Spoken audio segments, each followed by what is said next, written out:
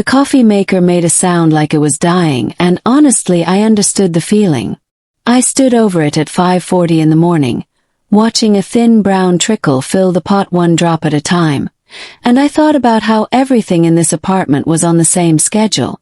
Low, tired, barely holding together. Emma!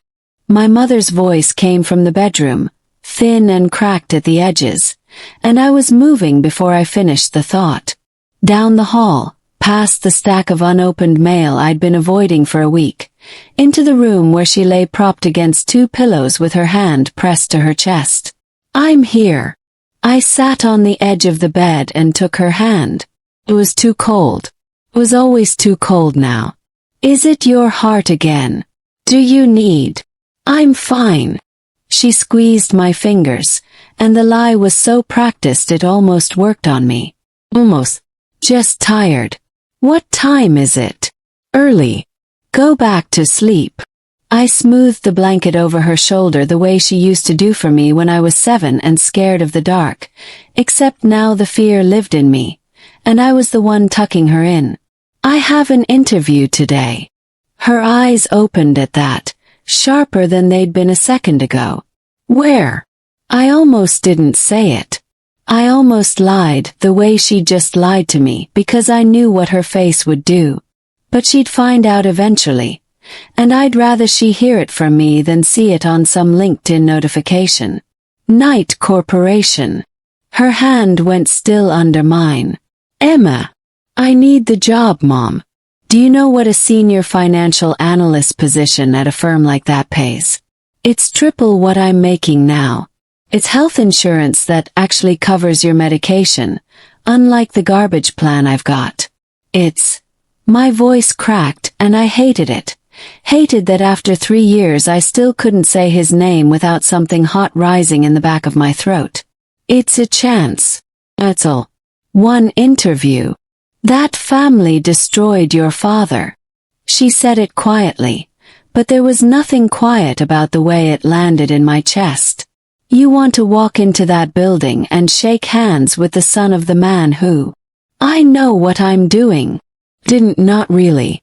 But I'd rehearsed this argument in the shower in the mirror, in the 16 minutes it took me to walk to the bus stop most mornings, and I wasn't going to lose it now, 6 hours before the interview, to the only person whose opinion actually mattered to me.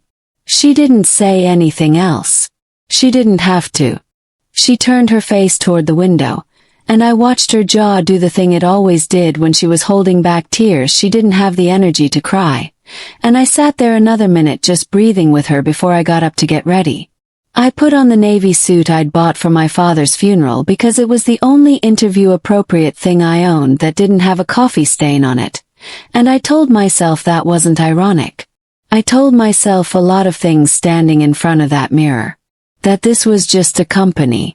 That Adrian Knight was just a name on a building, a stranger I'd never met, a person who probably didn't know my father's name from a stock ticker. That I could do this without my hands shaking. The last one turned out to be a lie the second I stepped off the elevator on the 40th floor and saw the words Knight Corporation etched into a wall of black marble 2 stories high, backlit like something out of a cathedral. My stomach dropped so fast I actually stopped walking. A man in a suit that cost more than my mother's medical bills brushed past me without an apology, phone pressed to his ear, talking about numbers I couldn't follow and didn't care to. I made myself keep moving. 1 foot. Then the other. This is a building. Just a building. Buildings don't kill people. People do. The reception desk curved along the far wall like something designed to make you feel small before you even opened your mouth. And the woman behind it had a headset and a smile that looked like it had been calibrated by a committee. Name: Emma Carter. I'm here for a 2:30 with HR financial analyst position. Type. Frowned slightly at whatever came up on her screen, then typed again. I'm not seeing you checked in yet on our end. Give me 1 second. I nodded and stood there with my portfolio pressed against my chest like a shield, and that was when I heard it. A voice behind me, low, clipped, The kind of voice that didn't have to get loud because everyone around it went quiet anyway. Told them the merger closes Friday or it doesn't close at all. I don't care what their lawyers think they're entitled to. I didn't need to turn around. I felt it the way you feel a temperature change in a room, a pressure shift. Every single person near that desk straightening up half an inch without seeming to notice they'd done it. I turned around anyway. He was taller than I expected, which was stupid because I'd seen photos. I'd stared at photos of this man more times than I wanted to admit late at night, trying to find something in his face that explained why my father wasn't alive anymore. But photos hadn't captured the way he moved, like the building belonged to him and everyone in it was a guest he hadn't decided whether to tolerate. Dark hair. A jaw that looked like it had never once relaxed. Eyes so pale gray they were almost colorless, and right now they were locked on his phone, not on me, which was the only reason I got a second to breathe before he looked up. And then he did look up. And he looked at me.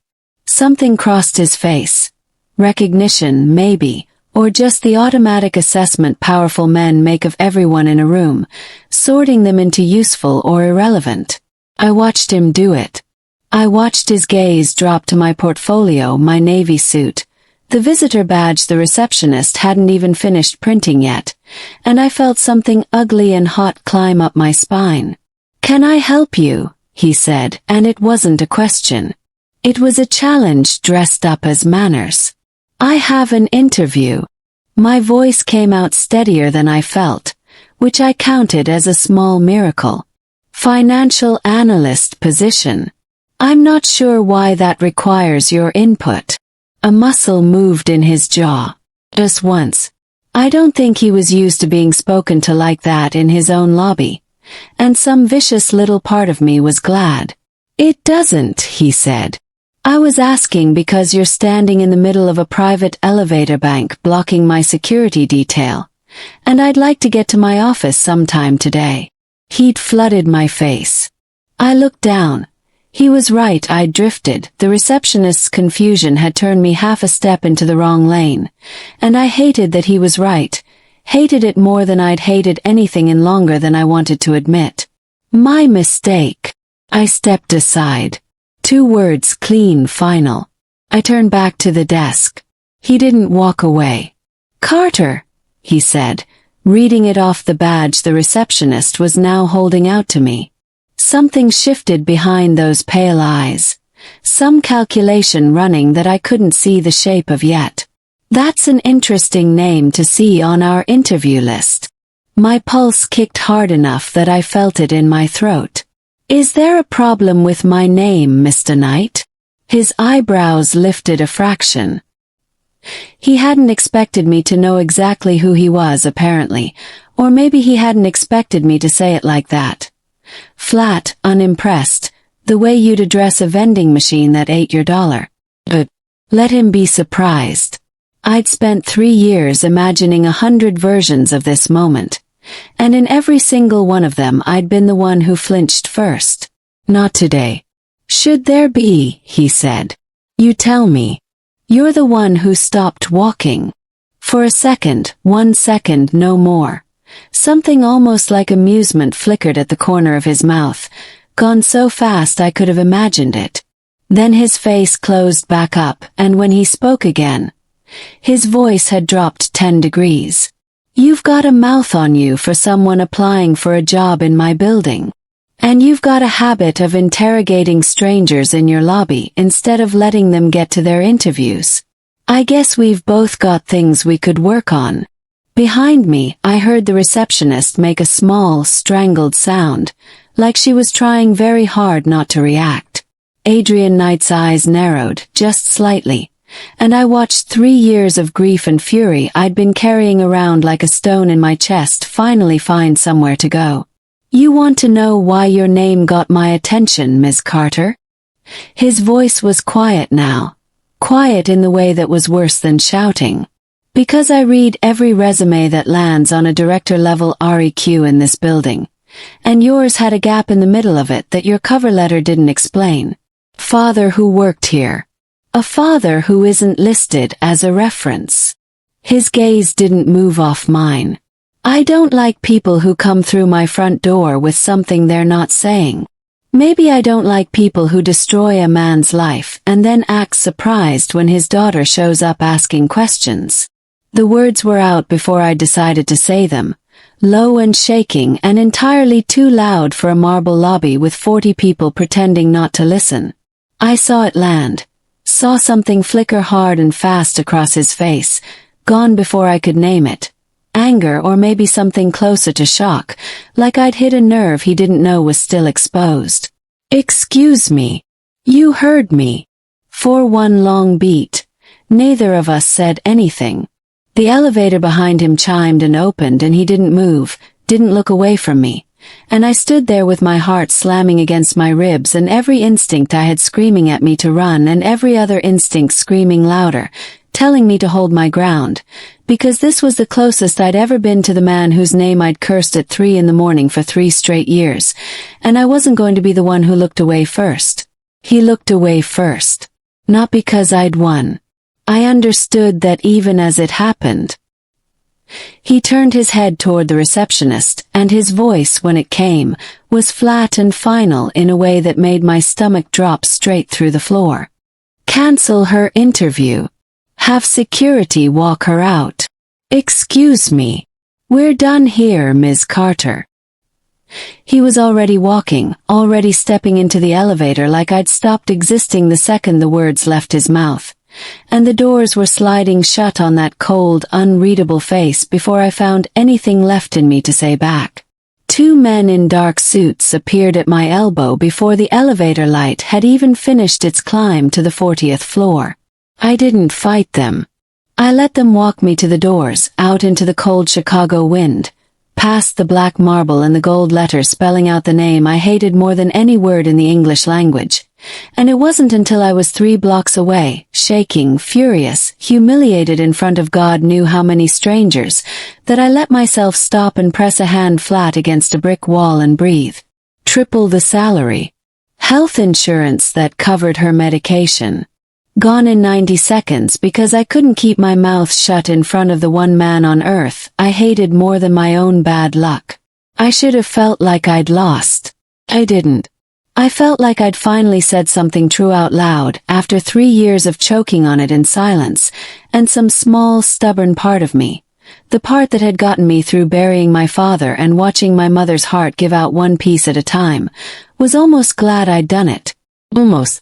I still had rent due in 11 days and no job to pay it with.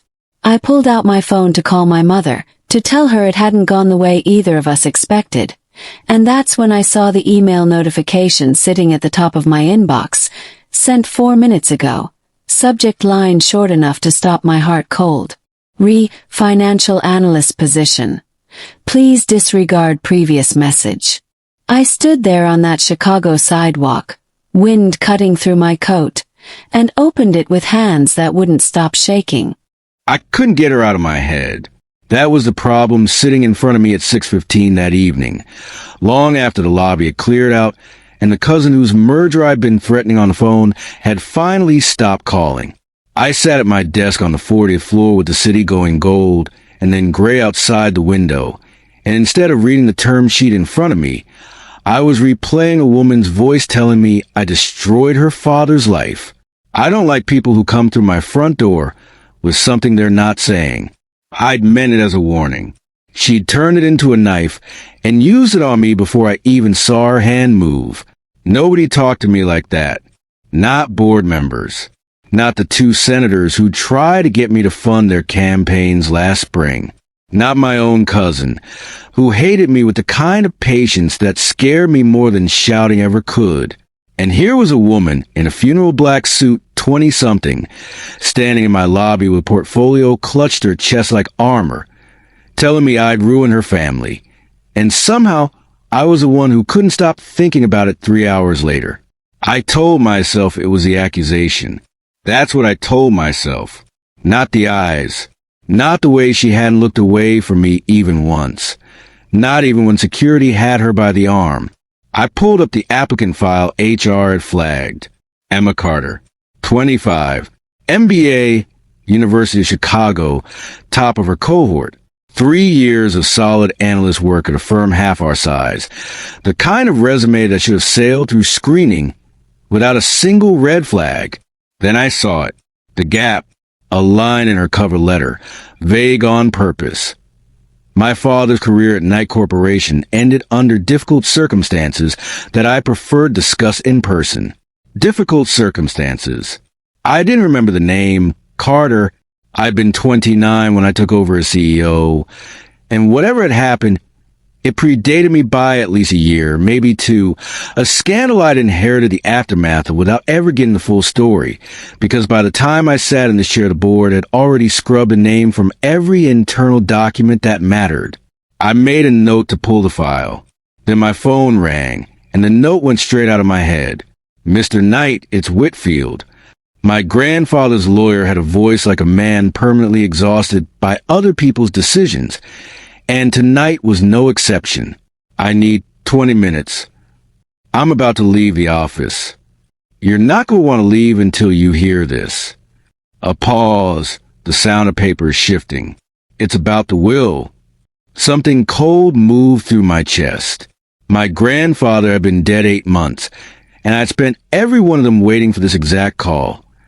The way you wait for a storm you can see building on the horizon and can't do anything about except watch it come closer. Say it. There's a marriage clause, Adrian. Whitfield never called me Adrian unless he was about to ruin my week.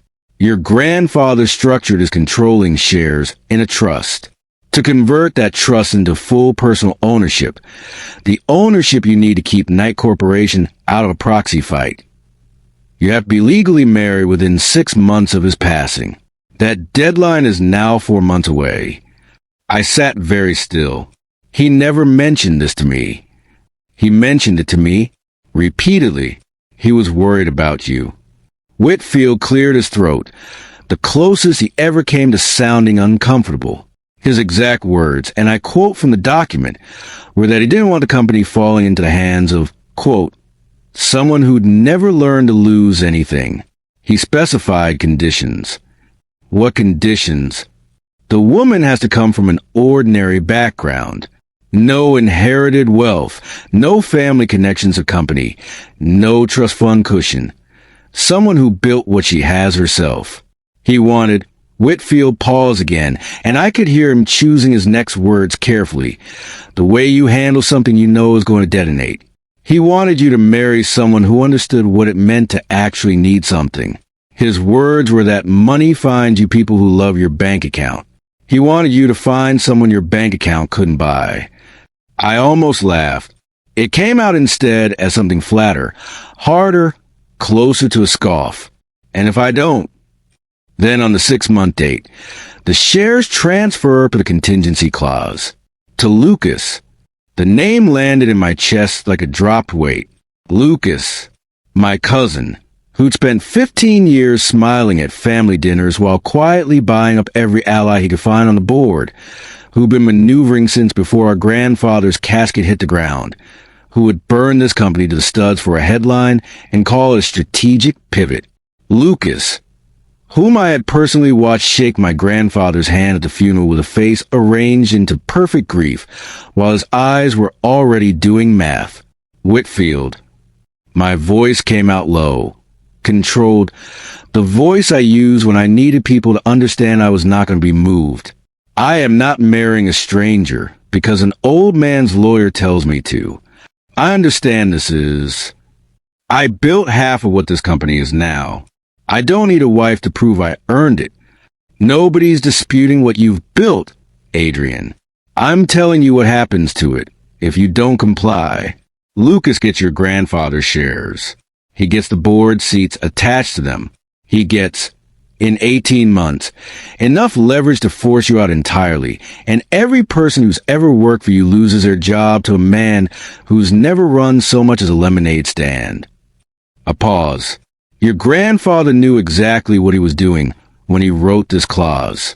He wasn't trying to control your love life. He was trying to protect the company from you. That last line hit somewhere I didn't want it to. From me. From a version of you that spent a decade building walls nobody can get through. His words, not mine, though I happen to agree with him. Whitfield's voice softened, just slightly, an old man's version of gentleness. He loved you, Adrian. That's why the clause exists. He didn't want you running this empire alone for the next 50 years with nobody in your corner who wasn't on payroll.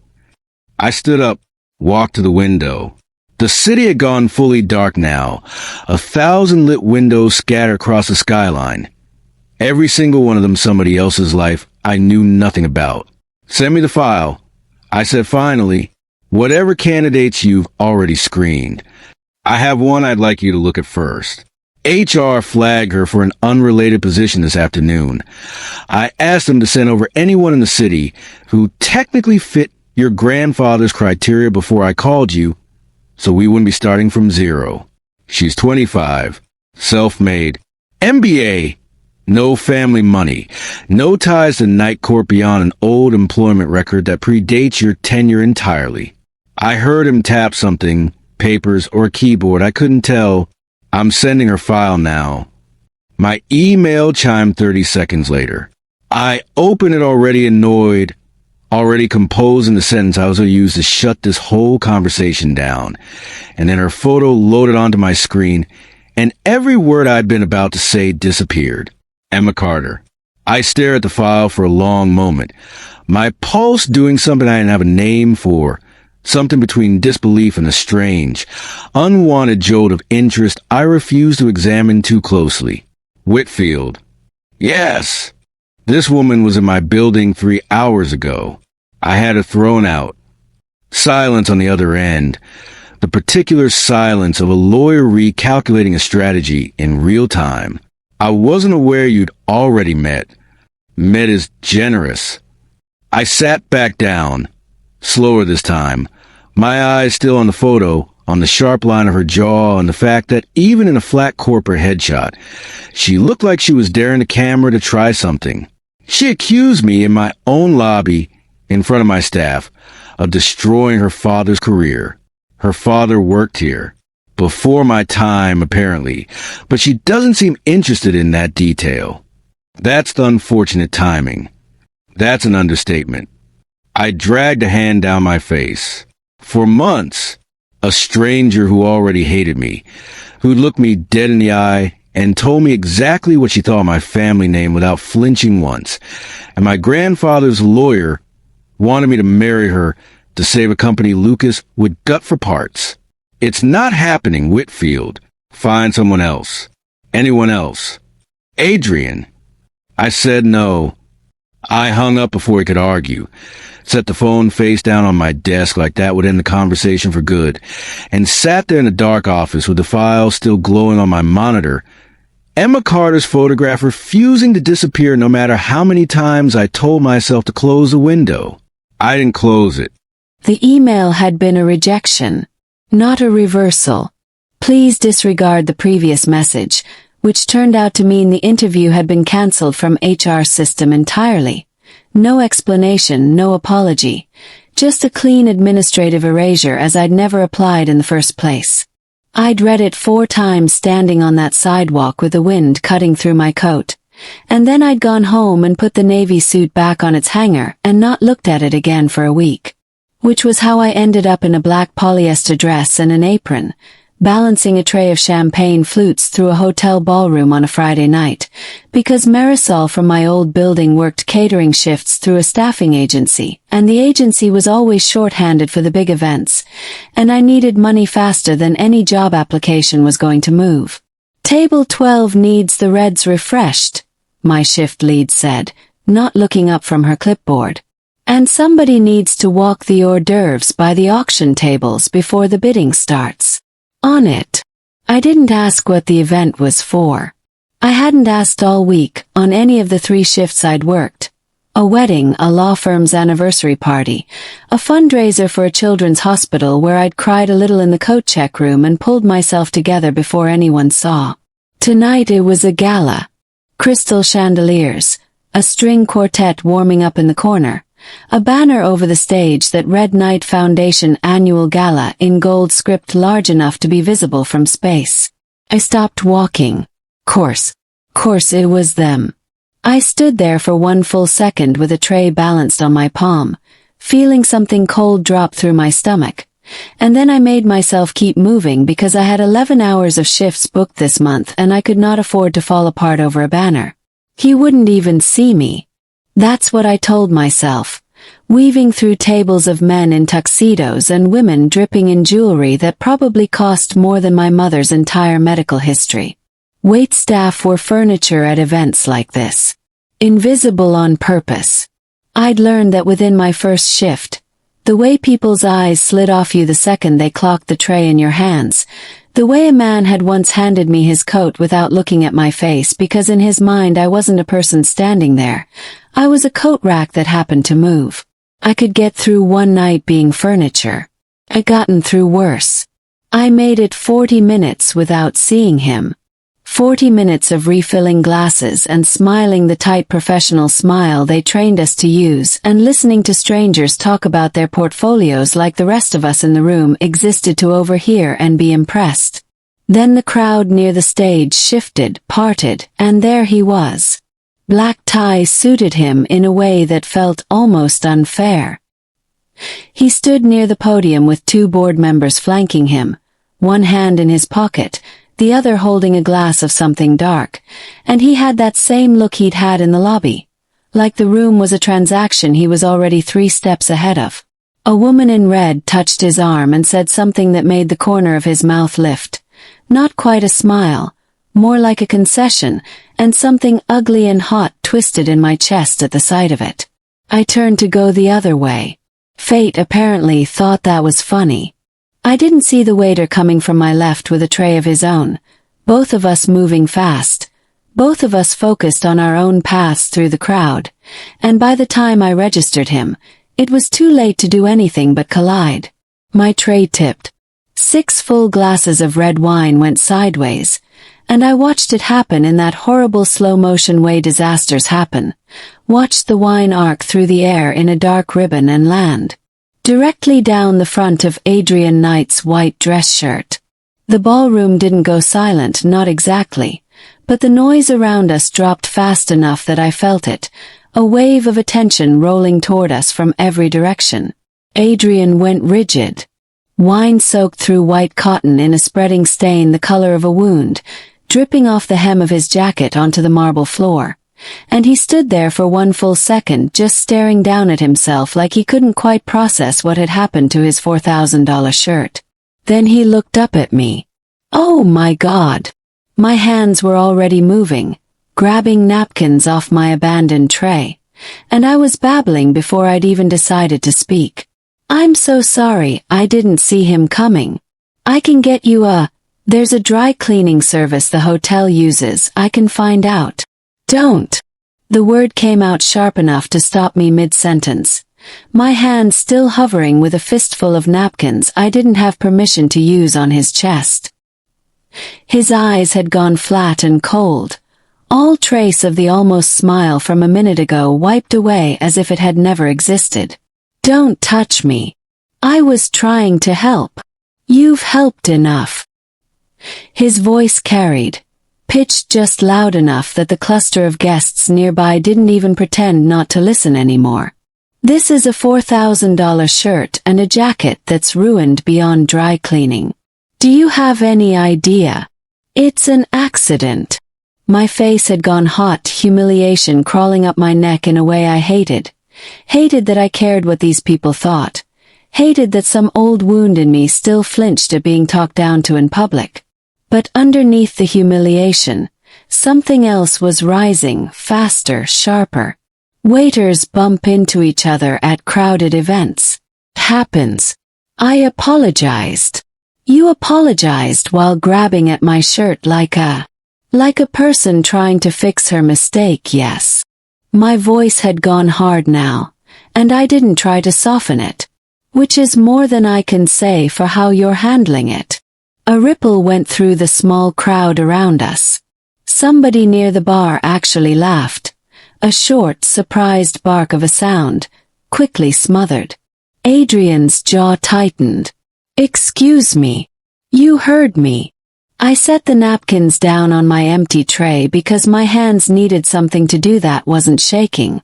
"I'm standing here apologizing for an honest accident, and you're making a scene in front of 200 people over a shirt.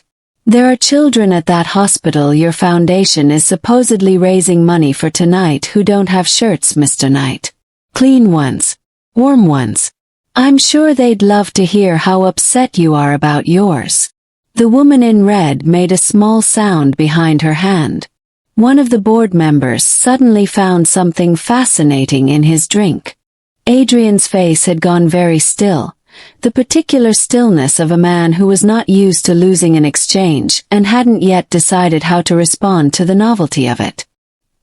His eyes swept over me. The apron, the tray, the black dress that marked me as staff and therefore, in the unspoken math of a room like this, beneath comment, and something flickered behind his expression that I couldn't quite name. Not quite anger anymore. Something closer to recalculation. "You have a remarkable amount to say for a waitress who's about to lose her shift over this," he said low, meant just for me now, the crowd's attention already starting to drift elsewhere now that the drama had cooled from spectacle to conversation. "Then fire me." I lifted my chin, refusing to let the threat land the way he wanted it to. "I've had a worse week than losing a catering shift, believe me. And for what it's worth, I'd rather be broke and honest than stand in a ballroom collecting applause for a foundation while I humiliate the people serving your drinks." Something crossed his face then, fast, gone before I could read it fully. Not the cold fury I expected, but something closer to surprise, like I'd hit a target he hadn't known was exposed. His eyes held mine a beat too long for a stranger's, a beat that made my pulse do something traitorous and stupid in my throat. Then his shift lead. My shift lead, materializing out of nowhere with her face bone white, grabbed my elbow. "Emma. My office. Now." I let her pull me away. I didn't look back, not because I didn't want to, but because I refused to give him the satisfaction of watching me check. My hands were shaking by the time we reached the service hallway, adrenaline crashing out of me all at once, and my shift lead rounded on me the second the door swung shut behind us. "Do you have any idea who that was?" "Yes." I pulled off my apron with hands that wouldn't quite steady. "I know exactly who that was." She stared at me like I'd lost my mind, which, standing in that fluorescent-lit hallway with my heart still slamming against my ribs, I wasn't entirely sure I hadn't. "You're done for the night," she said finally. "Go home. I'll figure out the schedule."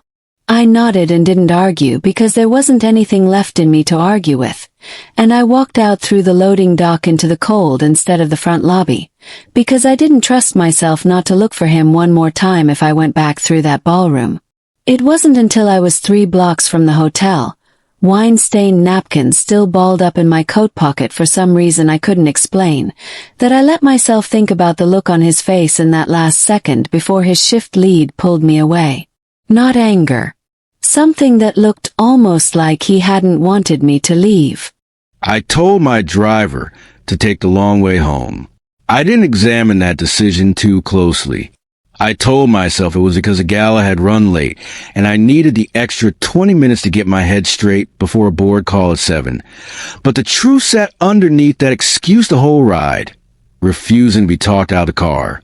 I was still wearing the ruined shirt under my jacket, the wine gone stiff and cold against my skin, and every time the fabric shifted, I thought about her face in that ballroom. Chin up, voice steady, absolutely unbothered by 200 people watching her dress me down like I was a misbehaving intern. There are children at that hospital who don't have shirts. Clean ones. Warm ones. Nobody talked to me like that. I kept circling back to that fact like it was a strange part, when the actual strange part was how much I wanted to keep listening. We were 4 blocks from the hotel, cutting through a stretch of street that ran along the edge of the warehouse district, half the street lights out, The kind that blocked my security detail would have flagged if they'd known I was taking this route. I almost missed her. Almost had the driver keep going. But something about the shape of a woman walking fast under a broken street lamp caught my eye through the tinted window. And something else, some instinct I didn't stop to name, made me look twice. Emma Carter, coat pulled tight, walking with her head down and her bag clutched against her side. The way people walk when they already know something is wrong and are trying not to look like they know it. Two men were behind her, not walking, closing. Stop the car. Sir, stop the car now. The driver hit the brakes hard enough that I was out the door before we'd fully stopped. Cold air hitting my face, my pulse doing something fast and ugly in my chest that had nothing to do with boardrooms or shareholders.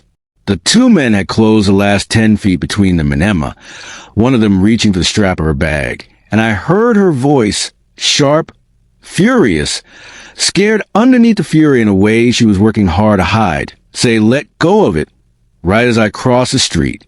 "Get your hands off her." My voice came out lower than I meant it to, flat, the voice I use in rooms where I needed people to understand immediately that I was done negotiating. Both men turned. One of them was big, built like he worked with his hands for a living or wanted people to think he did.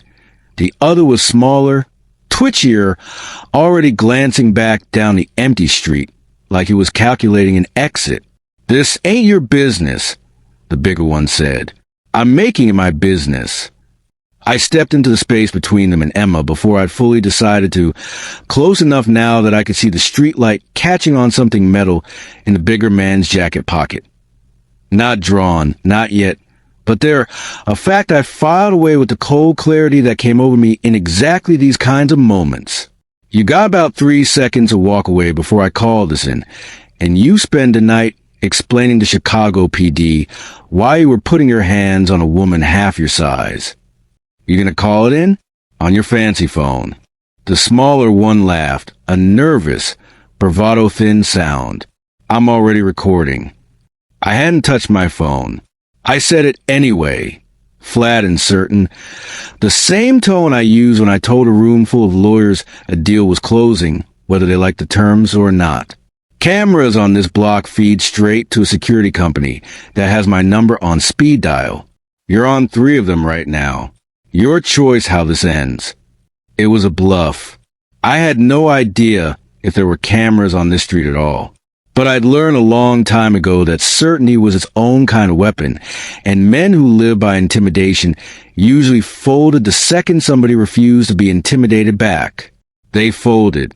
The bigger one spat on the sidewalk like it had been his idea to leave, and the two of them peeled off down a side street fast enough that I understood exactly how much of their aggression had been performance in the first place. My driver was already out of the car, phone in hand, and I waved him off. No calls. Not yet. Not until I knew Emma was actually all right. I turned around.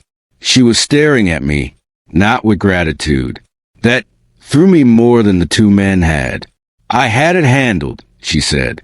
"You had a man's hand on your bag strap." I was about to knee him somewhere that would have handled it a lot faster than your speech about cameras that don't exist. Her voice was shaking. Adrenaline still working through her, but she wasn't backing down. Chin lifted the exact way it had been in that ballroom 2 hours ago. "You didn't need to make a production." "I didn't make anything a production. I stopped a mugging." "You stopped a mugging the way you do everything. Apparently, loud, expensive, and with an audience." She wrapped her arms around herself, and I watched a shiver go through her that she was clearly trying to will away by sheer force of stubbornness. "What were you driving around looking for something to rescue? Feels good, doesn't it? Billionaire saves the little waitress." Very on brand. Something in me went tight, a flare of irritation sharp enough to surprise me. "I'm sorry. Would you prefer I kept driving?" "I'd have preferred you not act like you're owed a medal for basic human decency." I opened my mouth to fire something back, and then stopped because underneath the sharpness in her voice, I could hear something else now that the adrenaline was fading. Her hands, wrapped around her own arms, hadn't stopped shaking. Her breath was coming too fast. Little clouds in the cold air, faster than the walk alone would explain. She was terrified. She was standing there insulting me with her voice rock steady and her whole body betraying exactly how frightened she'd been 30 seconds ago. And something about that combination, the refusal to let fear show even when it was written all over her, hit me somewhere I didn't have a name for. "You're cold," I said, quieter now. "I'm fine." "You're not." I shrugged out of my jacket before I'd fully thought it through, holding it toward her. The wine stain had dried into something dark and permanent along one side. "Take it." She looked at the jacket, like I'd handed her a live wire. "I'm not taking your ruined $4,000 jacket." $2,000. I told you the shirt was $2. The jacket's ruined regardless of who's wearing a home, and you're standing there shaking. "Take the jacket, Miss Carter." Something flickered across her face. Surprise, maybe, that I'd remembered her name, or that I'd use it instead of some cold dismissal. She took the jacket, didn't say thank you, pulled it around her shoulders like she resented needing it, and the sight of her in it, swallowed by fabric that was built for someone twice her size, did something strange and unwelcome to my chest. "I can call you a car," I said. "Anywhere you need to go. I'll take the bus." It's 11:30 and two men just try to rob you 4 blocks from where you're standing. And a strange billionaire in an SUV is supposed to feel safer? But there was less bite in it this time, more exhaustion underneath, like she'd used up whatever reserve of fight she'd been running on for the last 2 hours. She glanced toward my car, toward my driver standing at a respectful distance pretending not to listen, and something in her shoulders dropped half an inch. "Fine, the car. Not because I trust you, because it's cold and I'm tired, and I have to be up in 6 hours." I didn't smile. I wanted to, which unsettled me more than I was willing to admit. So I turned toward the car instead and held the door while she climbed in, radiating cold and stubbornness, and something else underneath both of those things that I couldn't stop trying to identify the entire ride to her apartment. She gave the driver an address in a neighborhood I recognized. Modest, tired buildings. Nothing close to the kind of postcode most people who spoke to me the way she did came from. She didn't look at me once during the drive. Stared out the window instead. Jaw tight. My jacket still wrapped around her shoulders like she'd forgotten it was there, or was refusing to acknowledge that she hadn't taken it off. When the car stopped outside a narrow brick building, she reached for the door handle fast, already halfway to escaping this whole encounter, without another word exchanged. "Miss Carter." She paused, hand on the handle, not quite looking back. "Whatever you think of me," I said, and I hadn't planned a sentence. It was just there, rising out of some place I didn't usually let anyone see. "You were right tonight, in the ballroom, about the shirt." She went very still. "I don't need you to agree with me. No, I'm right," she said, and got out of the car before I could answer, disappearing to the front door of that narrow brick building, without once looking back, my jacket still wrapped around her shoulders, taking with her the one uncomfortable, undeniable fact I couldn't stop turning over the entire drive back to my empty penthouse. She hadn't asked me for a single thing all night. Not the ride, not the jacket, not the rescue. Everyone in my life wanted something from me. A deal, a donation, a photo, a favor, a piece of the name on that building. Emma Carter had stood in the cold telling me she didn't need saving, and meant it. And somehow, that made me want to know her more than every calculated smile I collected in that ballroom combined. Whatever my grandfather had been trying to protect me from, I was starting to understand it wasn't loneliness. It was this. Never once, in 32 years, meeting someone who wasn't performing for me.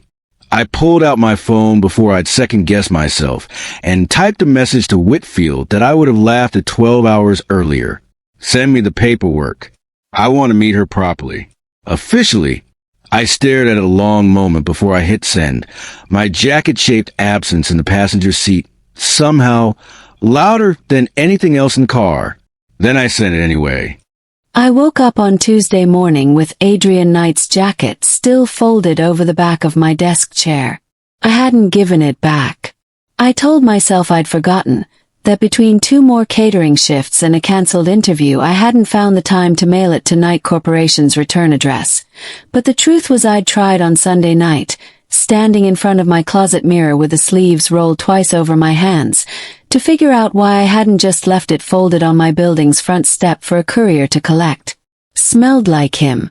Cedar and something colder underneath. Some expensive cologne I couldn't name. And every time I walked past the chair, I caught the ghost of it and hated myself a little for noticing. I pushed the thought away the way I pushed away most thoughts about Adrian Knight that week. Quickly, deliberately, with the particular discipline of a woman who had learned a long time ago that some doors were better left shut. I had $6.40 in my checking account and a shift starting in 3 hours. And there wasn't room in a day like that for thinking about the way a billionaire's jacket smelled on my shoulders. I made coffee anyway, out of habit more than desire, and stood at the kitchen counter in my thin gray robe with my hair still knotted from sleep, listening to the machine sputter through its cycle while I stared at the crack in the ceiling tile above the stove that I'd been meaning to report to our landlord for 8 months and never had, because reporting it meant a maintenance visit. And a maintenance visit meant someone in our apartment asking questions about the pill organizer on the counter and the oxygen concentrator humming quietly in the corner of my mother's room. And I didn't have the energy that week, or any week, to explain our lives to a stranger with a clipboard. I pulled my hair back into a low bun while I waited for the coffee, caught my reflection for half a second in the dark window over the sink. Tired eyes, a faint shadow of exhaustion underneath them that no amount of concealer had fully hidden in months, the collar of my old college t-shirt gone soft and thin from 100 washes. I looked like a woman running on fumes because I was one, and some detached part of my brain noted it the way you note weather, a fact to be managed rather than mourned. The apartment was quiet when I got up. Too quiet. I noticed it the way you notice the absence of a sound you didn't realize you'd been listening for. No radio playing low from my mother's room. No creak of her getting up to use the bathroom. None of the small ordinary noises that meant a normal morning was underway. I pulled on my robe and padded down the hall in socked feet, telling myself it was nothing. She was sleeping in, she'd had a hard week, and her body needed the rest. I found her on the floor beside her bed. "Mom!" The word came out of me in a voice I didn't recognize, high and cracked, and I was on my knees beside her before I'd finished saying it, my hands going to her face, her shoulders, anywhere I could touch to make sure she was still real, still warm, still here. Her skin had gone the color of old paper. Her lips had a bluish tinge at the edges that made something in my chest drop straight through the floor of the world. "Mom, can you hear me? Mom!" Her eyes fluttered. Didn't fully open. A thin, terrible sound came out of her that wasn't words, just breath, just effort. And I understood in that single frozen second that this was different from every other bad morning we'd had in the last 8 months. This wasn't her being tired. This was her body failing in real time on the carpet of a bedroom I'd painted for her 3 years ago in a color she'd chosen because it reminded her of the house I grew up in. I don't remember dialing 911. I remember the operator's voice, calm and procedural, asking me questions I could barely answer through the roaring in my ears. Is she breathing? Is she conscious? Can you describe the color of her lips? And I remember kneeling on that carpet with my mother's head in my lap, my robe coming untied, my bare knees pressed into fibers that suddenly felt like the only solid thing left in the world, saying her name over and over like a prayer I didn't know the rest of. The paramedics arrived 9 minutes later. Felt like 9 years. Northwestern Memorial's emergency waiting room had the particular fluorescent brightness of a place designed to keep people awake against their will. Hard plastic chairs bolted to the floor in rows. A television mounted high on the wall playing a morning show with a sound turned too low to follow. some anchor's mouth moving around words about whether that didn't matter to a single person in that room. I sat in the third chair from the end because it was closest to the doors they'd wheeled my mother through, my hands wrapped around a paper cup of coffee gone cold an hour ago. Still wearing the robe I'd thrown a coat over without changing, my hair still damp from a shower I'd started and never finished. I must have looked exactly like what I was. A woman coming apart at the seams in slow motion, trying very hard to hold the seams together in a public room full of strangers. Around me, the ordinary machinery of an emergency room kept turning, indifferent to the particular disaster unfolding in my chest. A young father paced near the vending machines with a toddler asleep against his shoulder, murmuring something low and soothing into the crown of the child's head. An elderly man in a Bears jersey sat with his ankle propped on a rolling stool, complaining loudly to no one in particular about the wait time, and some other version of myself, some version from a week ago who still had the luxury of being irritated by small things, might have found it almost funny. A woman near the door was on the phone, voice pitched low, saying the word insurance 4 times in the span of a single minute like it was a curse she couldn't stop repeating. I thought about my father in a room very much like this one 3 years ago, his own heart giving out under the weight of a scandal that wasn't his fault, and I wondered whether he'd sat in a chair exactly like the one I was sitting in now, whether he'd stared at a door exactly like the one my mother had disappeared through, whether the fluorescent lights had hummed the same tired, sourceless hum over his head while he waited for news that never came in time. I pressed the heel of my hand against my sternum, hard, as I could physically hold the grief in place if I applied enough pressure, and made myself breathe. 3 hours passed before anyone came to find me.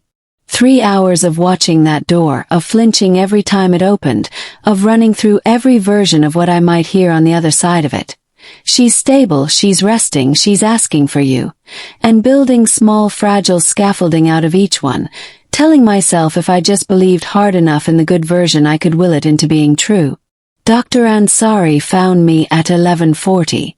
I knew her name because it was stitched onto her white coat, small blue thread, Dr. R. Ansari Nephrology, and I would remember that detail for the rest of my life the way you remember irrelevant things in the moments that actually matter. The exact stitching, the exact shade of blue, the small chip in her thumbnail polish as she pulled a chair around to sit across from me instead of standing over me the way the nurses had all morning. That detail, the chair, the way she sat down to be level with me instead of looking down, told me before she said a single word that what was coming was bad. Ms. Carter. Her voice was gentle in the specific, practiced way of someone who delivered devastating news for a living and had learned exactly how much softness to wrap around it. I need to talk to you about your mother's kidneys. Okay. My voice came out smaller than I meant it to. Your mother has been living with chronic kidney disease for the last several years, is that right? Stage 3, as of her last documented visit. She has appointments. She takes medication. She's been managing it. I heard myself say it and understood, even as the words left my mouth, how much I'd needed to believe that managing it meant the same thing as handling it, and how thin that belief had actually been all along, held up by nothing but the fact that I hadn't had the money or the time to look any closer. This morning's episode was acute kidney failure on top of that chronic disease. What we call acute on chronic. Dr. Ansari's eyes stayed on mine, steady, not looking away even when I felt my own eyes start to burn. Her kidney function has dropped to a level where dialysis alone isn't going to be a long-term solution. Not at the rate her numbers are declining. She needs a transplant, Miss Carter, and given what we're seeing on this morning's labs, she needs one soon. Within the next 48 to 72 hours, ideally, before we're looking at multi-organ complications. The waiting room noise went strange and distant, like someone had put a hand over my ears. Okay, so, what do we do? Is she on a list? Is there a donor list? Can we? There's a match. That's actually the good news in all of this.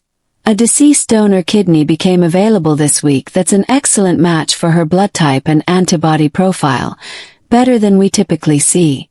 The transplant team already flagged her file this morning when her labs came in. If we move forward, surgery could happen within the window she needs.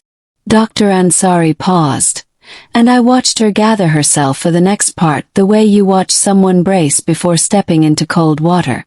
The complication is financial.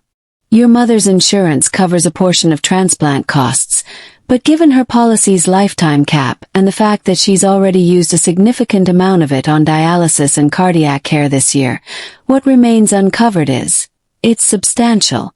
The hospital's financial office estimates a required deposit of $100,000 before the surgical team can proceed. Sorry.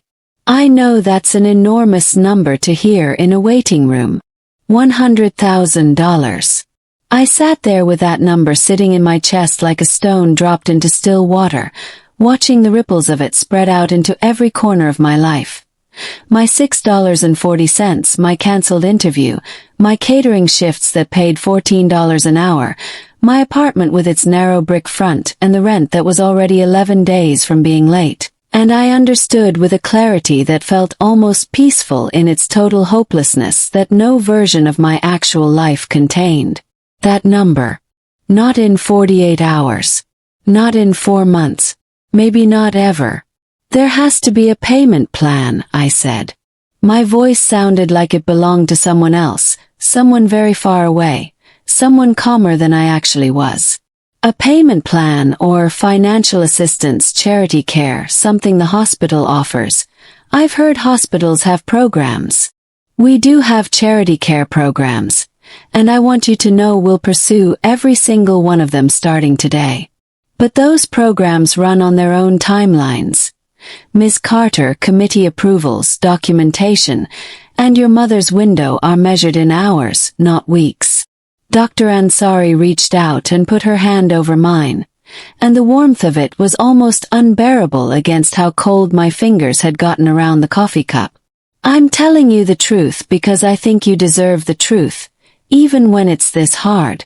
If the deposit isn't secured within the window, the donor kidney goes to the next matched patient on the list, and your mother continues on dialysis, which, given how quickly she's declining, is not a long-term solution for her. I wish I had better news than this. I don't. I don't remember standing up. I don't remember walking to the small chapel down the hall from the ICU waiting area, the one with a stained glass window that wasn't really stained glass, just colored plastic backlit to look like something holier than a hospital basement, but that's where I found myself 20 minutes later, sitting in the front pew with my face in my hands, making a sound I didn't know I was capable of making. I cried the way you cry when you've been holding a structure together with nothing but sheer will for 3 years and the final support beam gives out all at once. I cried for my father, for the version of this year where he was still alive and this wouldn't be a problem I was facing entirely alone. I cried for my mother, unconscious 2 floors up with a kidney failing inside her while a clock counted down in a language made of dollars instead of hours. I cried because I was 25 years old and I had done everything right. The degree, the job, the discipline, the years of sacrificing every small comfort so there'd be a cushion for exactly a moment like this one. And none of it had built a cushion large enough. Not close. Not by $94,000 and change. I don't know how long I sat there. Long enough that my knees had gone stiff from the pew. Long enough that the light through the fake stained glass had shifted color as the sun moved outside a window I couldn't see. I was still there, empty and hollowed out in a way that felt almost like calm because there was nothing left to burn, when a nurse found me and said there was someone in the ICU waiting room asking for me. Man. He'd said it was about my mother's case.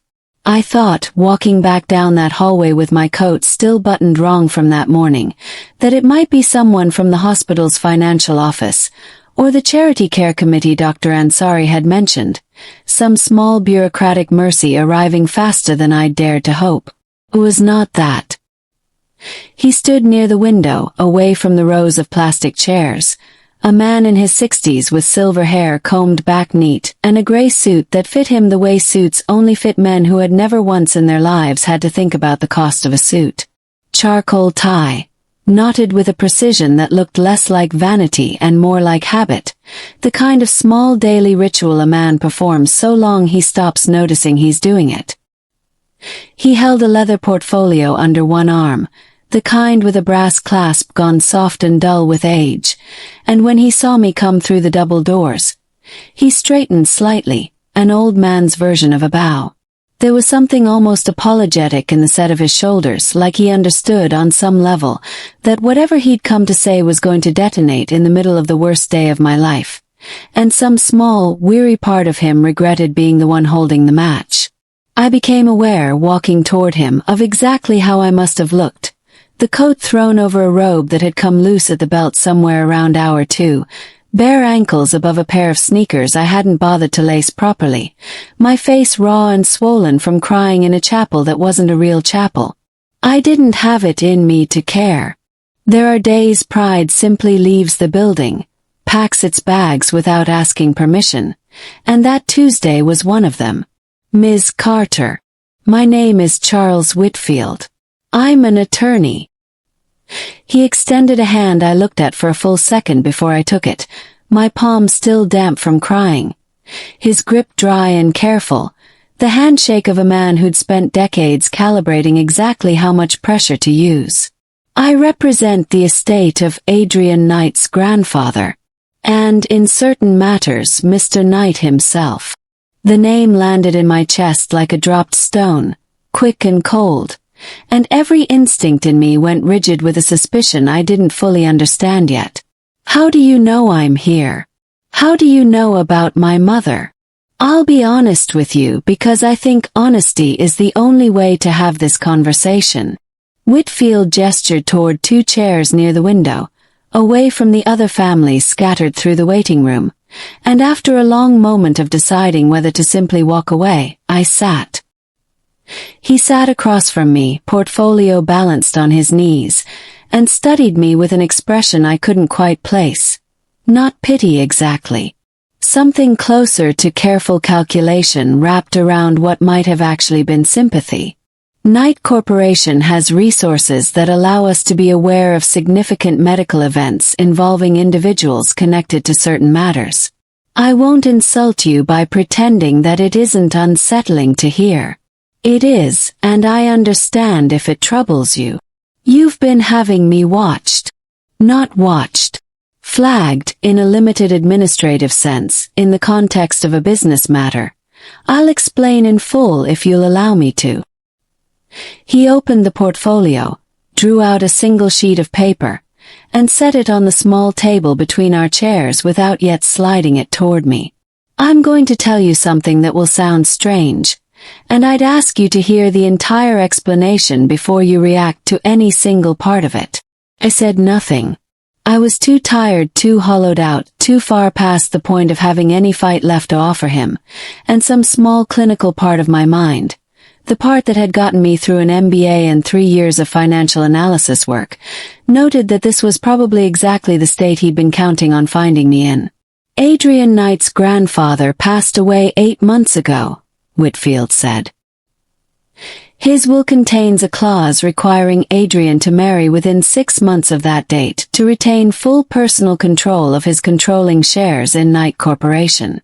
Failing that, those shares pass to another family member, one whose stewardship of this company Mr. Knight has significant, well-founded concerns about, both for the business and for the several thousand employees whose livelihoods depend on it. He paused, watching my face, gauging how much of this was landing. The clause specifies particular conditions for the bride. She must come from an ordinary background, self-made, no family wealth, no existing ties to the company's leadership. I don't understand what this has to do with me.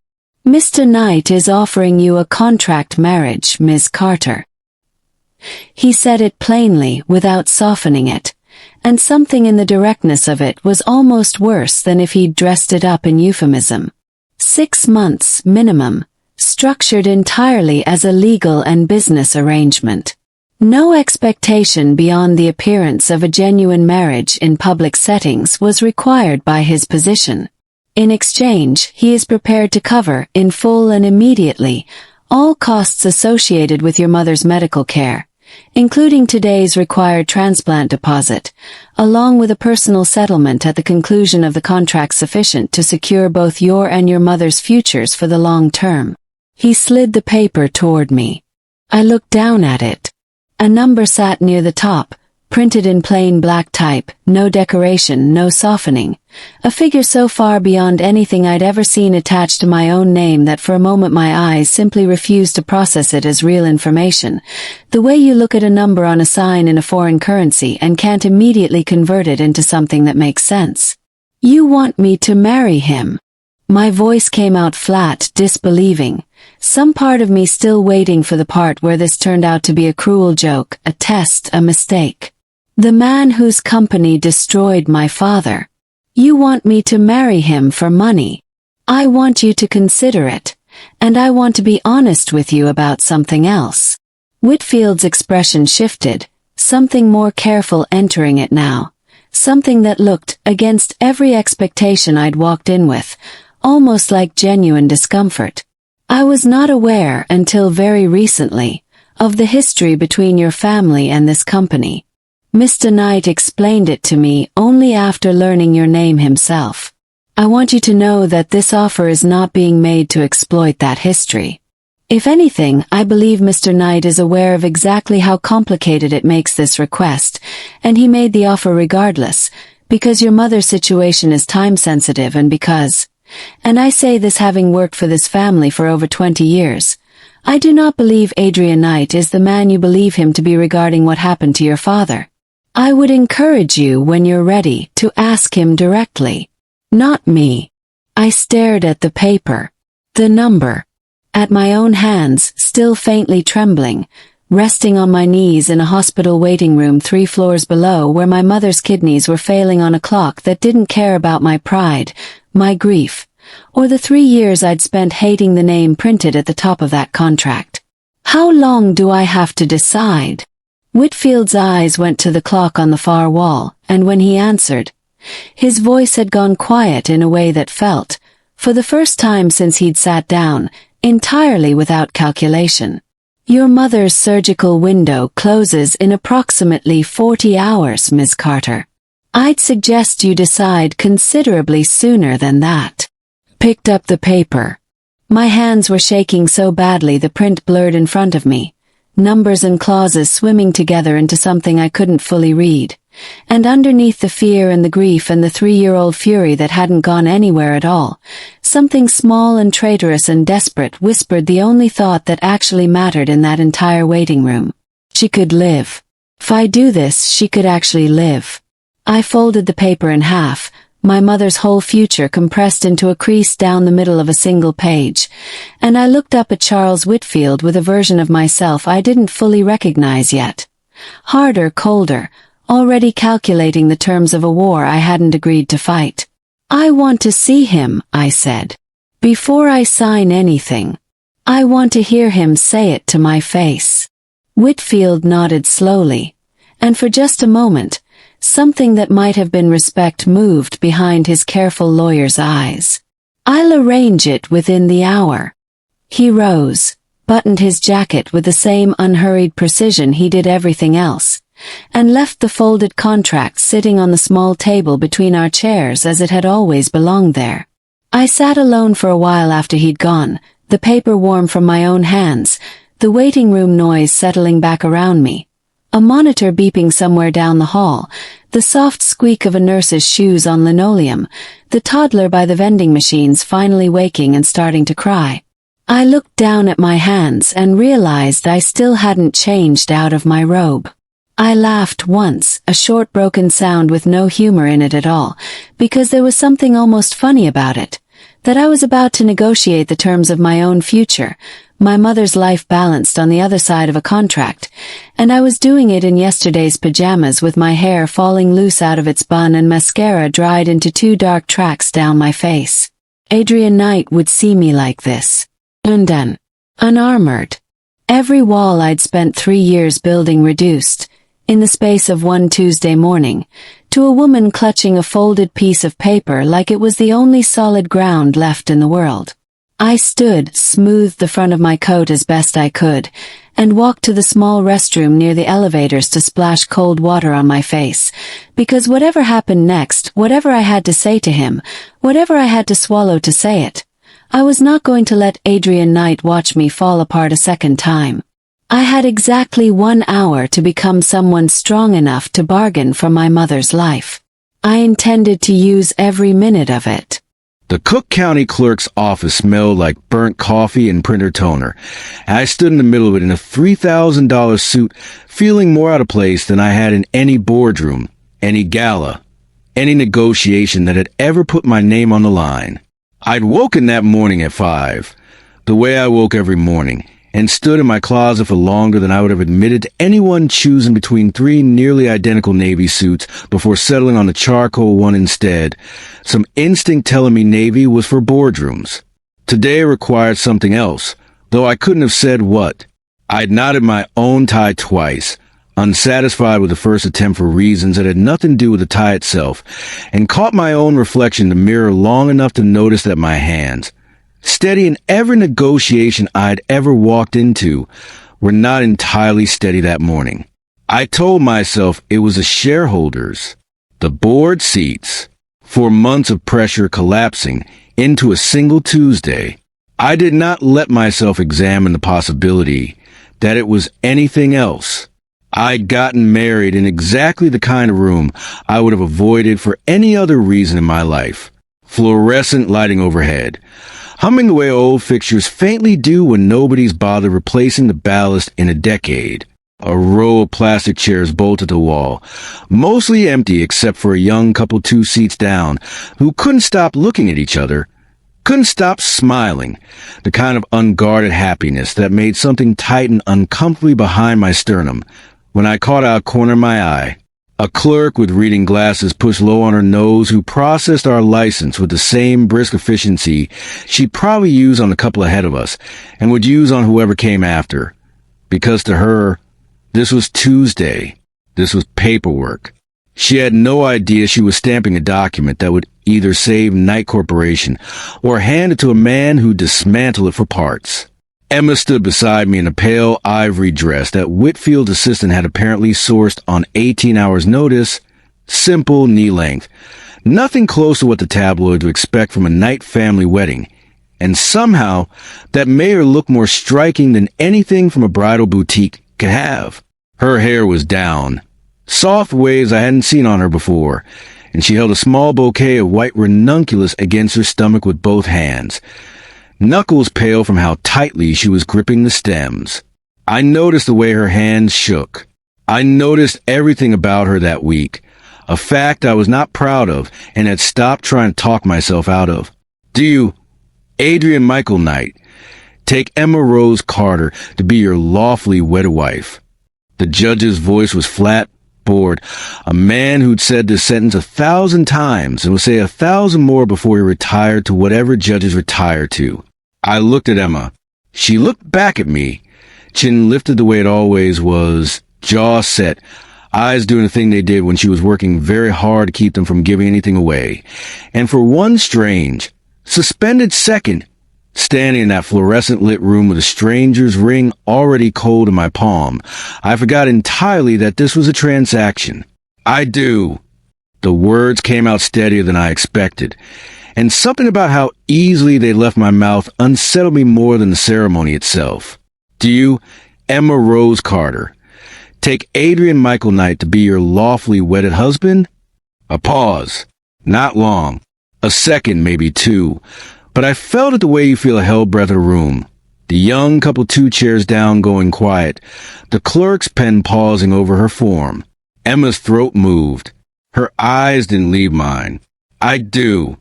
We exchanged rings without music, without an aisle, without anyone in that room who actually loved either one of us watching it happen.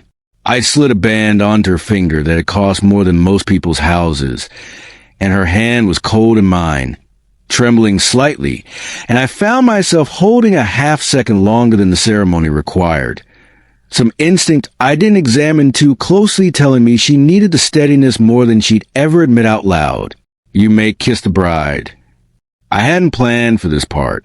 Whitfield and I had discussed contracts, terms, financial disclosures, press strategy. We had not discussed, in any of our careful late-night negotiations, what I was actually supposed to do with my mouth in front of a county clerk and a judge who wanted his lunch break. Emma's eyes flicked up to mine, something wary and fast-moving behind them, and I understood she was thinking the same thing I was. This was supposed to be business. This was not supposed to require an answer to the question currently taking up entirely too much space in my head, which was what her mouth would feel like against mine, a question I had no right to be asking on our wedding day for reasons that had nothing to do with contracts. I leaned down, kept it brief, careful, my hand coming up to rest lightly against her jaw more out of some instinct toward gentleness than any performance in the room. Her lips were soft and cool and parted just slightly in surprise, and the kiss lasted no more than 2 seconds, and it was without question the single most unsettling 2 seconds of my entire adult life. I pulled back. Emma's cheeks had gone faintly pink, and she looked away first, toward the clerk, toward anywhere that wasn't my face, and something in me, something I didn't have a name for and didn't particularly want one for, felt almost like winning and almost like losing at the same time. The press was waiting outside the courthouse, and the crowd larger than I'd anticipated. Cameras already firing before we cleared the top step. A wall of shouted questions overlapping into noise. Mr. Knight, when did the relationship start? Ms. Carter, how does it feel to marry into one of Chicago's most powerful families? Adrian, is it true the wedding was moved up due to the estate deadline? That last one came from a reporter I recognized, someone who clearly done enough digging to get close to the truth without quite landing on it. And I felt Emma's hand tighten around mine at the question in a way that had nothing to do with affection, and everything to do with the same instinct I had. Control the narrative, give them nothing they could use against us later. We wanted something private, I said, my voice pitched for the cameras.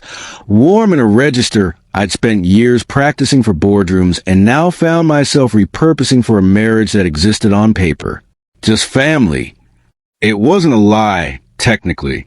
There simply hadn't been any family to invite. Emma smiled beside me. The kind of soft, luminous smile I hadn't seen from her once in the 2 weeks I'd known her, and it hit me harder than I expected. Watching her perform the motion, I knew for a fact she didn't feel. Watching how convincingly she did it, how her whole face transformed into something warm and adoring for an audience of strangers with cameras. She leaned into my side, rested her head briefly against my shoulder in a gesture so natural, so easy, that if I hadn't known better, I would have believed every second of myself. He's a very private person, she told a reporter who'd pushed closer, her voice bright, teasing, a version of her I'd never once heard directed at me. Honestly, I had to talk him into even letting me pick the flowers. Laughter rippled through the small crowd. I felt my own mouth curve into something that wasn't quite forced, watching her do this.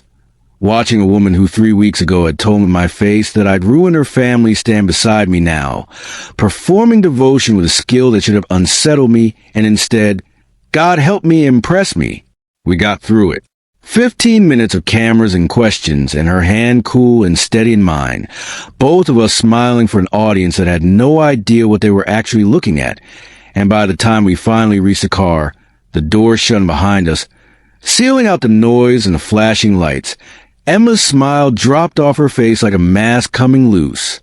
She exhaled, long, slow, shoulders dropping half an inch, and she didn't look at me, staring instead out the window at the courthouse steps receding behind us.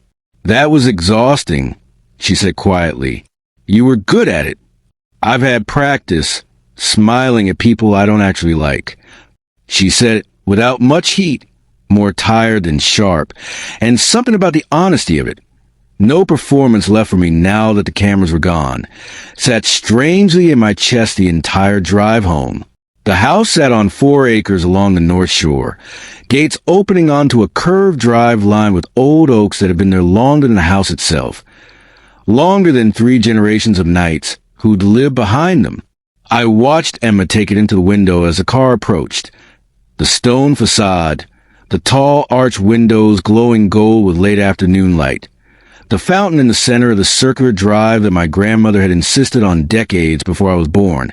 I found myself watching her reaction more closely than I watched the house, cataloging every small shift in her expression the way I'd catalog a balance sheet, looking for the number that mattered.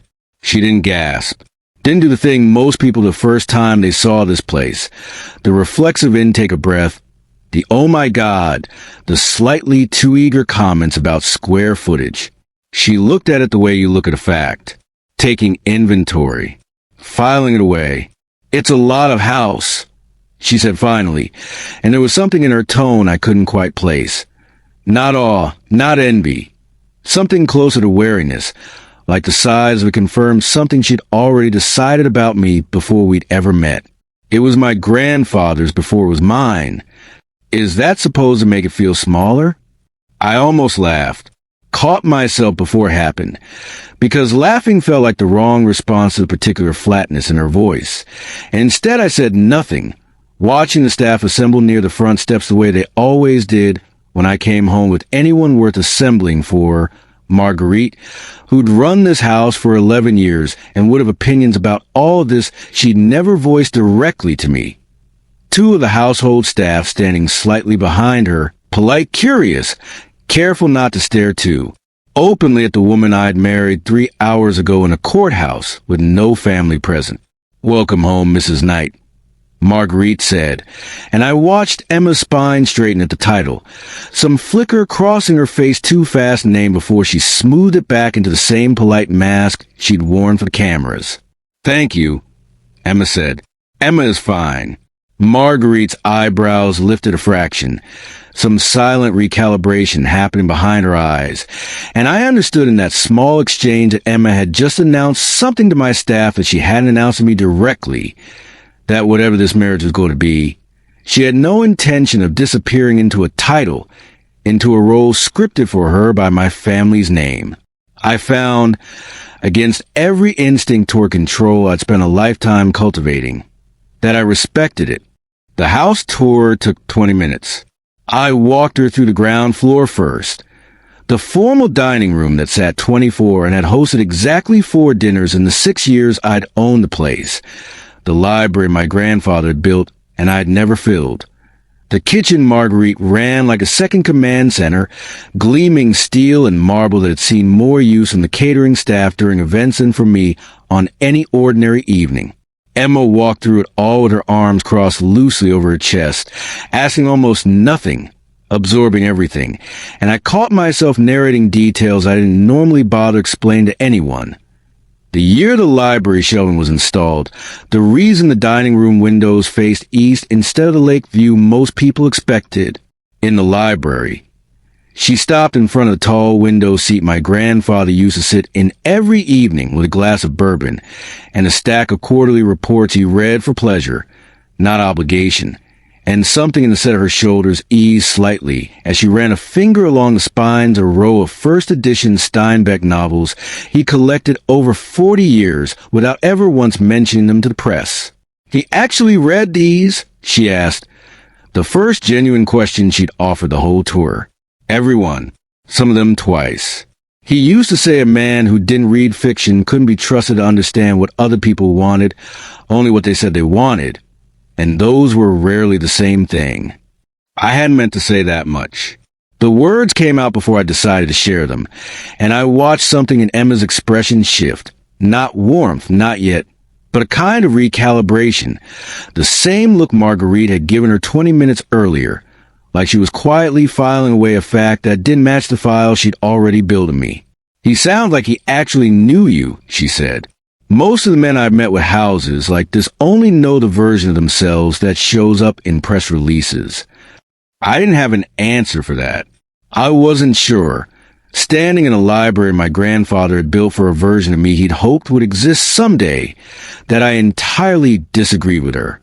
I didn't examine too closely why I wanted her to understand this place. I told myself it was practical, orientation, the kind of information a wife living here would need. We reached the second floor last. I'd had Marguerite prepare the primary suite for both of us. New linens, fresh flowers Emma would probably find performative and unnecessary. The walk-in closet already half arranged with a wardrobe Whitfield's team had quietly assembled over the past week. Size from measurements pulled off her old employer's HR file, without her knowledge. A detail I hadn't fully thought through the ethics of until I watched her face when she opened the closet door and found it already half full of clothes that were unmistakably hers now. You had someone go through my sizes. Her voice was carefully neutral, but her shoulders had gone tight. I wanted you to have what you needed. I didn't think you want to go shopping under a camera crew's watch during your first week as Mrs. Knight. That's not the point, Adrian. She turned to face me fully for the first time since we'd walked in the front door, and something sharp had come back into her eyes. The version of her I recognized from the lobby, from the ballroom, the version that didn't flinch. The point is you decided my life without asking me.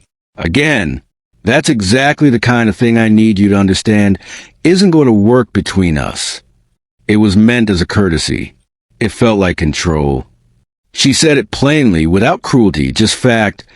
The same clinical honesty she'd used on me in that hospital waiting room 3 days ago, when she laid out her own terms across Whitfield's contract with red pen, and made me watch her cross out 2 clauses before she'd sign anything. I'll wear what's here, because I don't have time to fight about clauses today. But I need you to hear me. I'm not a project you get to manage. I stood there in the doorway of a room I'd expected to feel like a victory. The house, the ceremony, the woman standing in front of me wearing my ring, and instead felt something closer to being outmaneuvered by someone who'd walked into this marriage with nothing but a folded contract and had somehow, within 3 hours, made it clear she intended to keep every ounce of herself intact regardless of what my name or my money implied she should surrender. Understood, I said. She nodded once, like that settled it, and turned to survey the room. The enormous bed, the fireplace, the wall of windows overlooking the back gardens and the lake beyond them, with an expression I couldn't read. I'll take a different room. It landed harder than it should have. I'd known, going into this, that the marriage was a contract and nothing more, that whatever the paperwork said about shared residence, there was no clause requiring intimacy, no expectation beyond the appearance we performed for the cameras an hour ago. I'd told myself that, repeatedly, and yet standing there hearing her say it out loud, watching her already moving toward the door with the particular efficiency of a woman who'd made a decision and had no interest in debating it. Something in my chest tightened in a way I didn't have a convenient business term for. This is a primary suite, I said. It's the largest room in the house. I don't need the largest room. I need my own space. She paused at the doorway, looking back at me, and for just a second the mask slipped, something exhausted and raw showing underneath the composure she'd been holding since the courthouse. This is already strange enough, Adrian. I married a stranger 3 hours ago to save my mother's life. I'm not. I can't also share a bed with you tonight and pretend that's normal. I need somewhere that's mine. Just mine. Please. The please undid something in me I hadn't expected. I could have argued. I could have pointed out, accurately, that separate rooms would eventually raise questions among staff, among the press, among anyone paying close enough attention to notice the primary suite's second pillow never got used. I could have leaned on the terms of the contract, on optics, on any number of practical arguments I was more than capable of constructing on short notice. I didn't. There's a guest suite at the end of the East Hall. I said instead, its own sitting room. Good light in the mornings. I'll have Marguerite, Move your things there tonight. Something in her shoulders loosened, relief moving through her so visibly I felt almost embarrassed to have witnessed it. Like I'd seen something private she hadn't meant to show me. Thank you. You don't have to thank me for respecting a boundary, Emma. She looked at me for a long moment. Then, something unreadable moving behind her eyes, like I'd said something that didn't fit the version of me she'd built in her head over 3 years of grief and 2.5 weeks of grudging proximity. That's not usually how this works. Where I come from, people like you take what they want and call it generosity when they don't take everything. I'm not most people you've known. You're gonna have to prove that, repeatedly, for a long time. But there was less edge in it than there might have been a week ago. Something almost like the beginning of a truce underneath the words. And she held my gaze a beat longer than strictly necessary before turning and walking down the hall toward the room that would now, apparently, be hers. I stood alone in the primary suite for a long time after she'd gone, listening to the house settle around me the way old houses do in the evening, and looked at the second pillow on a bed built for 2 people who just spent their wedding day agreeing, without ever quite saying out loud, to remain strangers under one roof. I told myself it didn't bother me. I told myself a lot of things that week. I was becoming increasingly aware of how few of them were true. I changed out of the charcoal suit alone in the primary suite, hanging it with more care than the day probably warranted, and stood for a while in front of the same closet Emma had objected to an hour earlier, looking at the careful rows of my own clothes lined up the way they'd been lined up for years, everything precise, everything in its place, and thought about how strange it was that a house this large, staffed this thoroughly, run with this much order, could suddenly feel like it was. Missing a room I hadn't known was empty until an hour ago. Marguerite found me in the kitchen a little after 9, still in shirt sleeves, staring at a tumbler of scotch I hadn't touched. She settled in the East Suite. Marguerite said, in the careful, neutral tone she used when she had opinions she decided not to voice. Asked for extra pillows. I gave her the blue quilt from the linen closet, the handmade one, from your grandmother's things. That wasn't necessary. She looked like she needed something that felt like somebody had made it for her. Marguerite held my gaze a beat longer than staff usually did. Some old familiarity, and it built over 11 years of watching me come home to an empty house. If you don't mind me saying, sir, it's good to have someone else's footsteps in this place again. I didn't answer that either. I finished the scotch I'd told myself I wasn't going to drink and set the glass in the sink myself. Something I hadn't done in years. Some small, unnecessary gesture that felt, in that particular moment, like the only honest thing I had control over. Later, long after the house had gone quiet and the staff had retired to their own wing, I found myself standing outside the closed door of the East Hall guest suite, a fresh glass of scotch cooling untouched in my hand, listening for some sound on the other side that would tell me she was all right, settled, sleeping, not lie awake the way I suspected I would be, and I didn't knock. I told myself I had no right to. I told myself the boundary she'd asked for extended to this too, to standing in hallways at midnight wondering about a woman I'd known for 18 days and married for 1, and after a long moment I made myself walk away, back down the hall to her bed that suddenly felt far too large for one person to justify owning.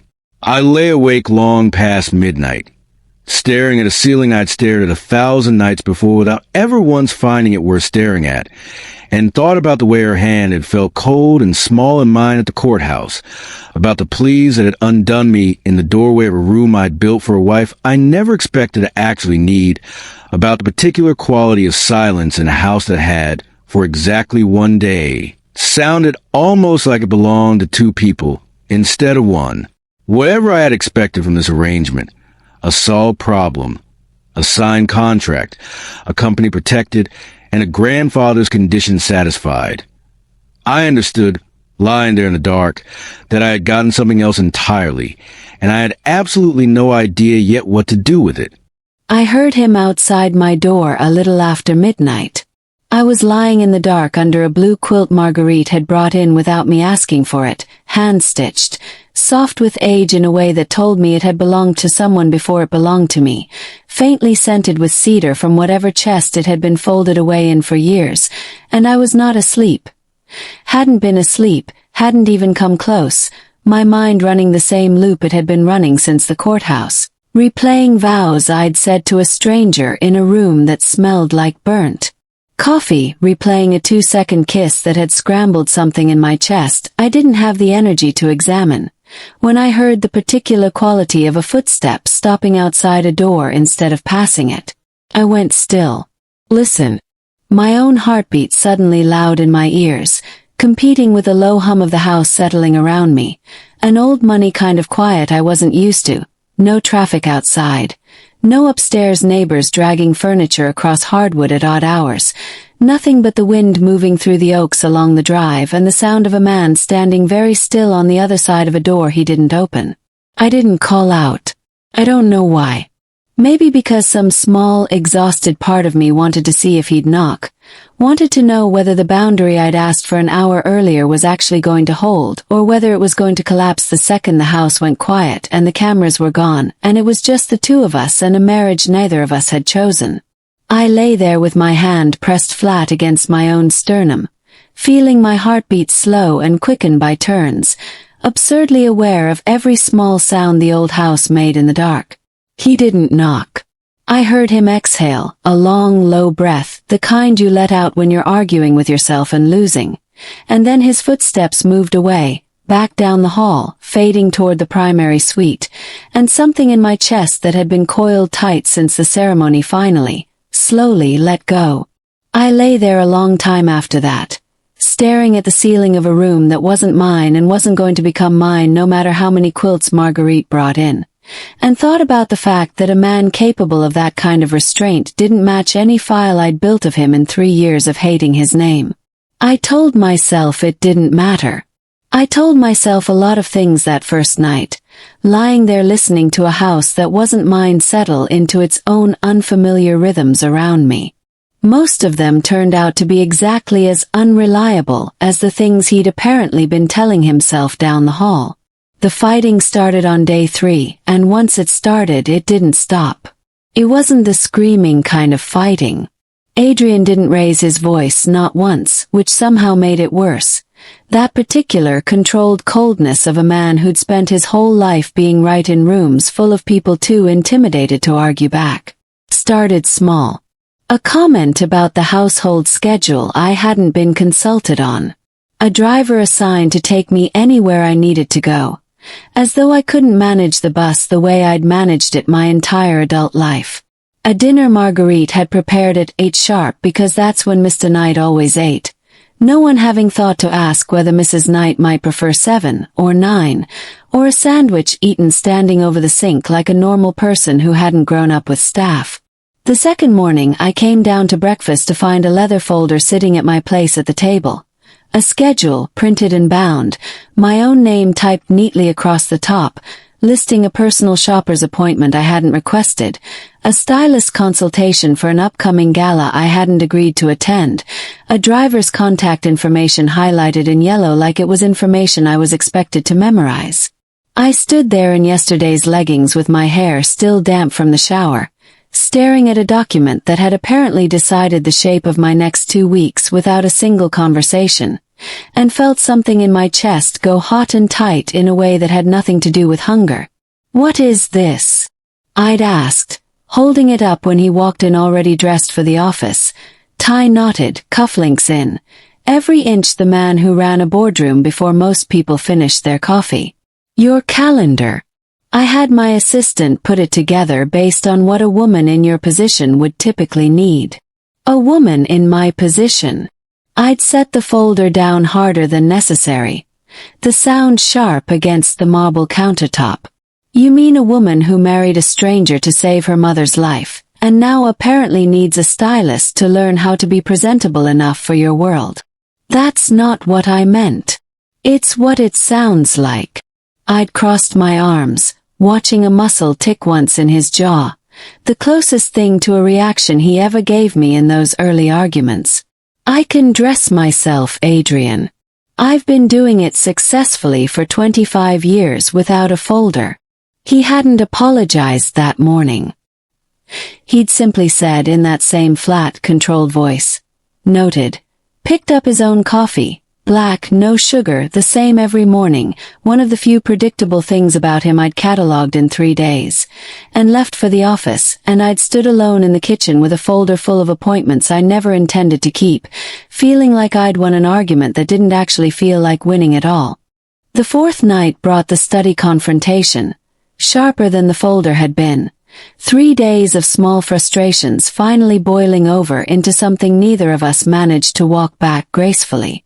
"You could just ask me things," I said on the fourth night, standing in the doorway of his study while he read something on his laptop without looking up, the blue light of the screen throwing sharp shadows across a jaw that never seemed to fully relax. "Instead of deciding them and telling me after. I'm trying to make this easier for you. You're trying to run this house the way you run your company. Efficiently. Without input." I crossed my arms, watching him finally look up, watching the particular flicker of irritation move across his face that I was becoming fluent in reading. "I don't need efficient, Adrian. I need to feel like a person living here, not an asset you're managing. An asset." His voice had gone flat, dangerous in that quiet way of his, the temperature of the room seeming to drop a few degrees around the word. "Is that what you think this is? I think you're a rich robot who's spent so long being obeyed that you don't know how to ask for anything, only issue it."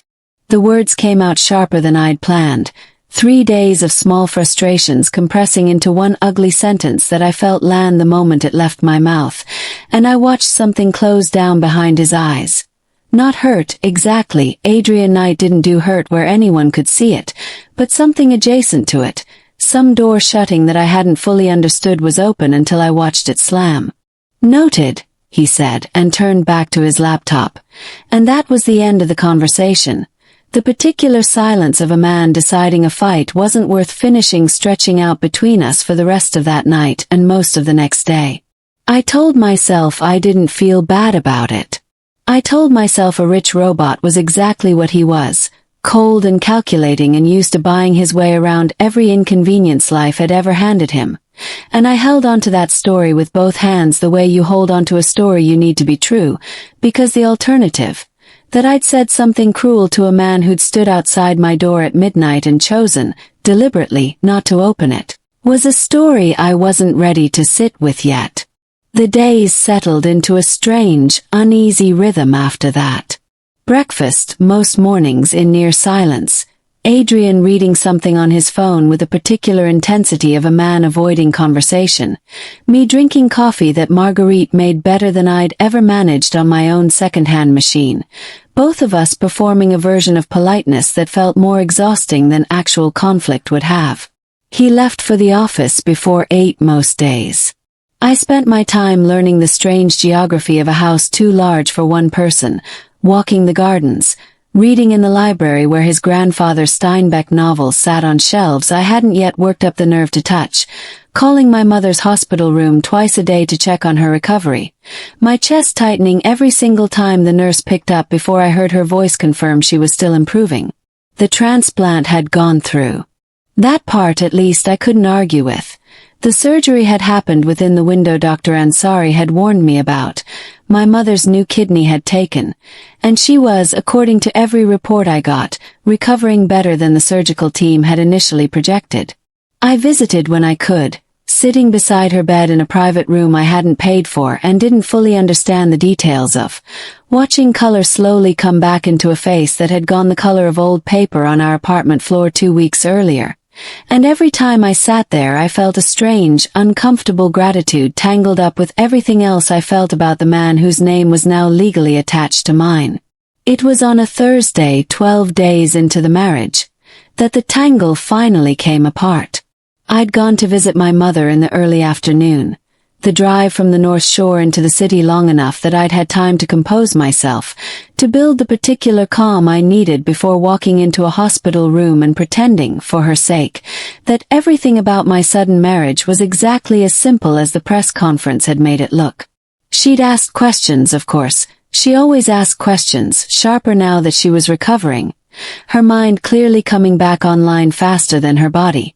And I'd deflected most of them with the ease of someone who'd had 2 weeks of practice deflecting.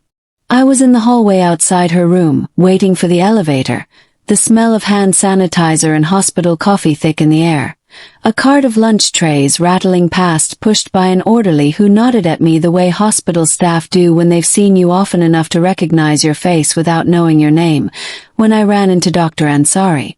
Ms. Carter. Or Mrs. Knight now, I suppose. She said it with a small, careful smile, and something in her tone made me pause, some undercurrent I couldn't immediately place. Emma's fine, I said, the same automatic correction I'd given Marguerite 2 weeks earlier, and Dr. Ansari's smile deepened slightly, like she found something almost endearing about the reflex. I wanted to say before you go, your mother's care team has been remarkable to work with. It's not often we get the kind of coordination we've had on her case. She adjusted the folder in her hands, glancing at it briefly before looking back up at me. Your husband's office has been incredibly thorough. The specialists we brought in for the transplant, the follow-up nephrology team, even the physical therapist for her recovery. All top of their fields, all personally vetted through his office rather than through our standard referral network. I don't think most families realize how much coordination goes on behind the scenes in cases like hers. He's been checking in with the surgical team directly twice a week, since before the transplant even happened. I stood very still in that hallway, the elevator arriving and departing without me, my mind snagging on details I hadn't known existed until that exact moment. I'm sorry, I said slowly. Adrian has been personally involved in her care. Dr. Ansari's expression shifted, some flicker of realization crossing her face, as she just understood she was telling me something I hadn't known. He didn't mention it to you. No, my voice came out smaller than I meant it to. He didn't mention it. He set up a private line with our department the day of the transplant, asked to be updated on every stage of her recovery, insisted on covering costs for specialists our standard network wouldn't have had access to on short notice. The nephrologist who did the actual transplant surgery flew in from Boston, Ms. Carter. Knight flew her in himself on a private jet, because she had the best outcomes with this specific donor profile of anyone in the country. And our own team simply didn't have the connections to secure her on a commercial timeline that would have met your mother's window. She paused, watching my face carefully now, some professional instinct clearly picking up on how badly this information was landing. He also arranged for a private room upgrade we don't typically offer outside of VIP admissions, and covered the difference on 2 medications her insurance wouldn't approve without a lengthy appeals process we didn't have time to run. Assumed you knew. I'm sorry if I've overstepped. You haven't. I didn't know. I don't remember the walk to my car. I remember standing in the parking garage for a long time after, keys in my hand, the concrete cold and gray around me, fluorescent lights buzzing overhead in a hum that reminded me, uncomfortably, of the courthouse where I'd married him, staring at nothing, running back through 2 weeks of memory looking for a moment where any of this had come up, any hint, any small confession slipped into an argument about closets or dinner schedules, and finding nothing. He'd never once mentioned it. Not during the fights about the driver. Not during the silent dinners, not during a single one of the small daily battles we'd been locked in since the courthouse. He'd flown a surgeon in from Boston on a private jet and never said a single word. Not once, not even when it would have won him every argument we'd had. I sat in the driver's seat without starting the engine, my coat still buttoned, my bag still on my lap, replaying every conversation I'd had with him since the wedding, every clipped exchange, every moment I'd called him cold, robotic, incapable of feeling anything beyond what a spreadsheet could quantify, and felt something shift underneath all of it. Some structure I'd built very carefully over 3 years, developing its first genuine crack. I thought about the folder full of appointments I'd thrown back at him, about the word robot I'd used to his face more than once with the particular cruelty of someone who needed a villain to survive her own grief, and felt, for the first time, the uncomfortable weight of wondering whether I'd been fighting the wrong man this whole time. Because a man who did what Adrian Knight had done for my mother, quietly, without once holding it over me, without a single mention in 2 weeks of arguments where he could easily have used it as a trump card to end every single one. That man did not match the story I'd been telling myself since the day I walked into his lobby in a funeral suit and told him he'd destroyed my father's life. I didn't know what to do with that. I sat in a parking garage on the north side of Chicago with my hands still on the wheel, engine off, watching my own breath fog faintly against the windshield in the cold, and let myself feel, for the first time since I'd met him, something that wasn't anger. Felt unsettlingly a great deal like confusion. He came home later than usual that night, past 9. His tie already loosened and his jacket slung over one arm the way it was on the nights he'd clearly spent the whole day in meetings he didn't enjoy, the collar of his shirt unbuttoned at the throat in a way I hadn't seen on him before, something looser and more tired underneath the usual armor. I was in the kitchen when I heard the front door, standing at the island with a cup of tea gone cold in front of me, the only light in the room coming from the small pendant lamp over the stove, everything else dark and quiet, the way the house went once the staff retired for the night. I watched him walk in, watched him pause slightly when he saw me still awake, still there, some careful wariness moving across his face like he was bracing for round 2 of whatever fight we'd left unfinished the night before. "You're up late," he said. "I went to see my mother today." Something shifted in his expression. Small, controlled, but I'd spent enough time watching him now to catch it, the particular way his jaw tightened when a conversation was about to go somewhere he hadn't planned for.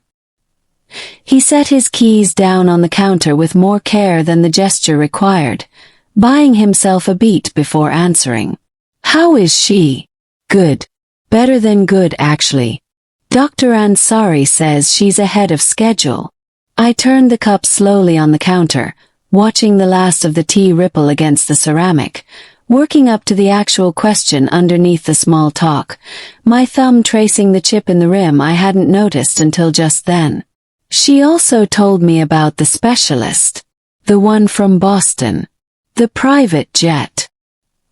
He set his jacket down over the back of a chair with a kind of deliberate care, buying himself a second before he had to answer, and when he finally looked at me, his expression had gone carefully neutral in the way I now understood meant he was hiding something, not because he wanted to deceive me, but because showing it made him feel exposed. "It was necessary," he said. "She had the best outcome data for your mother's donor profile. The window was tight. I made a call. You made a call. That's it. That's the whole explanation. What else would you like me to say? You could have told me." My voice cracked slightly, and I hated it. Hated that 2 weeks of built-up anger and exhaustion and grief were all rising at once behind a question that wasn't really about hospital logistics at all. "I've spent 2 weeks calling you cold. Calling you a robot with no heart to your face more than once. And this whole time you were quietly flying in surgeons and setting up private lines with her medical team and never once said a word, never once used it to win an argument, never once made me feel like I owed you something for it. Why wouldn't you tell me that?" Adrian was quiet for a long moment, looking at me across the kitchen island with an expression I hadn't seen on him before. Not the cold composure of the boardroom, not the flat control of our arguments, something rawer underneath both of those things that he seemed to be deciding in real time whether to let me see. "Because if I told you," he said finally, "it would have felt like I was doing it so you'd owe me something. Like I was buying goodwill instead of just doing the thing that needed doing." He exhaled, dragging a hand back through his hair, and for the first time since I'd met him, he looked less like a CEO and more like a tired man standing in his own kitchen at 9 at night, the polish stripped away by exhaustion into something almost young. My grandfather used to say the moment you announce your own generosity, it stops being generosity and starts being a transaction. I didn't want this to be a transaction, Emma. Not this. Not her. I stood there in the quiet of that enormous kitchen, staring at a man I'd spent 3 years hating with everything in me, and felt the last careful wall I'd built crack a little further down the middle. I don't know what to do with that, I admitted, quiet, honest, more honest than I'd been with him since the day we met. I don't know what to do with you being decent when I've spent so long needing you to be the villain. It was easier that way. Simpler. A man with no heart doesn't require me to feel anything complicated about him. Something moved behind his eyes at that. Not triumph. Not the satisfaction I might have expected from a man used to winning every argument he entered. Something gentler.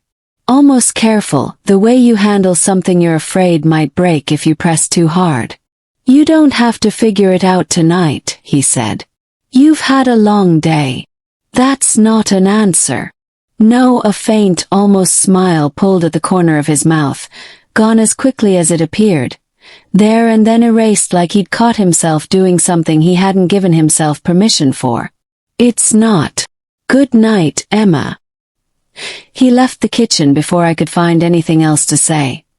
His footsteps fading up the stairs, unhurried, deliberate, the same measured pace he seemed to carry into every room he ever walked out of, and I stood there alone with my cold tea and a version of him I no longer knew how to file away neatly. I stayed in the kitchen a long while after he'd gone, long enough that the pendant light over the stove started to feel less like illumination and more like the only honest thing left awake in the house besides me. I thought about the folder full of appointments, about the driver I'd refused out of pure stubbornness, about every sharp word I'd handed him across a dinner table set for 2 people performing a marriage neither of us had asked for. And thought, too, about a surgeon flown in from Boston on a private jet, arranged quietly, mentioned to no one, offered without a single string attached that I could find no matter how hard I searched for one. I climbed the stairs eventually, my hand trailing along the banister my grandfather-in-law had probably touched 1,000 times before me, the wood worn smooth in places by decades of hands that weren't mine, and paused outside the primary suite the way he'd once paused outside mine. I didn't knock. I told myself the boundary I'd asked for still held, that whatever confusion had cracked open in me that afternoon in a cold parking garage wasn't reason enough to undo 2 weeks of careful distance in a single night. But I stood there longer than I meant to, one hand flat against the door, listening for some sound on the other side, before I finally made myself walk on toward the east wing, some small, stubborn, terrifying voice in the back of my mind wondering, for the first time since I'd said I do in a fluorescent-lit courthouse, whether I'd married the man who destroyed my father's life at all, or whether I'd married someone else entirely, and simply hadn't let myself look closely enough to notice. I heard her outside my door a little after midnight. I lay still in the dark, one arm behind my head, staring at a ceiling I'd stared at 1,000 nights before. The house settled into that particular hush old houses take on well past midnight, and felt the pressure of someone standing on the other side of a closed door without knocking. I held breath, a hesitation. The soft creak of old floorboards shifting under weight that wasn't moving forward or back. I thought about getting up, thought about opening the door myself, sparing her whatever internal argument she was clearly having out there in the hallway, and then thought better of it, because if I learned anything about Emma Carter in the 2 weeks since I'd married her, it was that she needed to arrive at her own decisions on her own timeline without me reaching in to hurry the process along. I heard her exhale, finally, and walk on toward the east wing. I lay awake a long while after that, turning over the conversation we'd had in the kitchen. I don't know what to do with you being decent when I spent so long needing you to be the villain, and understood, with a clarity that unsettled me more than I wanted to admit, that some careful wall between us had shifted that night, and that I had absolutely no plan for what came next.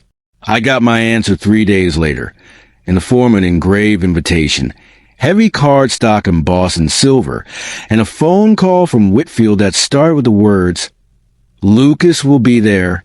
The Winterlight Gala was an annual event Night Corporation co-hosted with 3 other legacy Chicago families, the kind of evening that existed less to raise money, though it nominally did, for a children's arts foundation none of the attendees could probably name without checking their programs, and more to remind the city's oldest fortunes who still sat at the head of the table. My grandfather had attended every one for 40 years. My father, before the accident that took him and my mother both when I was 19, had hated it and gone anyway, because in this particular world, absence was read as weakness, and weakness was read as opportunity. Lucas would be there. Lucas was always there, working the room with the practiced charm of a man who'd spent his whole life auditioning for a role he believed should already be his. And this year, for first time, he'd be watching me arrive with a wife on my arm. A wife whose existence had, according to Whitfield sources, thrown a genuine wrench into whatever timeline my cousin had been quietly building toward since our grandfather's funeral. A timeline I suspected involved considerably more than simply waiting patiently for a proxy vote. He knows about the will. Whitfield told me over the phone 2 days before the gala, his voice carrying the particular weariness of a man who'd spent decades managing the fallout of my family's decisions.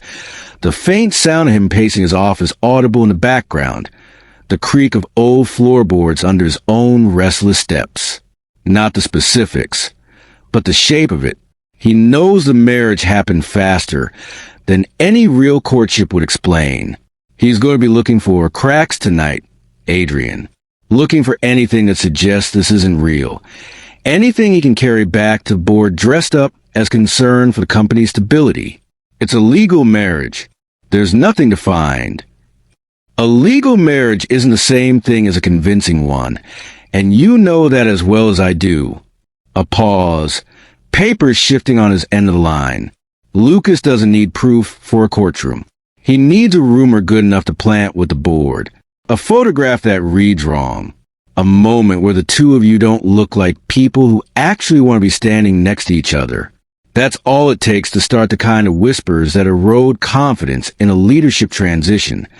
I thought about Emma's face in the kitchen 3 nights earlier, raw and uncertain in a way I hadn't seen from her before, and understood that whatever Whitfield needed from us tonight, chemistry, warmth, the visible shorthand of 2 people who'd chosen each other, was going to require something neither of us had fully agreed to yet. Something that had nothing to do with the careful terms we'd negotiated across a hospital contract 3 weeks earlier. I had the gown sent to house 2 days before the event, because I understood, even without being told directly, that showing up with something Emma hadn't chosen for herself would land exactly as badly as the folder of appointments had. I'd gone about it differently this time. No stylist, no assistant assembling a rack of options for her to select from under time pressure. I'd gone myself. On a Tuesday afternoon, I'd cleared from my calendar, without telling anyone why, to a small atelier on Oak Street I'd known about since my mother used to drag me there as a child, waiting on a velvet bench while she was fitted for whatever event my father had needed her presentable for that season. The dress I chose was deep emerald silk, cut close through the bodice and falling in a single unbroken line to floor, sleeveless, with a back that dropped low enough to be striking without crossing into anything that would read as a costume rather than a statement. I stood in that atelier for the better part of an hour, holding up fabric swatches against my own memory of her. The particular color of her eyes in certain light, the shape of her shoulders in the ivory dress she'd worn at the courthouse, while the shop's radiator ticked and hissed in the corner, and afternoon light slanted low through the front window, catching dust motes suspended in the air, bolts of silk and chiffon stacked floor to ceiling. The seamstress, an older woman with reading glasses on a chain and a tape measure permanently draped around her neck, had watched me for the better part of 20 minutes with an expression somewhere between amusement and professional patience before she finally spoke. "You're not choosing a dress for a wife, Mr. Knight," she said, not unkindly, setting down the bolt of ivory chiffon I've been considering and reaching instead for the emerald. You're choosing one for a woman you're trying to impress. There's a difference, and it shows in your hands. You keep touching the green and putting it back like you're embarrassed to want it. I hadn't argued with her.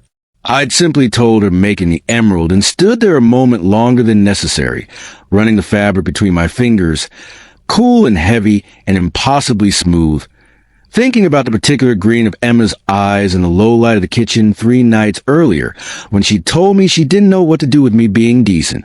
Emma found the dress hanging in her closet the evening before the gala. No note attached. No explanation beyond the fact that it was clearly meant for her and clearly not sourced from any rack Whitfield's assistant would have assembled.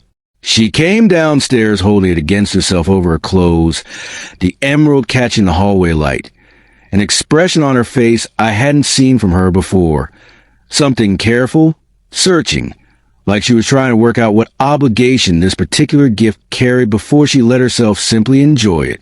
"You picked this yourself," she said. It wasn't quite a question. I did. Why?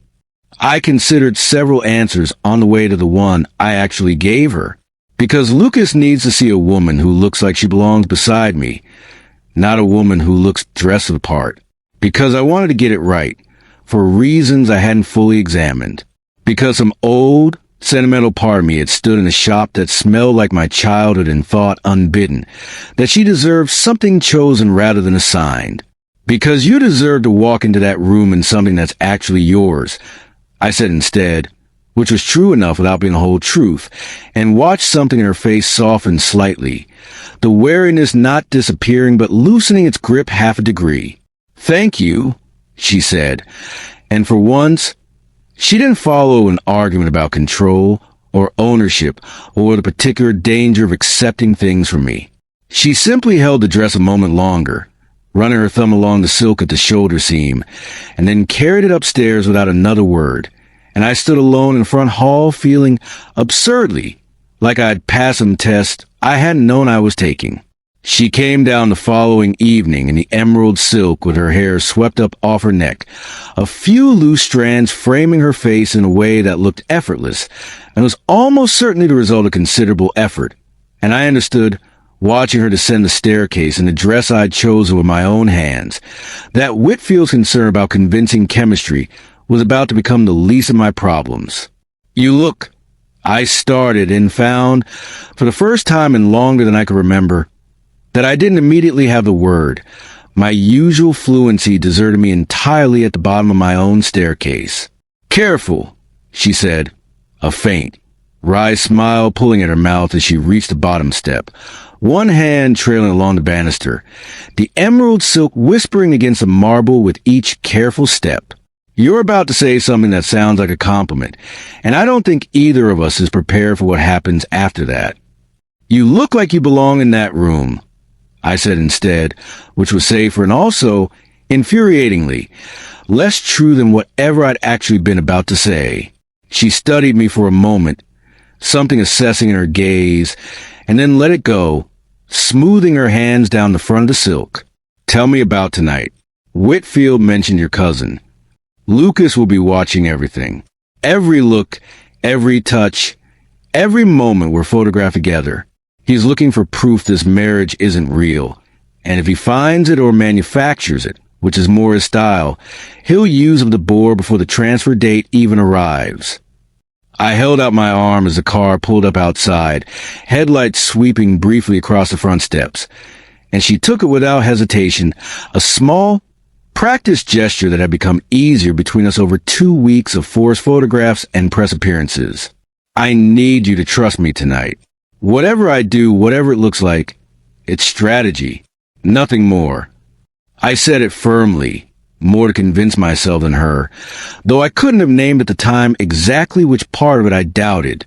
Something flickered across her face at that, there and gone too fast to name, and she said only, understood, in a voice that didn't entirely match the word. The Winterlight Gala occupied the entire ballroom floor to Drake, chandeliers blazing overhead in great cascades of light that threw everything below into a warm, gilded glow, a 12-piece orchestra, working through a set of standards nobody was actually listening to, waiters circulating with trays of champagne held at shoulder height, threading between clusters of black tie and jewel-toned gowns with the practiced grace of people who'd done this 1,000 times before. For 100 of the city's oldest fortunes arranged themselves in careful clusters that shifted and reformed all night according to rules of status I'd understood instinctively since childhood. Old money near the windows, new money working hard to look like they belonged near the bar, the handful of politicians who'd been invited circling the edges of both groups like they weren't sure which currency actually mattered more tonight. I felt the room notice us the moment we walked in. The particular ripple of attention that moved through a crowd like this whenever something worth gossiping about crossed the threshold, heads turning, conversations pausing mid-sentence, a photographer from the society pages already angling for a shot before we'd made it 10 feet past the entrance, his flash catching the emerald silk and throwing it back in a brief, brilliant flare green. Emma's hand tightened slightly on my arm. I felt it more than saw it, and glanced down to find her chin already lifted, her public face sliding into place with the same practiced ease I'd watched her deploy at the courthouse, and something about watching her armor herself in real time, right there beside me, made me want to close the distance between us rather than simply observe it. I found Lucas within the first 10 minutes, exactly where I expected him, near the bar, working a cluster of board members with the easy, practiced charm he'd spent his whole life perfecting, one hand resting proprietarily on the shoulder of a man twice his age who clearly had no idea he was being managed. He caught my eye across the room and raised his glass in a small, mocking salute, and I felt the familiar cold settle into my chest that Lucas always managed to produce in me, some combination of childhood rivalry and adult wariness that never fully faded no matter how many boardrooms I'd already won. That's him. I murmured to Emma, low enough that only she could hear, my mouth close to her ear, close enough to catch that same faint floral note from her hair again. Near the bar, dark hair, gray suit, laughing too hard at something that wasn't funny. She followed my gaze, studying him for a moment with the same clinical assessment she'd once given my mansion on the day she'd first seen it. He looks like he's auditioning for something. He's been auditioning his whole life. He just hasn't figured out yet that nobody's actually watching except him, I said, and meant it more than I expected to when the words left my mouth. We made our way through the room the way these evenings required. Brief conversations with board members who studied Emma with poorly disguised curiosity, a stilted exchange with the gala's chair about the Children's Arts Foundation, a dozen small performances of warmth and partnership that Emma executed with an ease that continued to surprise me every time I watched her do it. She laughed at the right moments, touched my arm at the right moments, her fingers light and brief against my sleeve, timed with an instinct I hadn't taught her and couldn't have taught her if I tried. Asked questions of strangers that made them feel, briefly, like the most interesting person in the room, a skill I recognized because I'd spent years cultivating a version of myself for very different reasons. Mine born necessity and calculation, hers, I was beginning to suspect, born of something closer to genuine curiosity about people most of this room had long since stopped bothering to actually see. I introduced her to men who'd known my grandfather, women who'd sat on charity boards with my mother before the accident, a senator's wife who spent 10 minutes asking Emma about her background with a particular probing warmth of someone gathering intelligence disguised as small talk. Emma answered every question with a version of the truth carefully edited for public consumption, an MBA, a background in financial analysis, a whirlwind courtship she described with just enough specific, invented detail to sound plausible rather than rehearsed, and I found myself more than once genuinely impressed by how quickly she'd learned to navigate a world she'd had every reason to resent walking into. It was during a lull near the edge of the dance floor, the orchestra shifting into something slower, that Lucas finally made his approach. "Cousin," he said the word with just enough weight to make it sound like an accusation rather than a fact, his glass already half empty, his tie loosened a fraction more than propriety strictly allowed. The particular studied carelessness of a man who wanted people to think he'd had one drink too many so they'd underestimate exactly how sober he actually was. And the new Mrs. Knight. I have to say, the whole family's still reeling from how fast this all came together. Whirlwind doesn't even begin to cover it. Some things don't need a long runway, Lucas. I kept my voice light, easy, the tone I use in negotiations when I want an opponent to underestimate exactly how carefully I was tracking every word. When you know, you know. Is that right? His eyes moved to Emma, assessing, calculating. The same look he gave every asset he was trying to determine the value of, lingering a beat too long on the emerald silk before returning to her face. And what was it that convinced you so quickly, Emma? If you don't mind me asking. Adrian's never exactly been known for impulsive decisions. Careful, yes. Impulsive, never. Emma's smile didn't waver, though I felt something shift in the hand still resting on my arm, a small tightening that told me she understood exactly what kind of question this actually was. I think impulsive is a wrong word, she said, her voice warm, unbothered, pitched perfectly for an audience that had started to gather at the edges of the conversation without quite admitting they were listening. Sometimes you just recognize something. Lucas, it doesn't take a long time to recognize what's already true. It was, I thought, watching her deliver the line with total conviction. One of the more impressive performances I'd witnessed in a room full of people paid handsomely to perform. Lucas's smile thinned slightly, some flicker of recalculation moving behind his eyes, and I understood he'd expected either of us to falter, to give him even a small crack to work with, and instead found himself facing a wall neither of us had rehearsed together, and yet somehow presented without a single seam showing. Well, he said, raising his glass again, ice clinking softly against crystal, here's to recognizing what's true, then. Enjoy the evening. He drifted back toward the bar, and I felt the tension in Emma's shoulders release by degrees, though her hand didn't leave my arm, and something in that small detail, the fact that she kept the contact going even after the audience had thinned, settled into my chest and stayed there. The orchestra shifted fully into a waltz a few minutes later, couples moving out onto the floor in slow, practice circles, silk and satin catching the chandelier light as they turned, and I felt Emma's eyes on me before I turned to find them. We should dance, she said, low, businesslike, the tone of someone delivering a strategic recommendation rather than an invitation. Lucas is still watching. Everyone's still watching, actually. I held out my hand.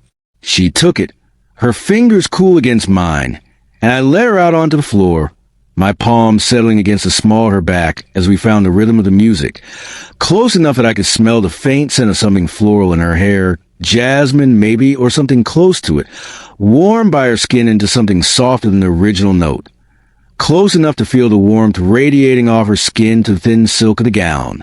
Around us, other couples turned their own slow circles, the room a blur of color and light at the edges of my vision. And for the length of one measure, then two, I found I couldn't look anywhere but at her face. It was, I told myself, strategy. Nothing more. I did not entirely believe myself. My hand moved slightly against her lower back, adjusting our position as we turned, guiding her through a slow pivot near the edge of the floor, and I felt her breath catch, small, almost imperceptible, but I'd spent 2 weeks learning to read every micro-expression she gave away without meaning to, and I caught this one clearly. Her eyes lifted to mine, something startled and unguarded moving through them before she managed to smooth it back into composure, and for one long, suspended moment, the entire ballroom seemed to fall away. The orchestra, Lucas watching from a bar, for 100 guests who mattered enormously to the future of my company, and in that particular second, mattered to me not at all. Adrian. Her voice had gone quieter, less performance in it than I'd heard from her all night, barely audible over the swell of the strings. I know, I said, though I wasn't entirely sure what I was agreeing to. I feel it too. We finished the dance in a silence that felt louder than any conversation we'd had in 2 weeks. Her hand warm in mine, my palm still pressed against the curve of her back, both of us performing for an audience that had, for those 3 minutes, become almost entirely beside the point. When the music finally ended, she stepped back with visible effort, putting a careful distance between us that neither of us commented on, smoothing a hand down the front of her gown in a gesture that looked less like adjusting fabric and more like trying to gather herself back into some semblance of composure. And I caught, over her shoulder, Lucas watching from across the room with an expression that had shifted from calculation into something closer to genuine uncertainty. He hadn't found his crack. He'd found something he clearly hadn't expected instead, and I understood, walking him back toward the edge of the floor with my hand still tingling faintly where it had rested against her spine, that whatever tonight had been for Lucas's benefit, it had stopped being strategy for me somewhere in the middle of that waltz, and I had no idea yet how to walk that back. That was convincing, Emma said finally, her voice a little unsteady, reaching for a glass of champagne off a passing tray with a hand that wasn't quite as steady as she wanted to appear, the crystal clinking faintly against her rings as she brought it to her lips. Yes, I said, watching her, unable to stop watching her. It was... Neither of us said anything else about it for the rest of the night. We stayed another hour, working the room the way the evening required, smiling for cameras and shaking hands with men who control boards I needed to keep steady, and through all of it I remained acutely aware of exactly where she stood in any given room.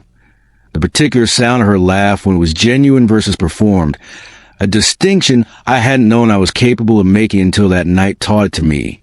The drive home passed mostly in silence, the city sliding past dark and glittering beyond the window, streetlights strobing intermittently across her face in a rhythm that made it hard to look away. But I noticed, watching her in the low light of the car with the emerald silk pooling around her like something out of memory I hadn't made yet, that she kept her hand resting loosely near mine on the seat between us the entire way home, not quite touching, not quite retreating. Close enough that the backs of our fingers brushed once when the car turned. Close enough that neither of us moved away when it happened. Some new and uncertain territory neither of us seemed ready to name, and yet neither of us, for the length of that drive, seemed willing to leave it either. His hand brushed mine once, near the end of the drive home, when the car turned onto the private road leading to the gates, and neither of us moved away. I spent the rest of that ride staring out the window at the dark shapes of the oaks sliding past, streetlights catching intermittently on Adrian's profile in the low light. I thought about nothing at all in the particular way you think about nothing when you're actually thinking about everything, when the size of what you're avoiding is too large to look at directly. The emerald silk had gone cool against my skin somewhere around the 3rd mile, the adrenaline of the ballroom fading into something quieter and more dangerous. A kind of stillness that let thoughts and I'd been keeping at bay all night, thoughts about the particular warmth of his palm against my lower back, about the way my own breath had caught when he'd pulled me a fraction closer during the turn, about a current running underneath a public performance that had, for 3 minutes on that dance floor, stopped feeling like a performance at all. The car finally slowed at the gates, the headlights sweeping briefly across the stone pillars before the drive curved toward the house, and I watched the mansion appear out of the dark the way it always did at night.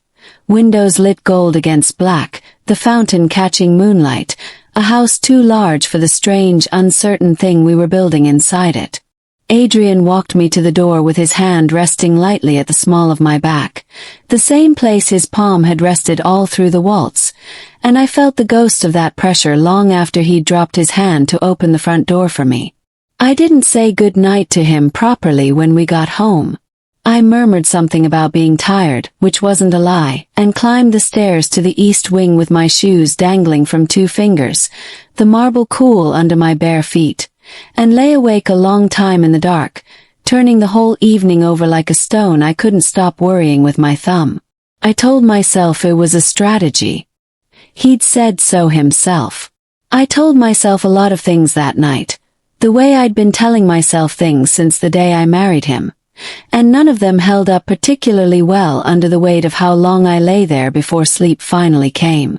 The email arrived 4 days later, on a Tuesday morning while I was sitting at the kitchen island with a cup of coffee and my laptop open to a spreadsheet I'd been building for no reason except that it felt good to have something familiar to organize. Old habits from 3 years of financial analysis work, numbers arranged into columns that made sense in a world that increasingly didn't. Sunlight came through the tall windows in long warm bars across the marble countertop, and somewhere down the hall I could hear Marguerite running water for the morning's flowers. The ordinary domestic hum of a house that had, in the last few weeks, quietly stopped feeling entirely foreign to me. The subject line read, University of Chicago, account update. Remaining balance cleared.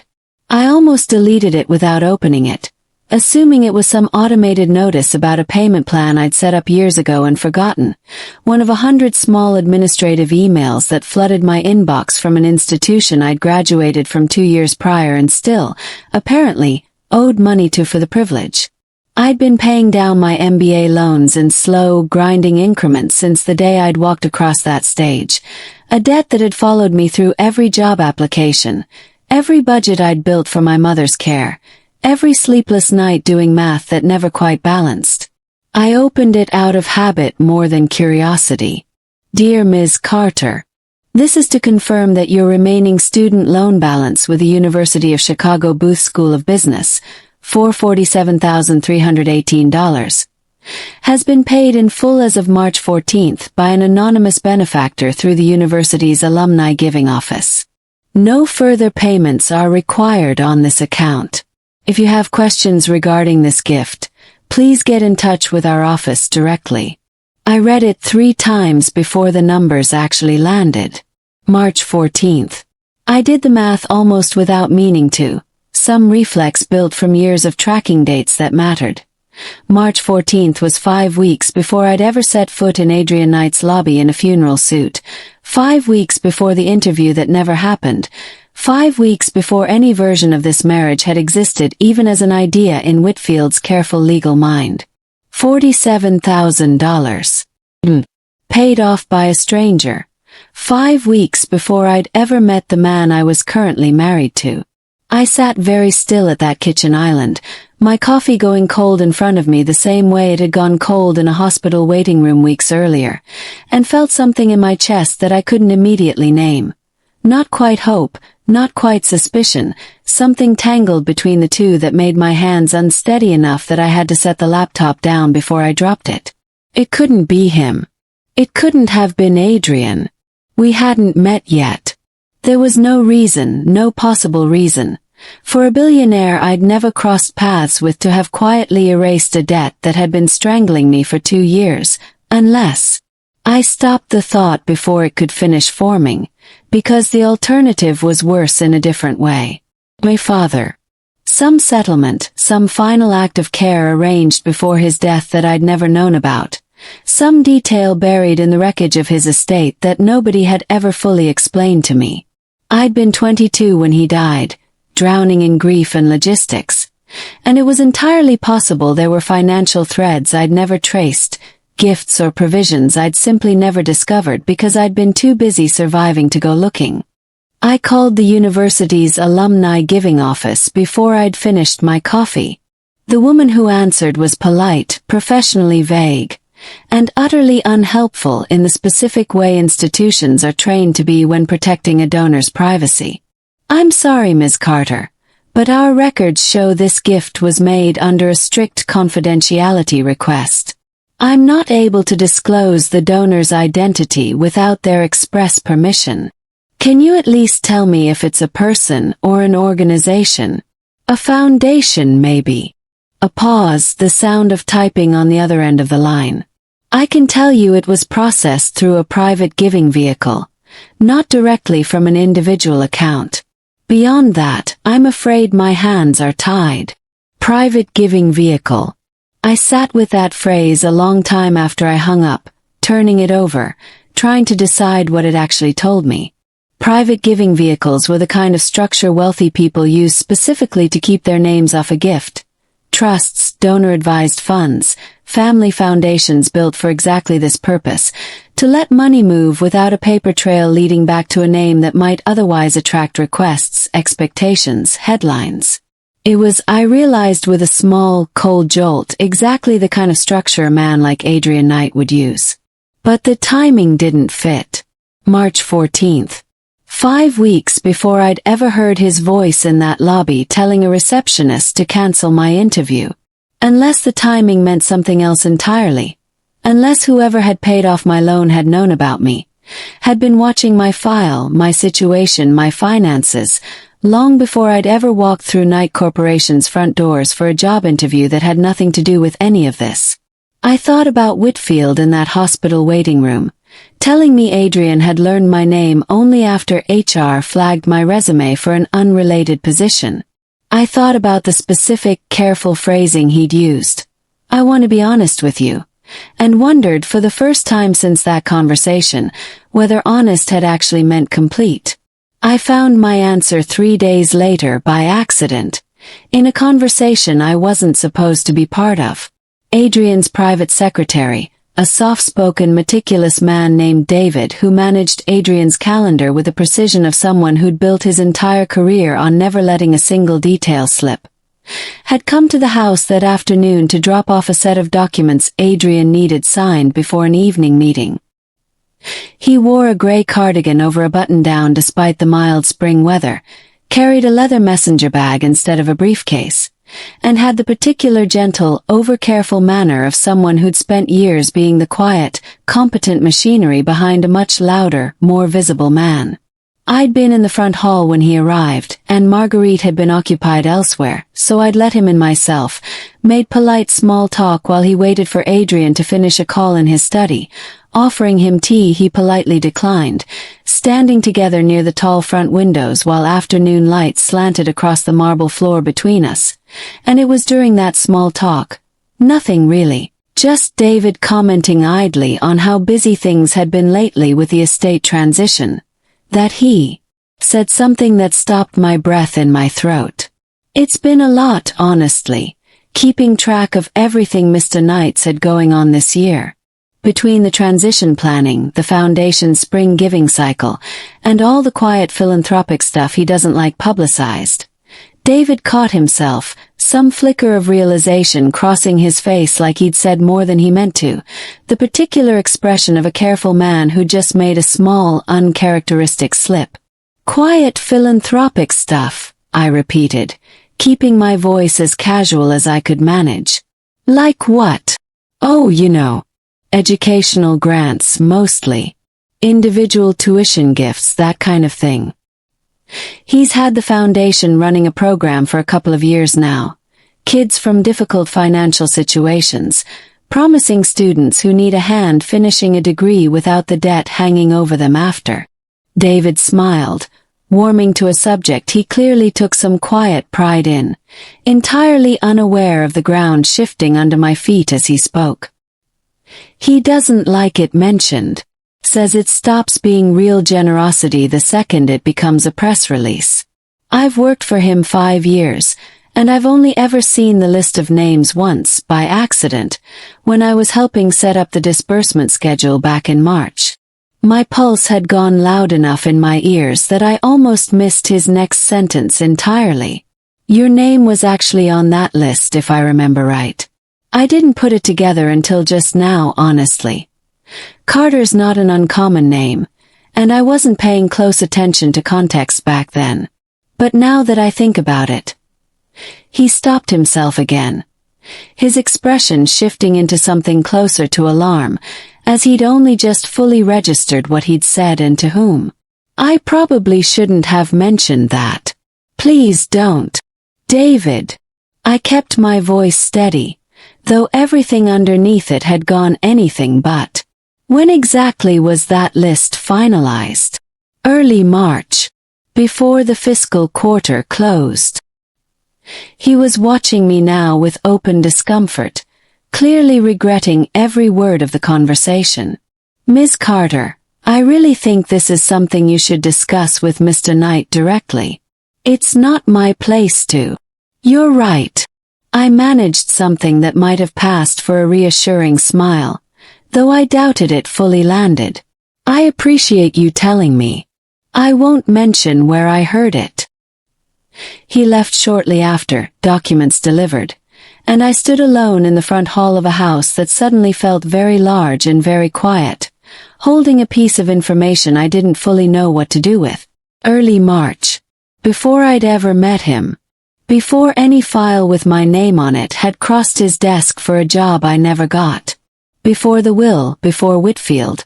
Before a single one of the calculated, contractual reasons that supposedly explained every kindness he'd shown me since the day he'd married me for reasons that had nothing to do with kindness at all. He'd paid off my student loans months before he had any practical reason to care whether I lived or died. I drove to see my mother that same afternoon, needing somewhere to put the strange, unsettled energy building in my chest, and found her sitting up in bed in the small rented room she'd moved into during her recovery, color fully back in her cheeks now, sharper and more herself with every visit. I told her everything. The email, the phone call to the alumni office, David's slip in the front hall, and watched her listen with a particular stillness she'd always had when something mattered enough to make her actually stop moving.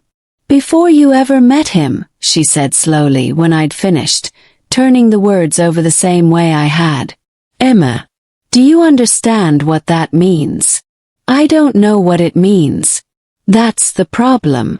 I sat on the edge of her bed, picking at a loose thread on the quilt someone had brought from home, my mind still circling the same unanswered question from every angle I could find. It doesn't fit anything I thought I knew about him. About any of them. Your father used to say something about that family. She said it carefully, watching my face, the way she always watched me now since the surgery, like she was recalibrating how much weight I could carry at any given moment. Before everything happened. He said the old man, Adrian's grandfather, was harder than anyone he ever worked for, but fair. Brutally fair. He used to tell me there were good people buried inside that company somewhere, if you dug past the money long enough to find them. She reached for my hand, her grip stronger now than it had been in months. "I don't know what to tell you to believe, sweetheart. I only know your father was rarely wrong about people. And he never once, in all his years there, said a single word against Adrian specifically. He was barely more than a name to your father. A young man still learning the business." I sat with that a long moment, my mother's hand warm around mine, and understood that even she, the woman who'd told me on my wedding morning that the Knight family had destroyed us, was no longer entirely certain of the story I'd built my grief around for 3 years. I left the hospital that evening with more questions than I'd arrived with, and drove home through a light rain that had started somewhere over the lake, the wipers ticking a slow rhythm against the windshield the whole way back to a house I still wasn't sure yet whether to call mine. I found him in the library that evening, sitting in the window seat that had belonged to his grandfather, a book open on his knee that he wasn't actually reading, the low lamp beside him throwing long shadows across the rows of Steinbeck novels he'd told me about on our first day in this house. Rain had started sometime after dinner, a soft, steady patter against the tall windows, and the room smelled faintly of old paper, and the last embers of a fire Marguerite had lit earlier and let burn down low. He looked up when I came in, something careful moving across his face at whatever expression I was wearing, and set the book aside without marking his place. "Emma, I got an email from the university this week." I stood in the doorway, arms crossed, not quite ready to close the distance between us yet, the rain ticking softly against the glass behind him. My remaining loan balance. $47,000. Paid off in full, back in March, by an anonymous donor through a private giving vehicle. Something shifted behind his eyes. Not surprise, I realized, watching him carefully. Recognition. He'd been waiting, I understood in that moment, for this exact conversation to arrive eventually, and some part of him had clearly hoped it wouldn't. March 14th, I said when he didn't answer immediately. 5 weeks before I ever walked into your lobby. Before any of this. I gestured vaguely between us, at the ring on my finger, at the house around us, at the entire strange architecture of a marriage neither of us had chosen. Before any of this existed. Your secretary let it slip today that my name was on a foundation disbursement list back in March. I need you to tell me the truth, Adrian. Was it you? He was quiet for a long moment, and in that silence I watched something in him deciding, weighing whether to keep protecting whatever careful privacy he'd built around this particular kindness or finally let it go. Yes, he said finally. It was me. The word landed heavier than I expected, and I found myself sitting down slowly in the chair across from him, my legs suddenly less steady than I wanted them to be. Why? You didn't know me. You'd never met me. I hadn't even applied for the job yet. My foundation runs a scholarship competition program. Has for 3 years. We identify strong students from difficult financial backgrounds who are close to finishing a degree but drowning in debt, and we clear it quietly, without conditions attached. He said it plainly, without embellishment, the same clinical honesty he'd used with me since the courthouse. Your file came up through the normal review process. MBA, top of your cohort, single mother's household, a father who'd passed unexpectedly. The kind of profile the program specifically looks for. I didn't recognize your name when I approved it, Emma. I want to be honest about that. I approve dozens of these every quarter. I don't read every file personally. But you found out. Eventually. When did you realize it was me? I asked, watching his hands where they rested on the closed book, still careful, the hands of a man choosing his words with more precision than usual. He held my gaze, and something in his expression told me the answer before he said it out loud. The day you walked into my lobby. When I saw the name on your visitor badge, and then again when HR flagged the gap in your resume. Carter, the father who'd worked here. I went back and checked the foundation's records that same night. I already knew by the time Whitfield called me about the will 3 days later, that I'd unknowingly paid off the loans of the daughter of a man my company had destroyed. I never told you. I never told Whitfield either, not fully. I let him believe it was a coincidence. Why would you hide that? That's the opposite of everything you've done since. You didn't hide the hospital, you didn't hide the dress, you told the truth even when it made you look.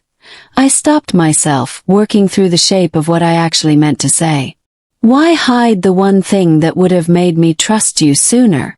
Because I was afraid, he said, and something in his voice had gone quieter, rawer than I'd heard from him before, stripped of every careful boardroom cadence he usually wrapped around difficult truths.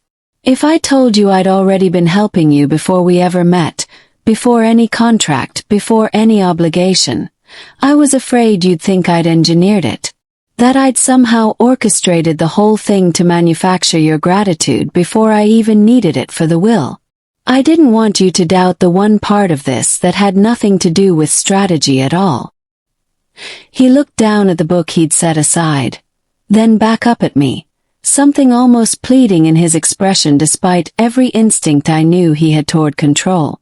I helped you because your file crossed my desk and you deserved the help. That's the whole truth. I know it's hard for you to hear that as anything but calculated, given everything you believe about my family. I don't entirely blame you for that.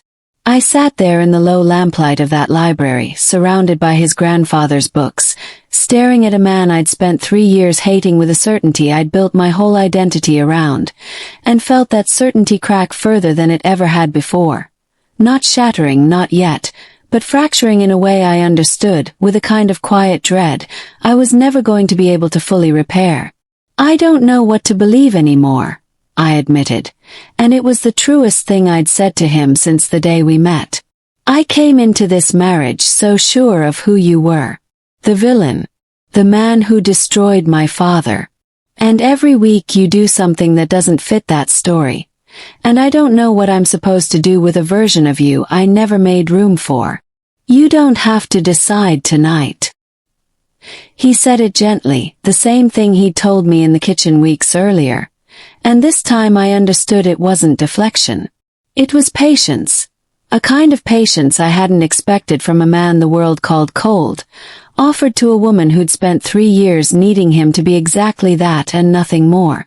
"I keep asking myself the same question," I said quietly, staring at my own hands in my lap. "If you're not the man who ruined my father's life, if none of this was ever actually your fault, then who was it? Who actually did this to us?" Something crossed his face at that question, fast and complicated, gone before I could fully read it. Not evasion exactly, but something adjacent to it, a flicker of calculation I recognized from every negotiation I'd watched him navigate since the day we married. "I don't know yet," he said. "But I intend to find out." I believed him. That was the part that frightened me most, sitting there in that quiet library with 3 years of certainty dissolving around me. I believed him completely, and I had absolutely no idea what that was going to cost me once the truth he was chasing finally caught up with both of us. The rain kept falling against the windows behind him, steady and unhurried, and I sat there a long while after neither of us had anything left to say, watching the firelight flicker low across his face, thinking about my father sitting in an office in this same company years before either of us existed to each other, thinking about a name on a disbursement list, thinking about how strange it was that the man I'd married to save my mother's life might turn out to be the only person left who actually wanted to help me find out who'd taken my father's. Eventually I rose to leave, and at the doorway I paused, looking back at him one more time. A man half lit by dying firelight, surrounded by his grandfather's books, carrying secrets he'd kept out of some instinct toward protecting me rather than deceiving me. And I understood, walking back toward the east wing through a house gone quiet with rain, that whatever I had believed about Adrian Knight for 3 long years, I no longer believed it without question. That, more than anything else that had happened since the courthouse, felt like the most dangerous thing of all. I didn't tell her I'd been feeling wrong for 3 days. That was the kind of thing I did. I was beginning to understand, without ever fully examining why. Absorbed every discomfort quietly. Treated my own body the same way I treated a difficult quarter. Something to push through rather than something to acknowledge. A tightness in my chest on Monday I'd attributed to stress. A headache on Tuesday that painkillers barely touched. Dismissed as too many late nights reviewing merger documents under bad office lighting. By Wednesday, I'd started running a low fever. I noticed only because my shirt collar felt damp by mid-afternoon, and I told myself, the way I told myself most things I didn't want to deal with, that I'd rest once the Kessler acquisition closed and not one day before. I should have known better. I'd built an entire company on the principle of catching small problems before they became large ones. I simply hadn't learned yet how to apply that discipline to myself. The board meeting ran until nearly 10 that night, contentious in a way that had nothing to do with the fever building steadily behind my eyes, and everything to do with 3 directors who'd apparently decided this was the ideal moment to relitigate a decision we'd already voted on twice. I sat through 2 hours of circular arguments with my head pounding and my shirt sticking uncomfortably to my back. The conference room air conditioning feeling alternately too cold and not cold enough against skin that couldn't seem to settle on a temperature, giving answers I was fairly certain were coherent, though by the final 20 minutes I couldn't have sworn to it under oath. Someone slid a folder across the table toward me at one point, and I stared at it for a full 3 seconds before my vision resolve the numbers into anything legible. "You look pale, Adrian." One of the older directors, a woman who'd sat on this board since before I was born, studied me with a particular sharp attention of someone who'd been reading executives across conference tables for 40 years. "Everything all right?"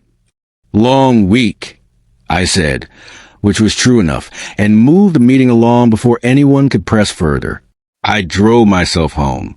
In hindsight, that was the second mistake. right behind, ignoring the fever in the first place. I'd waved off my driver hours earlier for a task across town, and hadn't thought to call him back. Some stubborn refusal to admit I needed anything from anyone was still operating, even as my hands had started to shake slightly on the wheel somewhere around the third mile of the drive. I don't remember most of the drive. I remember the gates. I remember the headlights sweeping over stone pillars slick with a light mist that had started sometime after dark. I remember the front hall lights seeming too bright, too sharp, like someone had turned up the contrast on the entire world. My keys fumbled twice against the lock before the door finally gave. I remember making it exactly as far as the living room sofa before my legs simply stopped agreeing to hold me upright. I went down hard. I heard myself go down more than I felt it. A strange, distant awareness of my own body failing that felt like it was happening to someone else. Someone I was watching from several feet away. My shoulder catching the edge of the coffee table on the way down, and the last coherent thought I had before the room tilted sideways, and the edges of everything went soft and gray was that I hoped Emma was already asleep, so she wouldn't have to see whatever this was about to look like. I came back to myself in fragments. The first fragment was cold, a cloth, damp and cool, pressed against my forehead, and a voice somewhere above me, low and steady, saying my name in a tone I didn't have a category for yet. Not the businesslike neutrality she used at breakfast, not the sharp edge she used when we argued. Something else.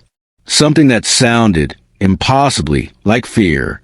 Somewhere beneath the fever fog, I registered a faint scent of the same floral note I caught in her hair at the gala, mixed now with something more clinical. Rubbing alcohol, maybe, or the sharp, medicinal smell of a thermometer freshly wiped clean. Adrian, can you hear me? The second fragment was light, too bright, then dimmer, a lamp being adjusted somewhere to my left, and the sound of fabric moving. Someone kneeling beside the sofa I apparently now occupied, my shoes gone, a blanket weighing warm and heavy across my legs, tucked in with more care around my shoulders than I remember doing for myself in years. The third fragment was her face. Emma, close enough that I could make out the details, even to the fog my fever had wrapped around everything. Her hair pulled back hastily, no makeup, wearing what looked like an old t-shirt she'd clearly thrown on in a hurry. Faded gray, a small ink stain near the hem that told me it had probably survived years of use before tonight, and an expression on her face that took me several long, disoriented seconds to place, because I had genuinely never seen it directed at me before. Worry, not performance. Not the careful, contractual warmth she deployed for cameras and board members. Actual, unguarded worry. The kind that doesn't know it's being watched, and therefore can't be anything but real. The kind that shows instead of jaw and the tightness around a mouth long, before a single word is spoken. There you are. Her voice cracked slightly on the last word, and she pressed the back of her hand briefly against my cheek, then my forehead, a gesture so instinctively maternal that some part of my fevered brain understood distantly that she'd probably done this exact motion for her own mother more times than either of us could count. You're burning up. Do you know how long you were out on the floor before I found you? I've never been so scared in my life, Adrian, and I've had a lot of scared nights recently to compare it to. Floor. My voice came out rough, unfamiliar even to my own ears. You didn't make it all the way onto the sofa on your own. I heard something fall and came down to check. She reached for the cloth on my forehead, wrung it out in a bowl of water on the side table I hadn't noticed until then, folded it, and replaced it with a fresh cold side against my skin, all with a brisk, practiced efficiency that told me this wasn't the first time in her life she'd nursed someone through a fever alone in the middle of the night. I got you onto the sofa. You're heavier than you look. For the record, I'm going to be sore tomorrow in places I didn't know could get sore. I tried to laugh. It came out as more of a rasp, and even that small effort sent a wave of exhausted heat rolling through me that made the room tilt slightly at the edges again, my vision briefly swimming, before settling back on her worried face. Don't try to talk. Just drink this. She helped me sit up enough to manage a few sips of water from a glass she held in my mouth, her free hand steady behind my head. And the intimacy of the gesture, the careful way she supported me, like I was something worth being careful with, hit me harder than the fever itself, harder than anything Whitfield's contract had ever managed to explain about what this marriage might actually become. What time is it? I managed. Once she'd eased me back against the pillow she'd apparently retrieved from somewhere. Almost 2. She said it without any judgment in her voice, though I could hear, underneath the words, the exhaustion of someone who'd been awake and afraid for hours already. I called Dr. Reyes an hour ago. She said it sounds like a bad flu compounded by exhaustion and dehydration, probably made worse by whatever you've been ignoring for the last few days instead of resting. She wanted to send someone out, but I told her I could manage it until morning if the fever stayed under 104. I've been checking it every 20 minutes. It's finally starting to come down, but slowly. You didn't have to do that. I know I didn't have to. Something sharpened briefly in her voice. Not anger. Something closer to particular frustration of someone who'd been scared and hadn't yet found a place to put that fear down, her hands pausing their work with the cloth for just a moment. You could have told someone you weren't feeling well, Adrian. You could have called your driver back instead of getting behind the wheel with a fever high enough to make you pass out on your own living room floor. What if I hadn't heard you fall? What if you'd hit your head on the way down instead of the sofa cushion? I lay in bed for an hour before I heard that crash, just thinking something felt wrong in the house, and I almost talked myself out of coming down to check. I didn't have an answer for that. I lay there, fever warm and unmoored in a way I rarely allowed myself to be, and watched her wring out the cloth again with hands that weren't entirely steady, and understood, somewhere underneath the haze, that whatever fear had driven that sharp edge into her voice hadn't come from obligation. Nobody performed fear like that. Nobody's hands shook that particular way over a contract. Emma, don't talk. Rest. She pressed a fresh cloth back against my forehead, gentler now, the sharp edge gone as quickly as it had appeared, replaced by something soft and tired underneath. Why are you doing this? She went still for a moment, her hand pausing against my skin, and when she finally answered, her voice had gone quieter, more honest than I think either of us expected it to be at 2 in the morning with my defenses too fever-worn to construct their usual armor. Because you're my husband, she said. Whatever else that means right now, whatever we're still figuring out, you're my husband, and you were on the floor of your own house, alone, burning up, and I wasn't going to just go back to bed and let that happen without doing something about it. A pause, her thumb brushing once, briefly, along my hairline in a gesture I didn't think she was fully aware of making, tender in a way that had no strategy behind it, no camera watching, no board to convince. I've spent 3 years hating a story I built about you. I don't know what to do with the actual person lying on this sofa, needing someone to take care of him, but I know I couldn't have lived with myself if I just walked past. My mother didn't raise me to walk past people who are hurting, Adrian, no matter what I decided to believe about their family name. Your mother sounds like a remarkable woman. She is. Something warm flickered briefly across her exhausted face at the mention of her, the first genuine softness I'd seen from her all night. You like her, I think. Once she stops being suspicious of you, which might take a while, fair warning. I'm patient, I said, my voice still rough. I've apparently got nowhere better to be. The night unfolded in pieces after that. Fever dreams tangling with fragments of her actual presence until I could no longer entirely separate the two. I remember her changing the cloth on my forehead more times than I could count. The water in the bowl beside the sofa, growing gradually warmer with each exchange until she disappeared briefly to refill it with fresh ice from the kitchen. Her footsteps quick and light on the marble in the otherwise silent house, the distant clink of the ice tray and the soft rush of the tap carrying down the hallway. I remember her helping me out of my dress shirt at some point past 3, her fingers working the buttons with brisk, clinical efficiency that didn't quite manage to disguise how carefully she avoided meeting my eyes while she did it, replacing it with an old, soft undershirt she must have found somewhere in my closet, cooler against my fever-damp skin than the sweat-soaked dress shirt had been. She folded the ruined shirt over the arm of a chair with more care than a ruined shirt required. The same instinct for order I'd noticed in her from the very first week. Present even at 3 a.m. with a sick husband on her hands. At one point, she pressed 2 tablets into my palm along with the water glass, her voice low and steady in the dark. Dr. Reyes said these should help bring it down faster. Small sips, don't rush it. I remember the particular gentleness in how she guided the glass, tipping it just enough, watching my throat work to swallow with the focused attention of someone who'd clearly done this before, for someone else, at some other difficult hour, some other difficult night.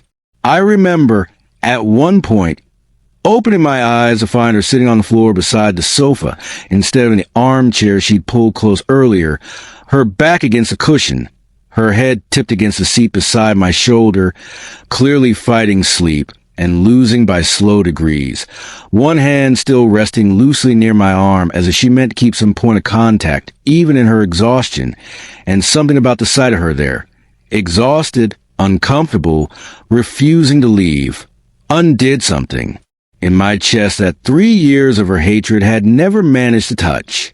"You should sleep," I murmured, my voice still rough. The fever having broken slightly into something more manageable somewhere around 4, the worst of the shaking finally beginning to ease out of my limbs. "I'll be fine now. I'm not leaving you alone until the fever's fully down." She didn't open her eyes when she said it, her voice thick with exhaustion, but stubborn underneath it. The same stubbornness I'd been on the receiving end of since the day she told a receptionist she didn't need my input on her job interview. Dr. Reyes said if it spikes again, I need to know immediately. "Go back to sleep, Adrian. I've got you."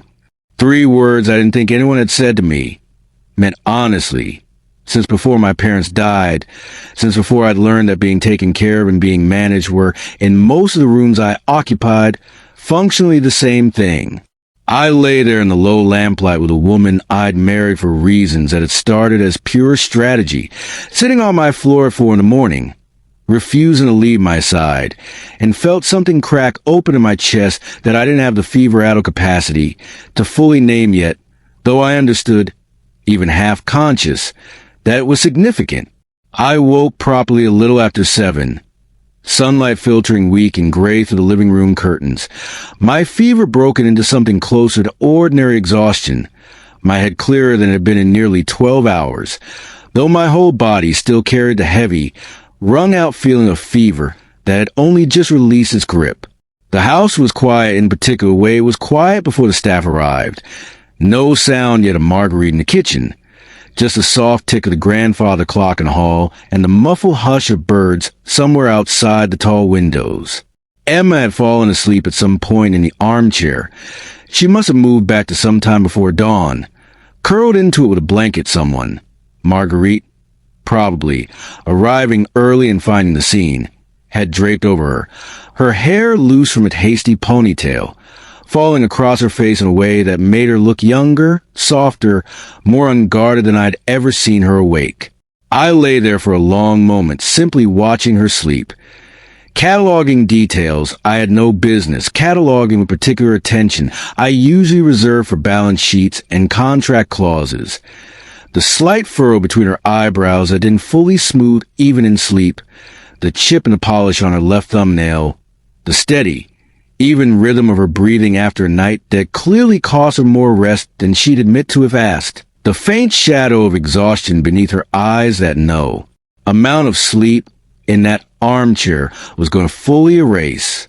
I thought about the version of her I'd met in that lobby, chin lifted, voice steady, telling me exactly what she thought of my family with no fear of the consequences. I thought about the version of her sitting on my floor at 4 a.m, saying I've got you as she meant it with her whole chest. I didn't know, lying there in the gray morning light with my fever finally broken. How to reconcile those two women into a single person I understood. I only knew that whatever I'd expected from this marriage, a solved problem, a company protected, an arrangement to be managed and eventually concluded, had stopped being any of those things sometime in the last several weeks, and had become, instead, something I was no longer certain I wanted to survive without. She stirred a few minutes later, blinking awake slowly, disoriented for a moment before her eyes found mine, and something in her face shifted from confusion into immediate, focused concern. "How do you feel?" She was already reaching for my forehead before I'd fully answered, her palm cool against my skin, checking with the same brisk efficiency she'd used all night, her eyes scanning my face for any lingering sign of the fever that had frightened her so badly hours earlier. Better. Human again, mostly. I caught her wrist gently before she could pull her hand away. Not forcefully, just enough to hold the contact a moment longer than strictly necessary, and watched her breath catch at the small gesture, watched something flicker behind her eyes that had nothing to do with fever checks or clinical concern. Some current passing between us that had nothing at all to do with strategy or performance or anything either of us had rehearsed for an audience. "Emma." "Yeah," she said softly, still not quite letting go of my hand. Something in her expression softened further, some last careful wall visibly lowering, and for a long moment neither of us said anything at all. The quiet morning light settling around us, her wrist still loosely held in my hand, both of us apparently unwilling to be the one who broke the contact first. "I meant what I said," she said finally, quiet, honest, her eyes not leaving mine. "About being your husband. About you being my husband. I don't fully understand what that means yet, given how we got here. But last night, watching you on that floor, I wasn't thinking about contracts or wills or any of the reasons we told ourselves this marriage made sense. I was just scared. Really scared. And that scared me more than the fever did, if I'm being honest." "Why does that scare you?" "Because it means I stopped being able to keep you at the distance I promised myself I would." She said it simply, without drama. The particular honesty of someone too tired to keep constructing careful sentences, her thumb absently tracing a small circle against the back of my hand where it still rested near hers. "I built a whole version of you in my head 3 years ago, and I needed that version to stay simple. Villain, cause of everything I lost. It was easy to survive my father's death that way, having someone to point at, and every day in this house, you make that version a little harder to hold on to, and I don't know what happens to me once it's gone completely. I don't know who I am if I'm not the woman who hates Adrian Knight. You get to be whoever you actually are," I said, surprised at myself at how easily the words came, "instead of who your grief needed you to be for 3 years. That doesn't sound like a loss to me, Emma. It sounds like the first honest thing that's happened to either of us since the day we met." She studied me for a long moment, something shifting behind her eyes, some careful recalculation happening in real time. And when she spoke again, her voice had softened further, almost a whisper. "That's a very generous way to describe watching your whole worldview fall apart at 4 in the morning. I've had a fever for 12 hours. Generosity is about all I have the energy for right now. That earned me the faintest ghost of a smile, small and reluctant but genuine, the first one she'd given me all morning, and something in my chest eased at the sight of it in a way that had nothing to do with the fever finally breaking. And I don't know what happens next now that the distance is gone. I didn't have an answer for her either. I simply held her wrist a moment longer, feeling her pulse quick and steady under my fingers, and understood that whatever walls either of us had built over 3 years of grief and 2 months of forced proximity had finally, quietly, begun to come down. Not with the dramatic collapse I might have imagined if I'd ever let myself imagine at all, but slowly, in the gray light of an ordinary morning, over a damp cloth and a glass of water, and 3 words that neither of us seemed ready yet to examine too closely. "I've got you. Marguerite's footsteps sounded eventually in the hallway outside. The ordinary machinery of the house began to stir, and Emma pulled her wrist gently free of my grip, straightening the armchair, smoothing her hair back with both hands, some of her usual composure reassembling itself even as color stayed high in her cheeks. But she didn't look away from me while she did it, and I understood, watching her, that whatever had happened between 2 in the morning and now had not been undone by the return of daylight and household routine. It had simply gone quiet, the way important things sometimes do, waiting to be picked back up when we were both ready to hold them properly. I intended, lying there with her wrist warm in my hand and the whole complicated architecture of our marriage shifting quietly beneath us, to find a way to earn those words. Whatever it cost me, whatever truth about my family's past, I still had to uncover to deserve them. Marguerite found us like that. His wrist still loose in my grip, both of us pretending badly that nothing had shifted between us in the last 5 hours, and said nothing about it beyond a small, knowing look I chose not to examine too closely, and busied herself immediately with tea and toast, and the particular brisk mothering energy of a woman who'd clearly been quietly rooting for this outcome longer than either of us had been willing to admit was possible. She set a tray between us with fresh coffee and warm toast and a small dish of the orange marmalade Adrian apparently favored, and left the room with a discretion so pointed it was nearly comedic, and Adrian and I sat together in the grey morning light for a long while afterward, not saying much, simply existing in the same space without the careful distance either of us had maintained for weeks. 2 weeks passed after that morning, and something in the house had changed in ways I couldn't have named individually but felt collectively. The way you feel a season shifting before you can point to a single leaf that's turned. Adrian stopped sending his assistant to arrange things for me. He started asking instead, small questions at first, whether I preferred the driver take Lake Shore or the expressway, whether I wanted the library windows open or closed in the evening, whether I'd rather eat at 7 or wait until he got home from the office even when it ran late. Small things. The kind of things that shouldn't have mattered as much as they did, except that each one was its own quiet apology for the folder full of appointments he'd tried to hand me weeks earlier, each one its own small proof that he'd actually heard me the night I'd told him I wasn't a project to be managed. We started eating dinner together most nights, not the stilted, silent affairs of our first weeks but something closer to actual conversation. Him asking about my mother's recovery, genuinely listening to the answer instead of performing interest.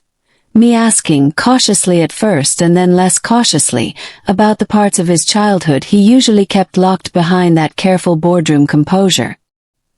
He told me about his parents' accident when he was 19, the particular loneliness of inheriting an empire before he'd finished grieving the people who built it, the way board members had shaken his hand at the funeral with one eye already on the succession question.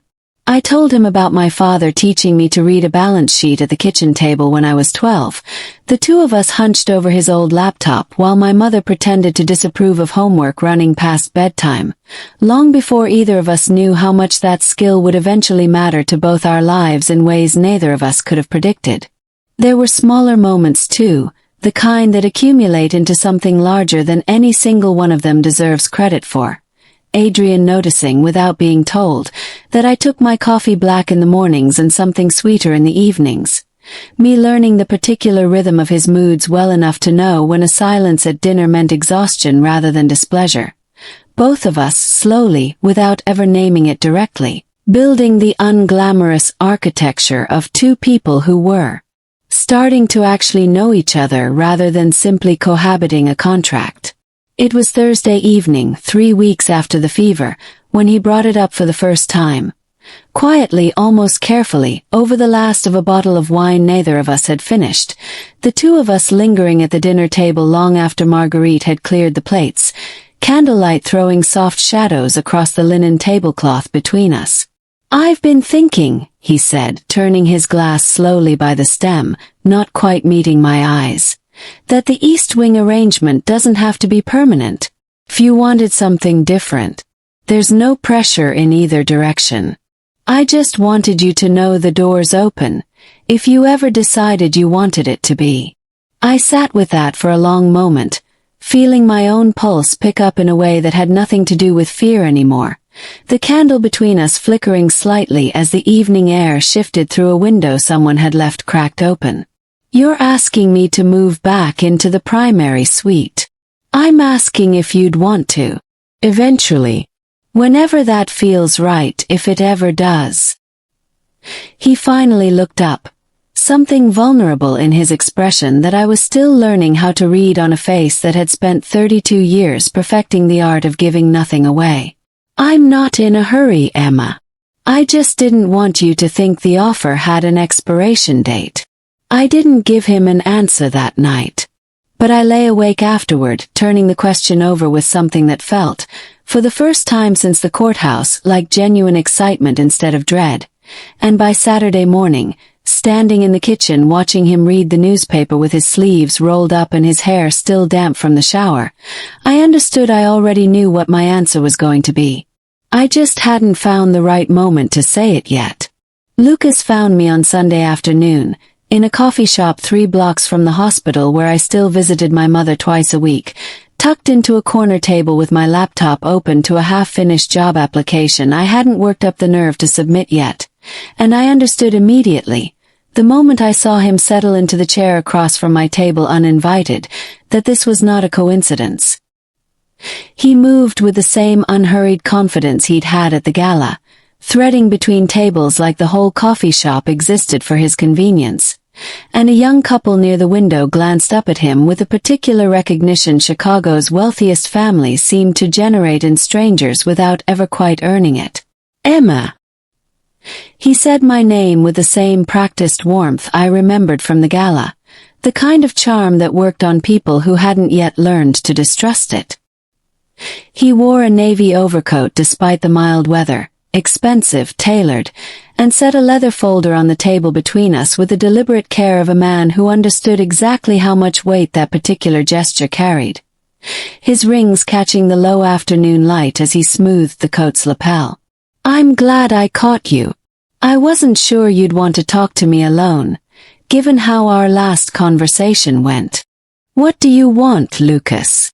To help you, actually. Whether you believe that or not. He signaled the barista for 2 coffees without asking what I wanted, another small assertion of control I recognized immediately for what it was, and settled back into his chair with the easy confidence of a man who'd rehearsed this exact conversation more than once before walking in. His fingers drumming once against the tabletop before stilling. I've been watching you too, you know. At the gala. You looked happy dancing with him. Genuinely happy, which is more than I expected, given the circumstances of how your marriage came together. I don't need you watching my marriage. No, I don't suppose you do.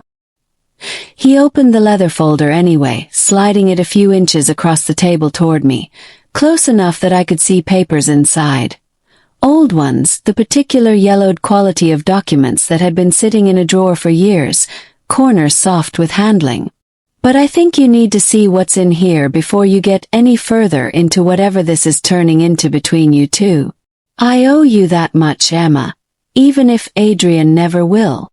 I stared at the folder without touching it. What is it? Internal Night Corporation records. From 3 years ago. Around the time of the fraud investigation into your father's department. He said it gently, almost kindly, and something about the gentleness made my stomach drop faster than any harsh accusation could have.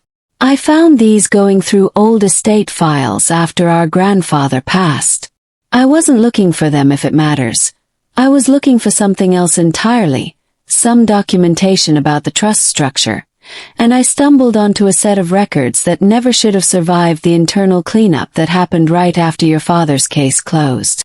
My hands had gone cold around my own coffee cup, though I hadn't touched it either. What kind of records? Emails. Financial transfer authorizations. A memo drafted the week the fraud was discovered, laying out how the blame would be assigned. He watched my face carefully as he spoke, gauging every flicker of reaction with the same clinical attention I'd once watched Adrian give a balance sheet. Emma, I know this is going to be difficult to hear. I genuinely wish I didn't have to be the one telling you. But the authorization for the transfers that framed your father, the paper trail that made it look like he'd moved the $50 million, it wasn't signed by some anonymous mid-level executive who since disappeared into obscurity, the way the official story always implied. It was signed by Adrian. The coffee shop noise around me went strange and distant, the way it had in that hospital waiting room weeks earlier when Dr. Ansari first said the number $100,000, my whole body going still and cold in a way that felt horribly like déjà vu. That's not possible. My voice came out smaller than I wanted it to. He wasn't even CEO yet. He told me himself, he wasn't running the company when the fraud happened. He wasn't CEO, no. He was Chief Financial Officer at the time, one rung below the position he holds now, with more direct authority over the exact accounts your father managed than anyone in this company besides the man he reported to. Lucas reached into the folder and slid a single page toward me, careful, deliberate, watching me the entire time. He's told you a version of the story that's technically true and completely misleading, Emma. He wasn't CEO. But he had every bit of the access and authority he needed to orchestrate exactly what happened to your father, and this. He tapped the page gently. Is his signature authorizing the internal transfer that got flagged as fraud 3 weeks later. Dated 11 days before your father was formally accused. I looked down at the page. A signature, black ink, slanted and confident, sat at the bottom of a transfer authorization form dense with numbers I understood immediately from 3 years of financial analysis training, and even through the roaring in my ears I recognized the shape of Adrian's signature. The particular sharp angle of the A, the way the K and Knight cut hard and fast across the page identical, as far as I could tell in that horrified, adrenaline-soaked moment, to the one on our marriage certificate sitting in a drawer at home. Why, I managed, my voice barely above a whisper, would he do this? To my father. He didn't even know him. I don't know his exact reasoning, Emma, and I won't pretend I do. Maybe he needed a scapegoat fast to protect someone more senior. Maybe your father discovered something he wasn't supposed to and had to be discredited before he could report it. I genuinely don't know the full story, and I'm not going to invent one to make this easier for you to hear. Lucas's voice had gone quieter, and for the first time since he'd sat down, something in his expression looked almost like real discomfort, real reluctance, though some cold, clinical part of my brain was already flagging how carefully calibrated that reluctance seemed, the way a practiced actor might time a pause for maximum effect. What I do know is that he spent every day since your marriage making you believe he's some kind of victim of circumstance in all this. Buying your trust with gestures, the hospital, the gown, whatever else he's done. And the entire time, he's been sitting on proof that he's the one who actually destroyed your family. I couldn't watch that happen to you without saying something. Whatever you think of me, Emma, I couldn't do that. I sat there with the page trembling slightly in my hands, 3 years of grief and 2 months of carefully, painfully dismantled certainty colliding all at once into something that felt like the floor giving way beneath me, and I thought about every quiet kindness Adrian had shown me since the courthouse. The hospital, the private jet, the loan payoff, the gentle patience in the kitchen and the library and on that fever-soaked living room floor, and felt each one curdle, in the space of a single horrified breath, into something that looked, suddenly, exactly like a very long, very expensive campaign to buy my silence. I need to go, I said, my voice not entirely steady, already gathering my coat, my hands fumbling with the sleeve in a way that betrayed exactly how badly the last 10 minutes had rattled me. I understand. Lucas rose as well, sliding the folder toward me across the table. Keep it. I made copies for my own records, obviously, given what this could mean for the company's leadership stability. But I thought you deserved to have the original in your hands. You deserve the truth, Emma, whatever it costs either of us to hear it. I took the folder. I don't remember the walk back to my car, don't remember the drive home, don't remember anything except the particular white-hot clarity of betrayal settling into my chest like something physical, a weight I recognized because I'd carried a version of it for 3 years already, except this time it came with a fresh, specific target.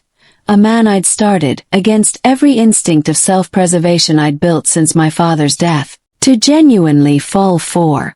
I sat in the car outside the house for nearly 20 minutes before I could make myself go inside, staring at the folder on the passenger seat like it might change what it said if I looked at it long enough. I thought about the last 3 weeks. The dinners, the small unasked for kindnesses, the offer to move back into the primary suite that I'd been planning to accept, maybe even that very night. I thought about how easily I'd let myself believe the story he'd told me, how thoroughly I'd let a man's careful patience and quiet generosity dismantle 3 years of certainty I'd built my entire grief around. And underneath all of it, a colder, more clinical voice, the same voice that had gotten me through an MBA and years of financial analysis work, reminded me that Lucas had every motive in the world to hand me exactly this kind of document at exactly this moment, that a man fighting for control of a company might manufacture a weapon as easily as he might find one, that forged signatures were not, in the world I'd trained in, nearly as difficult to produce as most people assumed. I didn't know which voice to trust. That uncertainty, more than the accusation itself, was what finally drove me out of the car and up the front steps, because I understood I couldn't sit with it alone. I needed to see his face when I asked him. I found Adrian in his study when I got home, working through a stack of documents with his sleeves rolled and his reading glasses pushed low on his nose, the late afternoon light slanting gold through the tall windows behind him, a half-finished cup of coffee going cold at his elbow, and something in my face must have told him immediately that whatever calm we'd built over the last 3 weeks was about to shatter, because he set his pen down slowly and rose from his desk before I'd even fully crossed the threshold. "Emma, what happened?" I set the folder down on his desk without a word, watching his face as he opened it, watching for the particular flicker of recognition or panic I was half hoping, half dreading to see, my own heart pounding hard enough that I could feel it in my throat, the study suddenly too quiet, too still, the ticking of the mantel clock the only sound between us. His expression shifted almost immediately.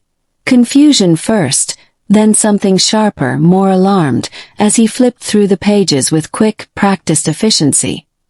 His reading glasses pushed further up his nose as he scanned each line. "Where did you get this?" "Lucas."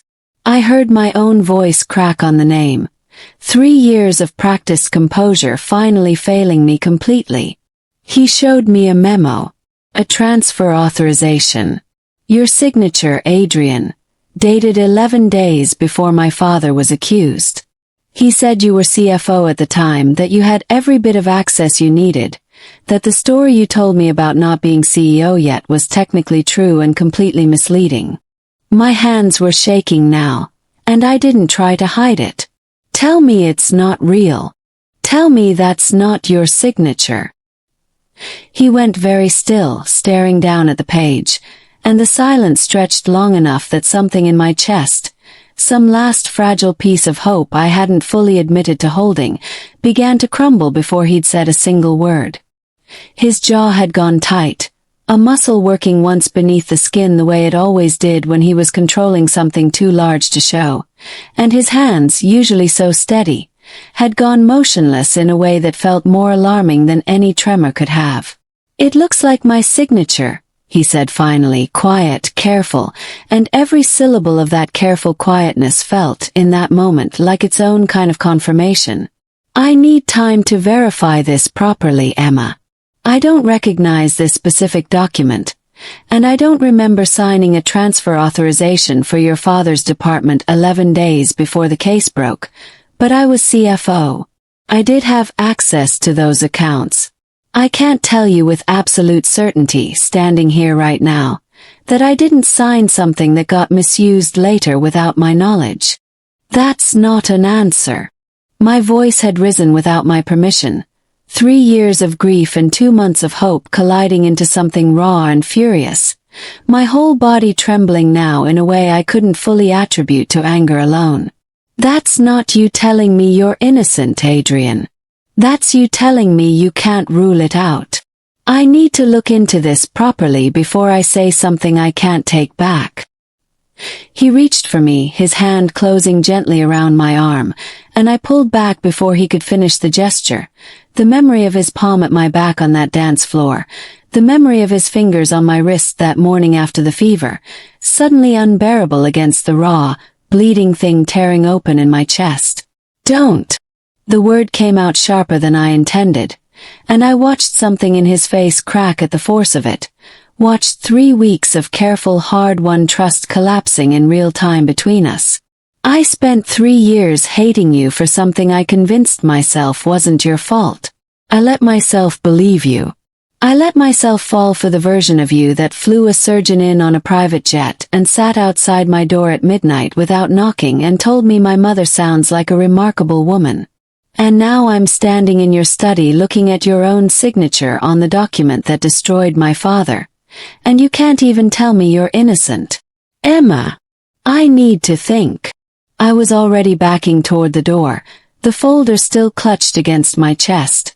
My eyes burning with tears, I refused, on pure stubborn instinct, to let fall in front of him. I need space. I need to figure out what's actually true, because right now I don't know anything anymore. And I can't stand here and let you touch me while I don't know.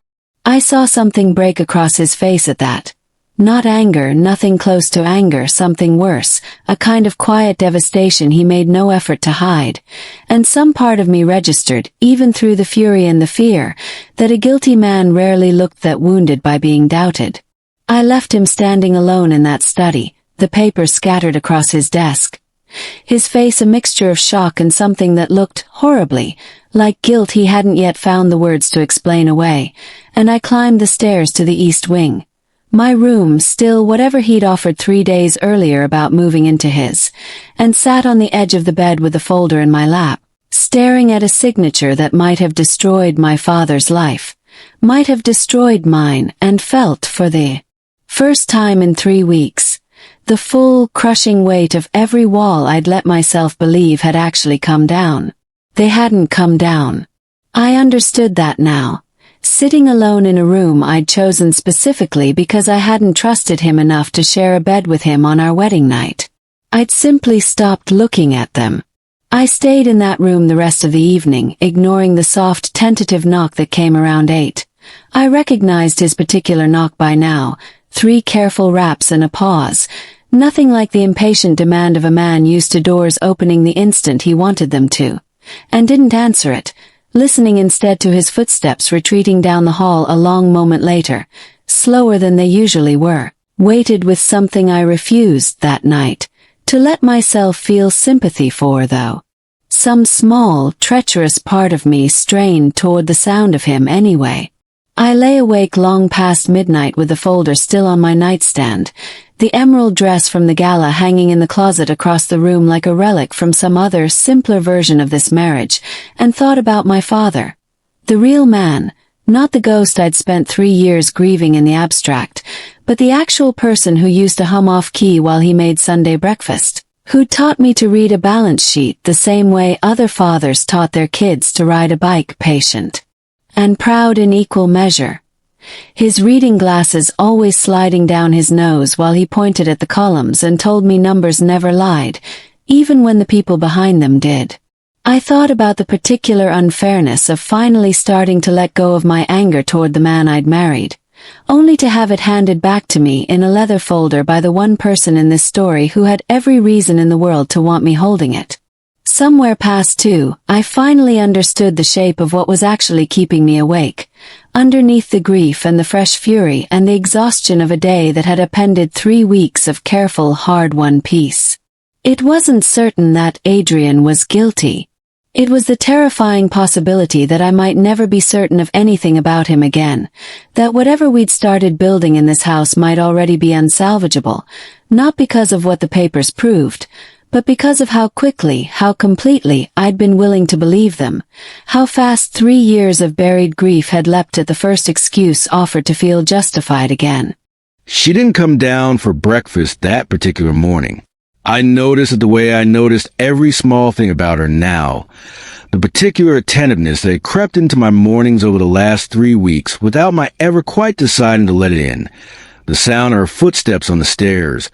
The specific way she took her coffee. The small, private half-smile she gave Marguerite over the toast rack that she'd never once given me directly. The particular hum she sometimes did under her breath while reading something on her phone that I caught myself listening for more mornings than I wanted to admit. That morning, there was no sound on the stairs at all. Just Marguerite sitting a single place at the table.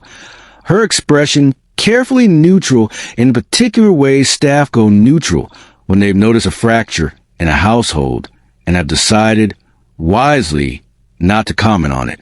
The kitchen felt too large that morning. The marble too cold under my bare feet. The whole room arranged around an absence I hadn't planned for. Mrs. Knight asked for a tray in her room. Marguerite said, sliding a coffee toward me with more gentleness than the gesture strictly required. Setting down a second cup, she must have poured out a habit before catching herself. She said she wasn't feeling well. I didn't believe that for a second. And judging by the careful way Marguerite avoided my eyes while she said it, neither did she.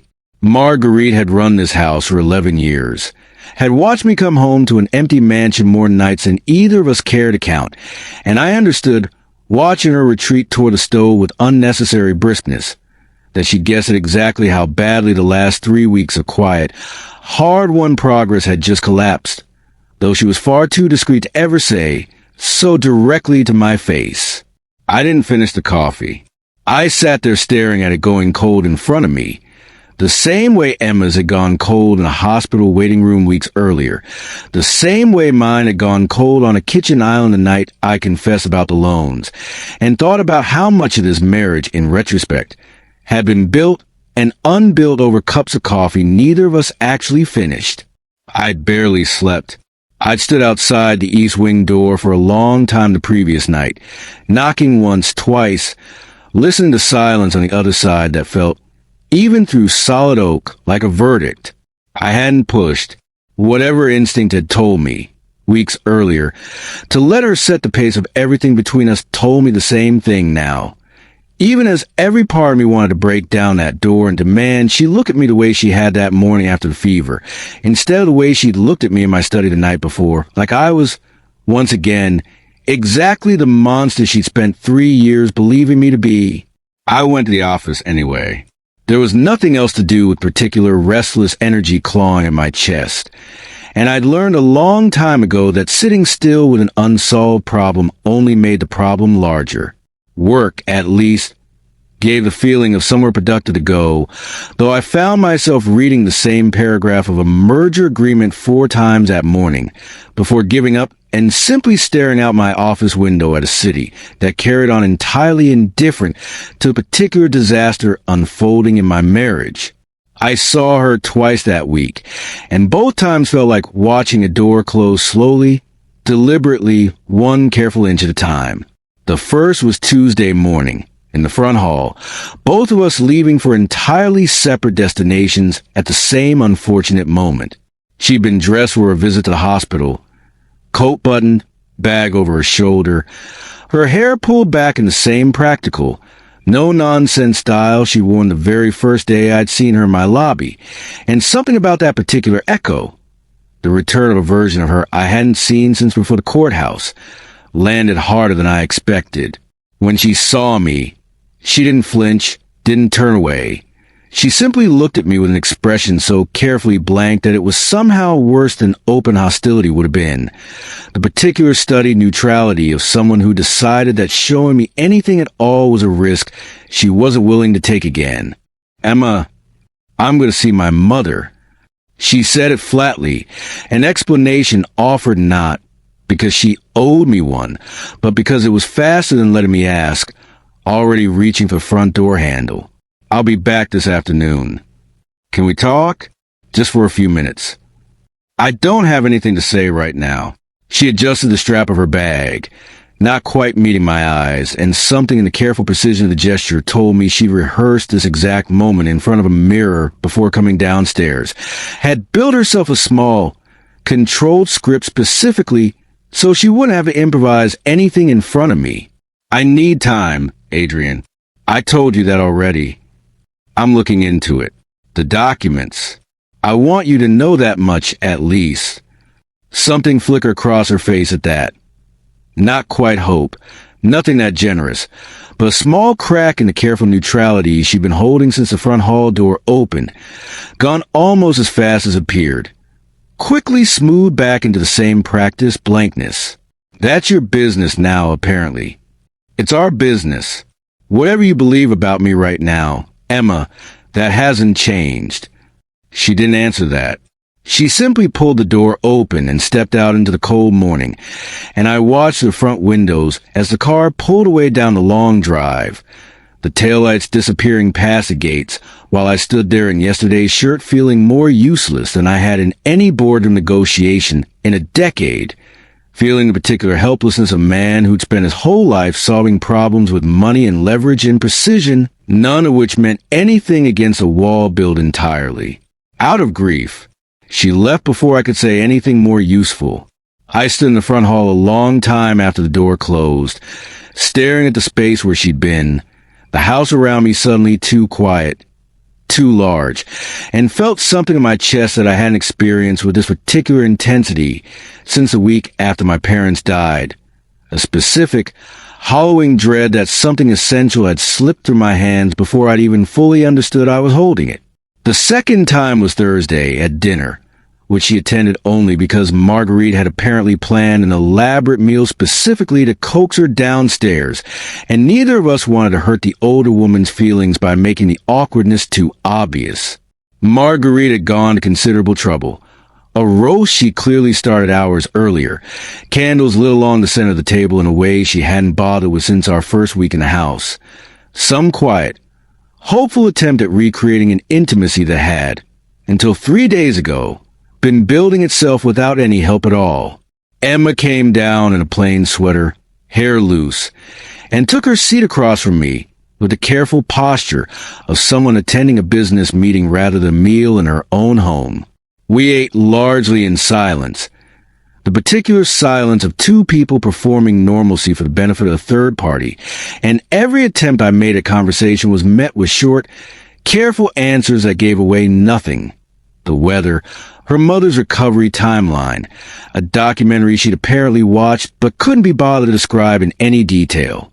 I asked about her mother's physical therapy schedule. She answered in 4 words. I asked whether she'd started that job application she'd mentioned weeks earlier. She said she hadn't decided yet, in a tone that made clear the subject was closed. It was, I understood, by the time we'd finished the meal without ever once looking directly at each other for more than a few seconds, the exact opposite of every dinner we'd shared over preceding weeks. We'd built something slowly, carefully, out of small, honest conversations and shared silences that didn't feel like distance. And in the space of one afternoon in a coffee shop with my cousin, all of it had been dismantled and replaced with the same cold, careful performance she'd given the world for 3 years before I'd ever earned my way past it. Marguerite cleared the plates at the end of the meal with visible disappointment she was too professional to voice aloud, and Emma excused herself before dessert, murmuring something about being tired. The same excuse she'd used the night after the gala, except this time there was no faint floral scent in the air behind her, no warmth left in the room once she'd gone. I sat alone at that long table for a while after she'd left, the candles Marguerite had lit burning down slowly in the silence, and thought about every version of Emma I'd encountered since the day she walked into my lobby in a funeral suit. The furious woman who'd told me I destroyed her father's life, the exhausted woman who'd apologized for spilling wine on my shirt while I made a scene about it, the frightened woman who'd sat on my floor at 2 a.m, saying I've got you like she, meant it with her whole chest. And now this, a woman who'd retreated so completely behind careful neutrality that she'd become, once again, someone I barely recognized. I understood, sitting there with the candles guttering low, that I couldn't argue my way back into her trust. Words hadn't worked in the front hall on Tuesday, and they weren't going to work now. I needed something she couldn't dismiss as another calculated performance. Something concrete. Something that would hold up under the exact kind of scrutiny she'd built her entire career analyzing. That decision, more than any single conversation, was what sent me to my office the following morning with a plan instead of an apology.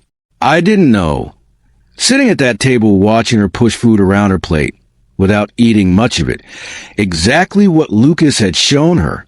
She hadn't told me the details beyond the signature, hadn't let me explain, hadn't given me the chance to actually investigate before she'd already retreated behind walls. I'd spent weeks convincing myself we were dismantling together.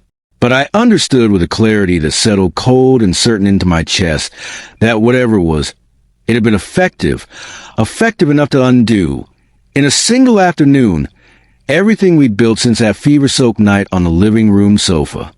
I called David into my office Friday morning and told him to pull every internal record Knight Corporation had archived from 3 years earlier, specifically anything related to the fraud investigation that had ended Edward Carter's career and, eventually, his life.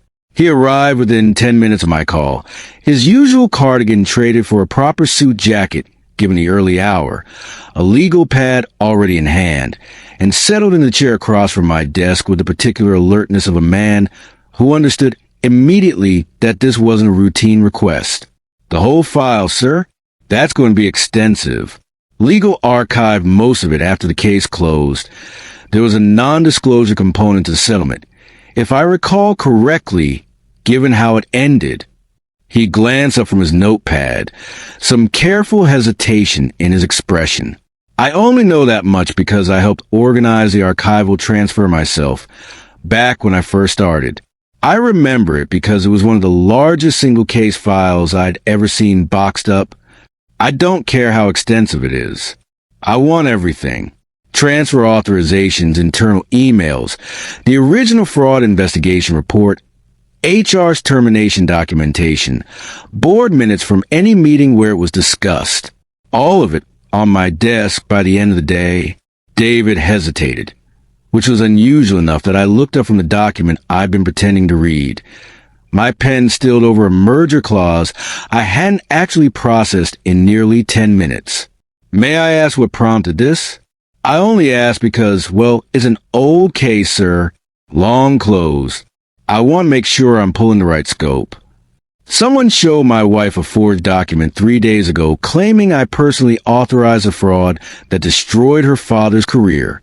I intend to prove exactly how wrong that document is, and I need the actual records to do it. Something shifted in David's expression. Surprise, then a kind of quiet, professional alarm, the look of a man who understood immediately the shape of what I was actually asking him to help me uncover. I'll have everything pulled by this afternoon, he said, and left without further questions, which was one of the many reasons I kept him on staff for 5 years despite offers from 3 competitors that would have doubled his salary. The files arrived in stages throughout the afternoon, boxes of paper records too old to have been fully digitized, alongside a set of scanned documents David's team had managed to locate in the company's archive servers. I had Marguerite bring coffee to the study, rather than eating with whatever version of Emma might or might not appear at dinner that night, and clear my desk of everything unrelated to the case, stacking boxes along the far wall. In the order David's careful labeling suggested, I worked through them. I started reading a little after 2, and I didn't stop until well past midnight.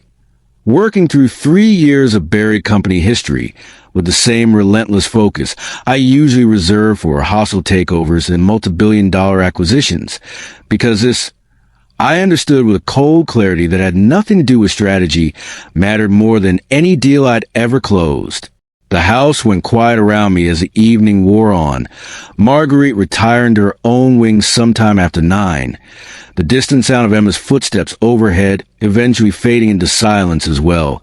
And I sat alone in that circle of lamplight surrounded by 3 years of paper, feeling, for the first time since the study confrontation, something closer to purpose than despair. The particular calm that came from finally having a problem I knew how to solve instead of one I could only apologize for. The fraud investigation report, when I finally located the original, was thinner than I expected. 11 pages.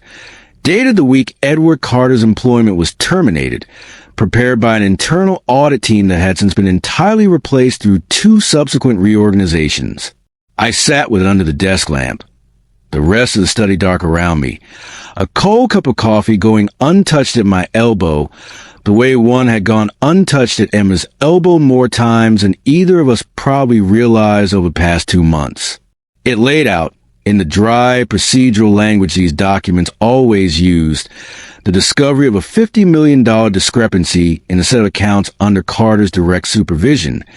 The transfer authorizations that appear to trace the missing funds through a series of shell entities, and conclusion, reached within 11 days of the discrepancy first being flagged, that Carter had orchestrated the transfers himself. 11 days. The same 11-day window that had apparently appeared on the forged document Lucas showed Emma, a detail I doubted was coincidental.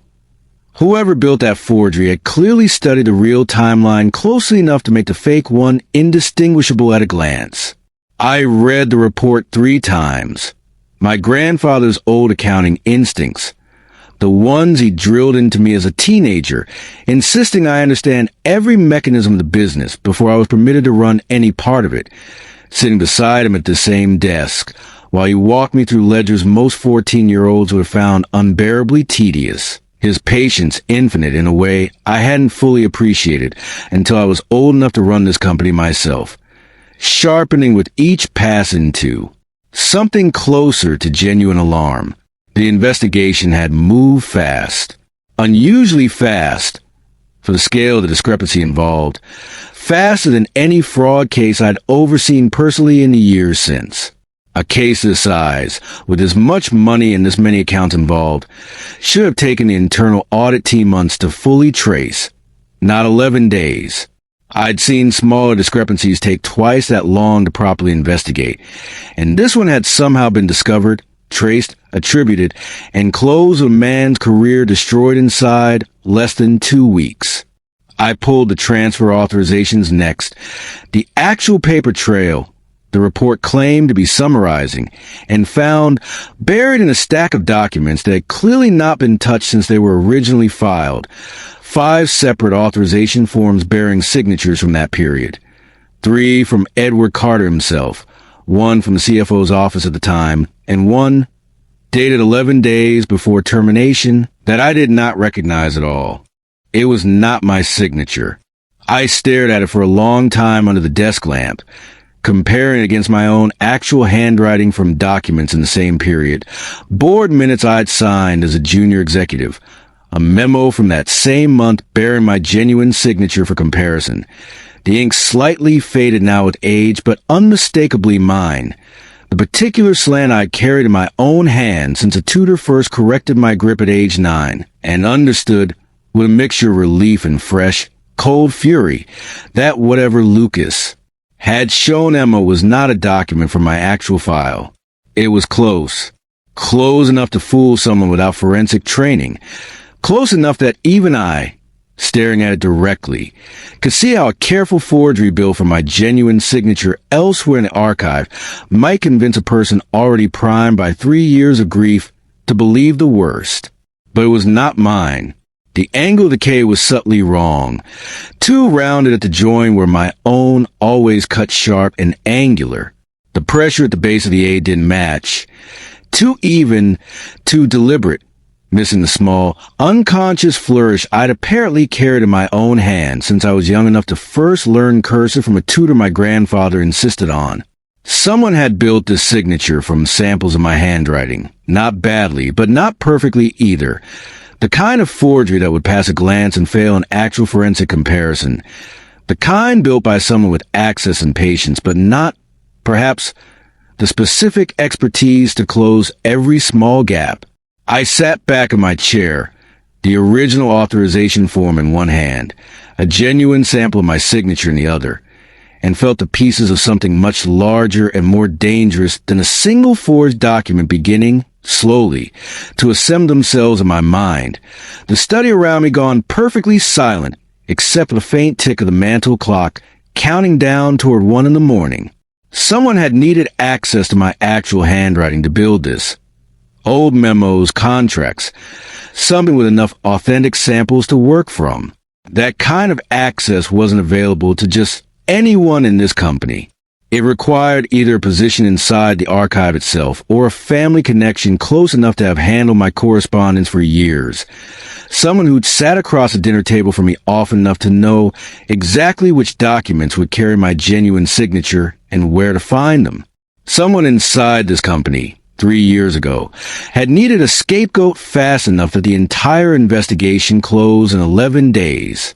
Someone had access to enough of my actual signature to build a convincing forgery, either then or more recently, specifically for the purpose of framing me for Edward Carter's downfall now, years after the fact, at exactly the moment it would do the most damage to my marriage and, not coincidentally, to my standing with the board Lucas needed rattled before the state deadline arrived.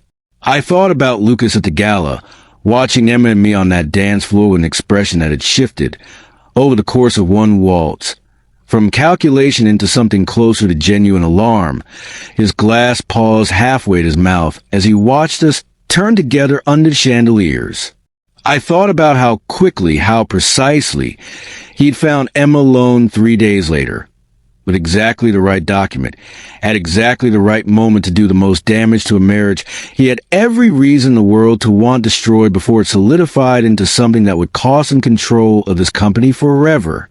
I thought about his voice at that gala, needling, testing, looking for the crack he hadn't found on the dance floor, and understood, with a certainty that settled cold and final into my chest, that he'd simply gone looking for a different crack instead, and found one in a coffee shop 3 blocks from a hospital, in a grief he understood better than I'd given him credit for. I didn't have proof yet, not the kind that would hold up to Emma's exacting financial analyst scrutiny, not the kind that would undo 3 years of grief in one devastating afternoon in a matter of a single conversation. But I had a thread, finally, something concrete enough to pull, and I intended to follow it all the way to whoever had actually destroyed Edward Carter's life. Because I understood, sitting alone in my study at nearly 1 a.m. with 3 years of buried company history spread across my desk, that finding that person wasn't just about clearing my own name anymore. It was the only way I was ever going to get my wife to look at me again the way she had on that fever-soaked morning, hand warm in mine, telling me she'd got me. I gathered the files into a careful, organized stack, marked the pages I needed David to run through a forensic document examiner first thing Monday morning, and sat alone in the quiet study for a long while after, staring at the ceiling my grandfather had once stared at from this same chair, wondering how many of the answers I needed had been sitting in this house, in this company, for 3 years, waiting for someone with enough reason to finally go looking, waiting, perhaps, for exactly the kind of marriage that would force the question at last. Somewhere down the hall, past the library and the empty dining room, Emma was asleep in the east wing. 3 years of certainty rebuilt around her like a wall I'd spent 2 months carefully, patiently taking apart brick by brick, a wall that had gone back up in a single afternoon with a speed that told me exactly how thin the mortar had still been holding it together. I didn't yet know how long it would take to prove what I'd found tonight, or whether proof alone would be enough to undo the damage a single forged signature had done in a single afternoon.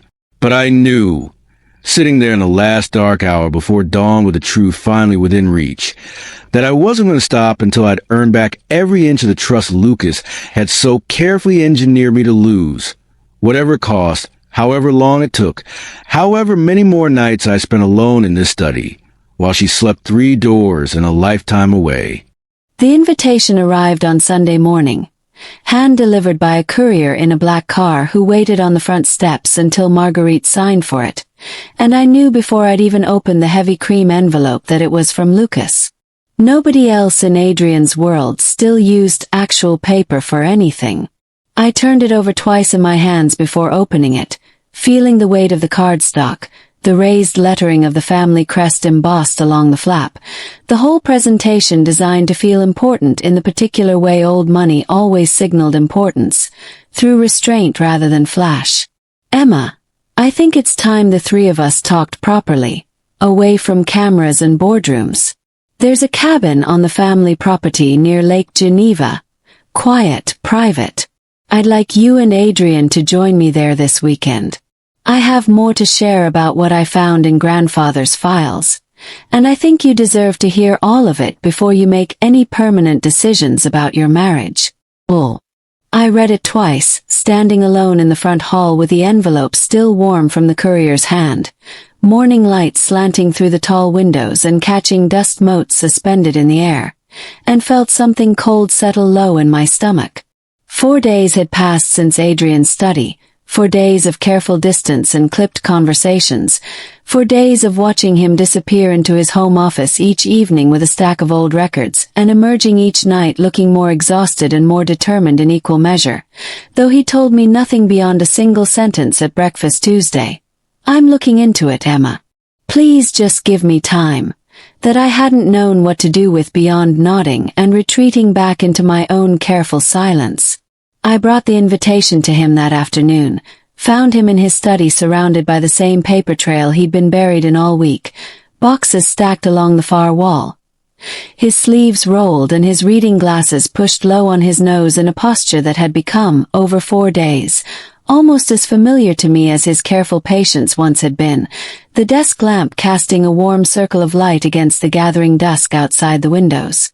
Lucas wants us both at the Lake Geneva cabin this weekend.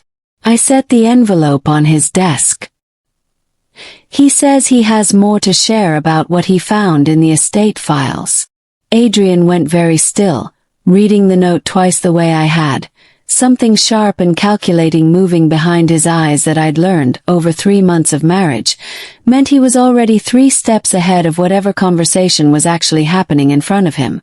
"This is a trap," he said finally. "I know it's a trap." I crossed my arms, watching him carefully, the late afternoon light catching the fine lines of worry that had settled into his face over the past week. "I'm going anyway. I need to hear whatever he says directly, in front of both of us. I can't keep living in this house not knowing what's true, Adrian. I need this settled one way or another, even if the truth turns out to be worse than either of us wants it to be." He studied me for a long moment, and something in his expression softened slightly. Not agreement exactly, but a kind of resigned respect, the particular look of a man who'd learned better than to argue with my stubbornness even when it terrified him. His thumb tracing an absent line along the edge of the desk. "Then we go together. And Emma, whatever he says, whatever he shows you, I need you to remember something before we walk in there." "What?" "I finished the forensic analysis this morning. The signature on that document isn't mine. It's a forgery, built from genuine samples of my handwriting, close enough to fool an untrained eye but not close enough to survive an actual comparison." He slid a folder across the desk toward me. His own, thinner than Lucas's had been, containing a report from a document examiner whose credentials I recognized from 3 years of financial analysis work, someone whose name carried real weight in fraud investigations across the city, the kind of expert whose testimony held up in federal court. I wanted to have absolute proof before I told you. I didn't want you to have to take my word for it again. I know how much that's already cost you. I stared at the report, my hands trembling slightly as I turned the pages. Reading through analysis I understood well enough from my own training to know it was legitimate. Pressure point comparisons, letter form analysis, ink chromatography results that dated the actual document to a period years after the fraud investigation officially closed, charts and graphs that spoke a language I'd trained 3 years to read fluently. "This is real," I said quietly. "It's real. I should have shown you sooner, but I wanted it airtight before I brought it back into this house." He held my gaze, something raw and hopeful moving behind his careful composure. "I'm not asking you to trust me blindly, Emma. I'm asking you to look at the evidence, the same way you'd look at any balance sheet, and draw your own conclusion." I looked at the evidence. And for the first time in 4 days, I let myself believe him. The tight knot in my chest that had lived there since the study confrontation finally, slowly beginning to loosen. The cabin sat in a long gravel drive cut through dense pine forest, the kind of rustic luxury my family had always favored for properties meant to look modest from the outside, while concealing every possible comfort within. Exposed timber beams, a wall of windows overlooking the lake, a fireplace large enough to stand in, all of it deliberately isolated from any neighbor who might overhear whatever conversation Lucas had planned for this weekend. The afternoon light had gone thin and gray by the time we arrived, clouds gathering low over the water, the pines pressing close along both sides of the drive in a way that made the whole property feel more remote than its actual distance from the city warranted. I didn't like it. I'd told Emma as much on the drive up, watching the trees blur past the window while she sat beside me with the forensic report still in her bag.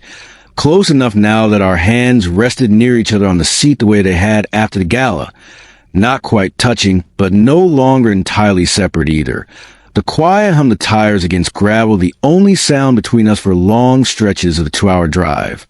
He wants an audience for whatever he's planning, I said. Somewhere private enough that he controls the narrative completely. That should worry you more than it seems to. I know what it is, Adrian. I'm not walking in their naive. She turned to look at me, something steady and determined in her expression that I recognized now as entirely her own, nothing performed for anyone's benefit. The forensic report clutched a little tighter in her lap. "But I also know you're innocent, because I've read the report myself twice and I trust my own analysis. Whatever Lucas thinks he's about to accomplish this weekend, he doesn't know that yet." Lucas met us on the cabin's wide front porch with a glass of scotch already in hand. Despite the early afternoon hour, his smile wide and easy in a way that told me immediately how confident he was feeling about whatever performance he'd prepared. His other hand tucked casually into the pocket of a cashmere sweater that looked entirely too relaxed for a man about to be exposed as a murderer in all but name. "Cousin, Emma." He gestured us inside with the particular grandiosity of a man who'd rehearsed his own hospitality, holding the heavy front door open with a small, theatrical bow. "I'm glad you both came. I know this weekend probably feels strange, given everything, but I think it's important we clear the air properly. As a family."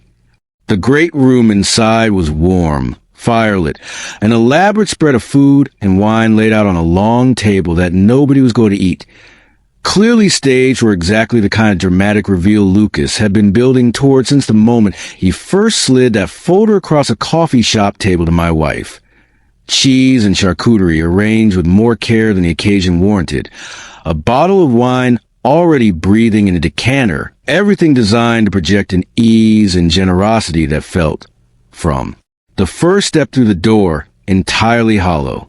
He gestured us toward a pair of armchairs near the fire, settling himself into a third with his scotch balanced on the armrest, and I felt Emma's hand find mine as we sat, her fingers lacing through mine with a quiet, deliberate strength that told me she'd made her decision about which version of the story she believed in long before we'd walked through that door. "So," Lucas raised his glass in a small, mocking toast, the amber liquid catching the firelight. "Here we are, the happy couple, weathering the storm together. I have to say, Emma, I expected you to be a bit more shaken by what I showed you. You seem remarkably composed for a woman who just learned her husband framed her father." That's because I don't believe it anymore, Emma said, her voice steady clear, carrying none of the raw devastation it held in that coffee shop scene I'd only heard about secondhand. Her chin lifted an exact weight of the first day I ever saw her in my lobby. I had the document you gave me analyzed by a forensic examiner, Lucas. It's a forgery, built from genuine samples of Adrian's handwriting. But forgery all the same, dated years after the actual fraud investigation closed. Something shifted across Lucas's face. Small, almost imperceptible. But I'd spent 30 years learning to read every flicker of my cousin's expressions, and I caught the exact moment his careful composure cracked. Just a fraction. Just enough to tell me everything I needed to know before he'd said another word. That's an interesting theory, he said, his voice still light, still confident, though something underneath it had gone tighter, the ease in his posture not quite matching the tension now visible in his jaw. Forensic examiners can be wrong, you know, especially when they're paid handsomely by the person who wants a particular result. Or, I said, leaning forward, the firelight throwing warm shadows across the space between us, you could simply tell us the truth, Lucas, since we're here as a family, clearing the air.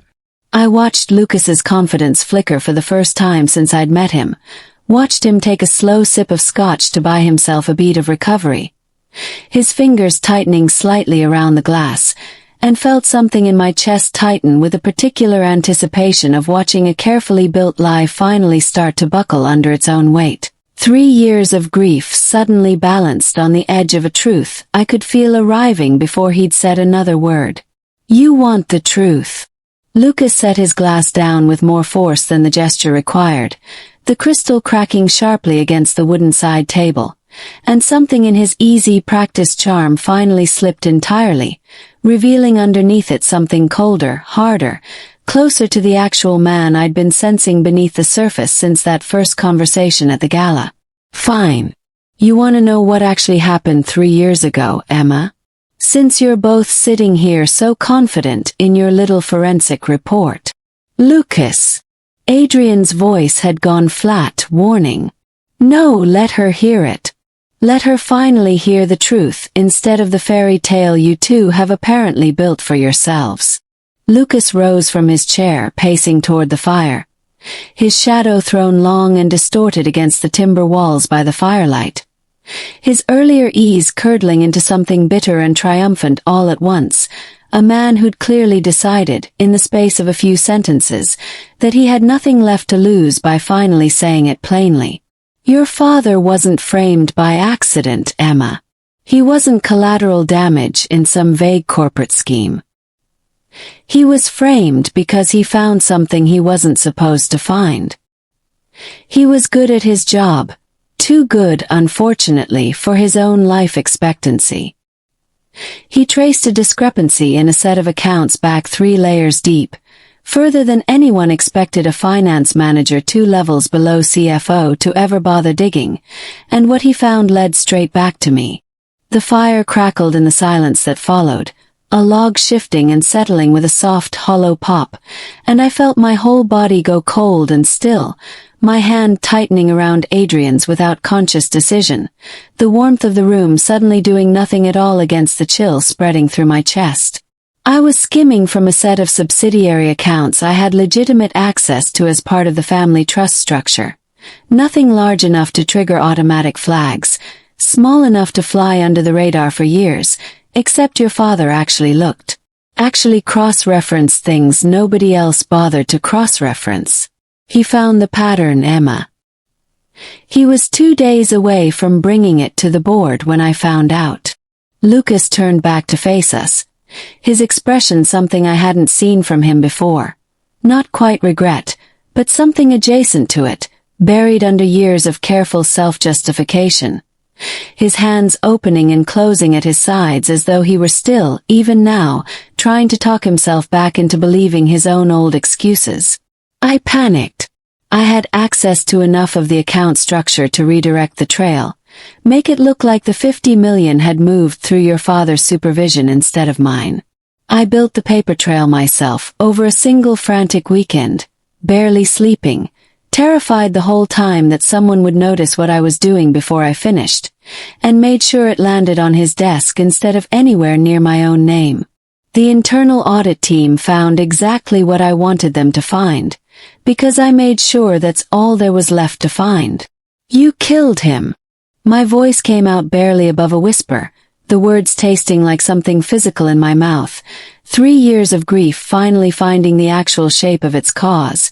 The fire suddenly too bright, too warm. The whole room tilting slightly at the edges the way it had in that hospital chapel weeks ago.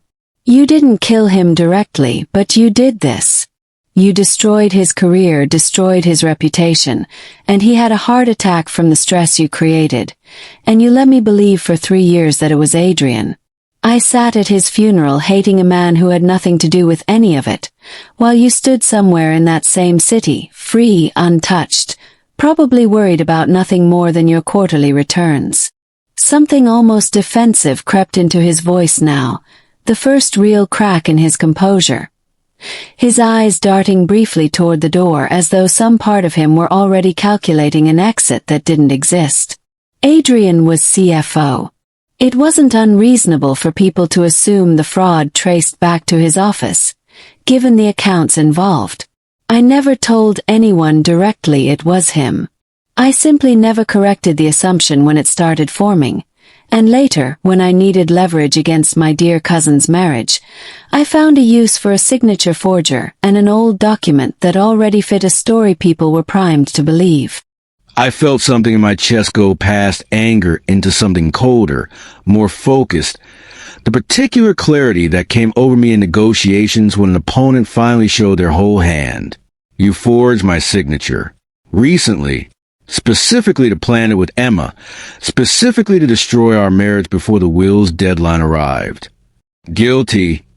Lucas spread his hands with a bitter, humorless smile, some final wall of pretense finally abandoned entirely. The firelight catching the hollow, exhausted look that settled into his face now that the performance was over. You have to understand, Adrian, I've spent my entire life watching you inherit everything I actually earned the right to. Grandfather's approval, the board's confidence, the company itself, eventually, while I got handed scraps and told to be grateful for them. Do you have any idea what that does to a person, watching someone else collect every reward for simply existing in the right bloodline, while you actually work for it and still come up short? When he died and I learned about the marriage clause, I saw an opportunity, not to hurt Emma. Particularly, she was simply useful, but to make sure that clause worked against you instead of for you. If I could get her to believe you were the man who destroyed her father, I could destroy the marriage before the deadline, and the shares would come to me by default. Simple, elegant. It would have worked perfectly if you two hadn't been stupid enough to actually fall in love in the middle of a contract marriage. You're confessing to fraud, forgery, and conspiracy. I said, my voice dangerously quiet now, the same tone I used in negotiations where I already knew I'd won. In front of witnesses. In a room I guarantee is being recorded. Because I've learned, over the past several months, to never walk into a meeting with you unprepared. Something shifted across Lucas's face. The first genuine alarm I'd seen from him all weekend, his eyes darting toward the corners of the room, toward the elaborate light fixtures overhead, toward anything that might explain what I just said, his composure cracking visibly for the first time since we'd walked through his door. You're bluffing. Am I? I reached into my jacket and set my phone on the table between us. Screen lit. A recording app clearly running. Timestamp ticking steadily upward. The small red indicator unmistakable even from across the table. I told you this was a trap the moment the invitation arrived. Lucas. I simply let you believe you were the one setting it. You spent your whole life underestimating me, because I never bothered correcting the assumption that I was simply the quiet cousin who inherited everything without earning it. I learned a long time ago that letting people underestimate you is its own kind of leverage. I watched something collapse behind Lucas's eyes. Not remorse, I understood even in that moment. Nothing so redemptive as actual regret. Just the particular panic of a man realizing his careful architecture of lies had just handed his enemies exactly the weapon they needed to end him.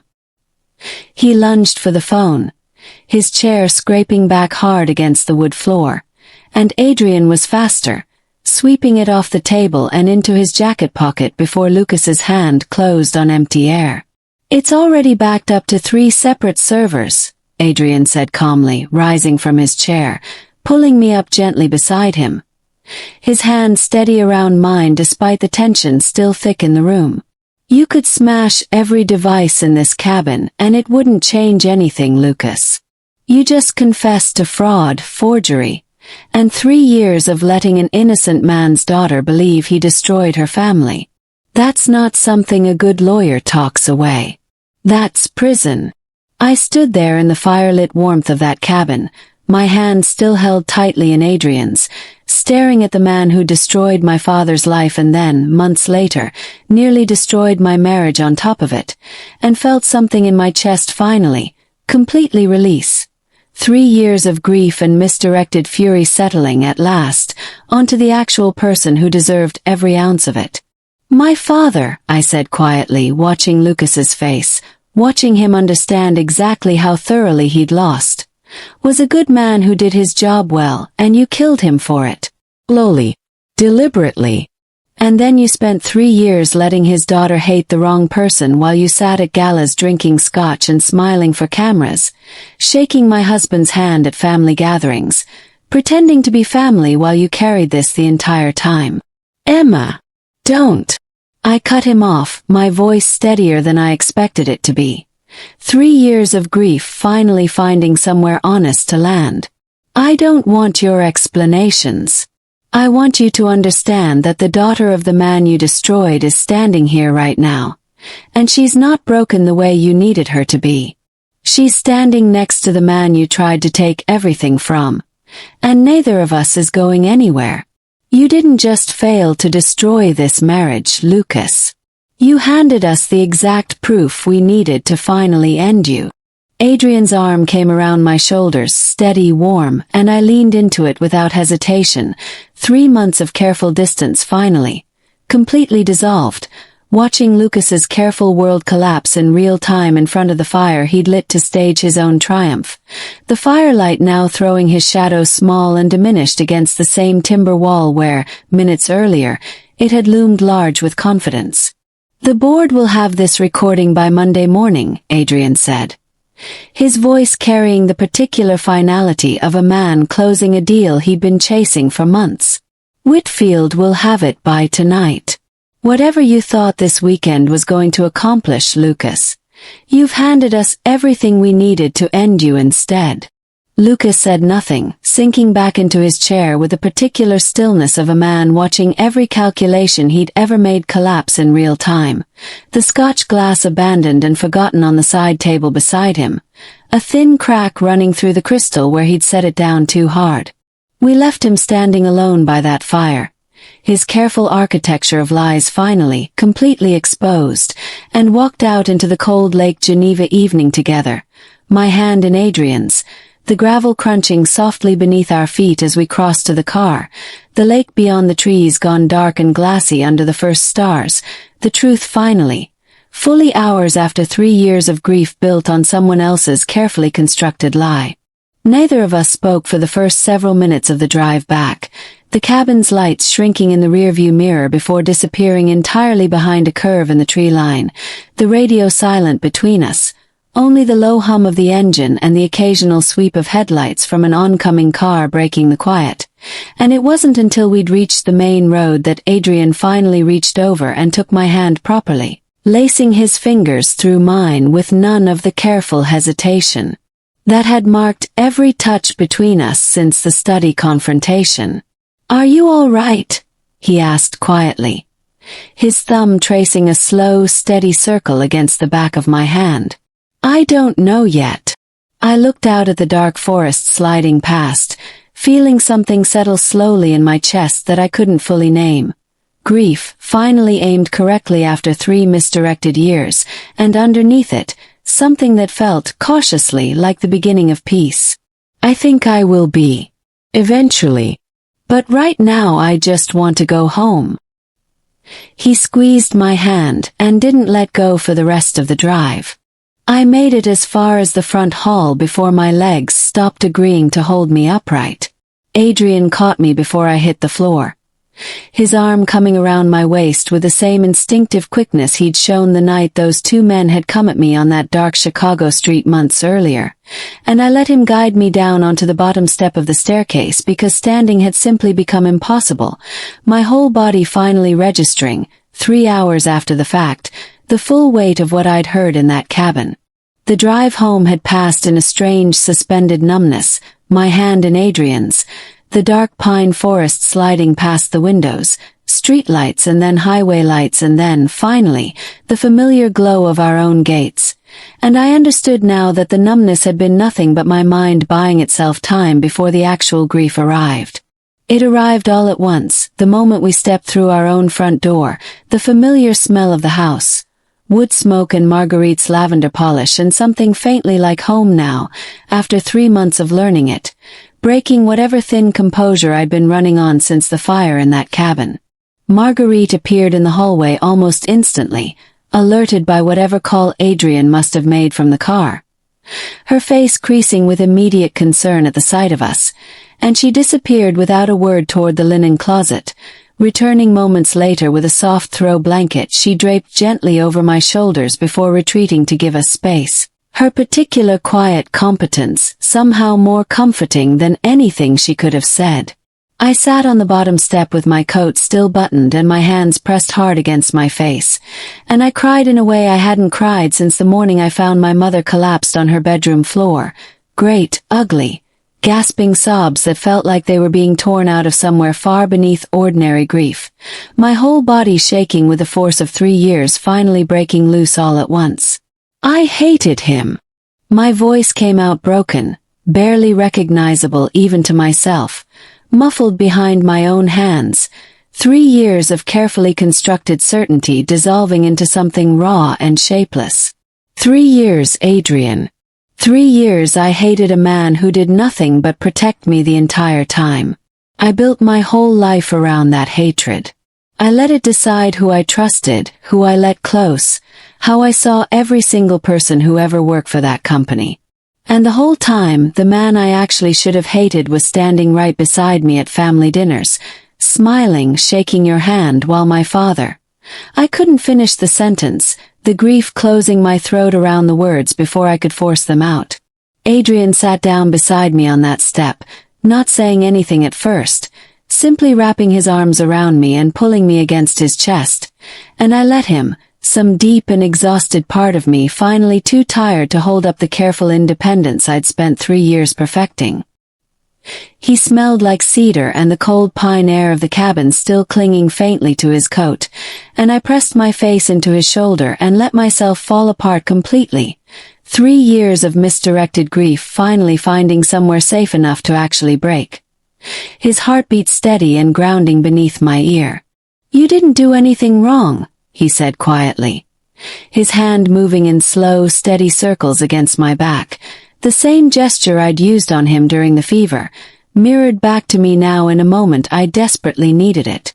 "You grieved a father you lost to a lie someone else built specifically to survive. Nobody could have seen through that, Emma. Lucas spent 3 years making sure nobody could. But you knew." I pulled back just enough to look at him, my face wet, my voice still unsteady, my hands still trembling faintly where they rested against his chest. "Somewhere in you, you must have known something was wrong with the story, and I made you the villain anyway, for months, even after you started proving otherwise with everything you did. I didn't know, not at first. I inherited a story that was already finished by the time I became CEO. The same way you inherited a story about me that was already finished by the time we met." He brushed a strand of hair back from my face, his thumb catching gently under my chin, tilting my face up toward his. His own eyes rimmed red in a way that told me he'd been fighting back grief of his own the entire drive home. "We were both handed lies built by the same man, Emma. Neither of us built them. We just have to figure out, now, how to live with having believed them for as long as we did. I sat with that for a long moment, the grief still raw in my chest but something else moving underneath it now, something that felt almost like relief. The particular relief of finally understanding the actual shape of a wound you've been carrying blind for years. I keep thinking about my father, I said quietly. About how hard the last 2 weeks of his life must have been, watching his career collapse, knowing something was wrong but never getting the chance to prove it before his heart gave out. He never even knew who actually did it to him. He died still confused about what happened, still trying to figure out how a man he'd never wronged could destroy him so completely. We can fix that now at least. Adrian's voice had gone steady, resolute, the particular tone he used when he'd already decided on a course of action and was simply informing me of it rather than asking permission. His name gets cleared. Publicly, officially, through the company's own records this time. Not buried in some archive nobody bothers to check. I'll make sure of that personally, Emma. Whatever it takes. We sat there together a while longer on that bottom step, my sobs finally quieting into something more manageable, my breathing slowly evening out against his chest, and I became gradually aware of small details I'd missed in the initial rush of grief. The warmth of his hand still moving in slow circles against my back, the particular way the front hall's chandelier threw soft light across the marble floor, Marguerite's careful footsteps somewhere in the kitchen, giving us privacy while staying close enough to help if either of us needed it. Eventually Adrian helped me up, one arm still steady around my waist, and guided me toward the living room, where a fire had already been lit and a fresh pot of tea sat waiting on the low table, Marguerite's quiet anticipation of exactly what we'd need before either of us had thought to ask for it.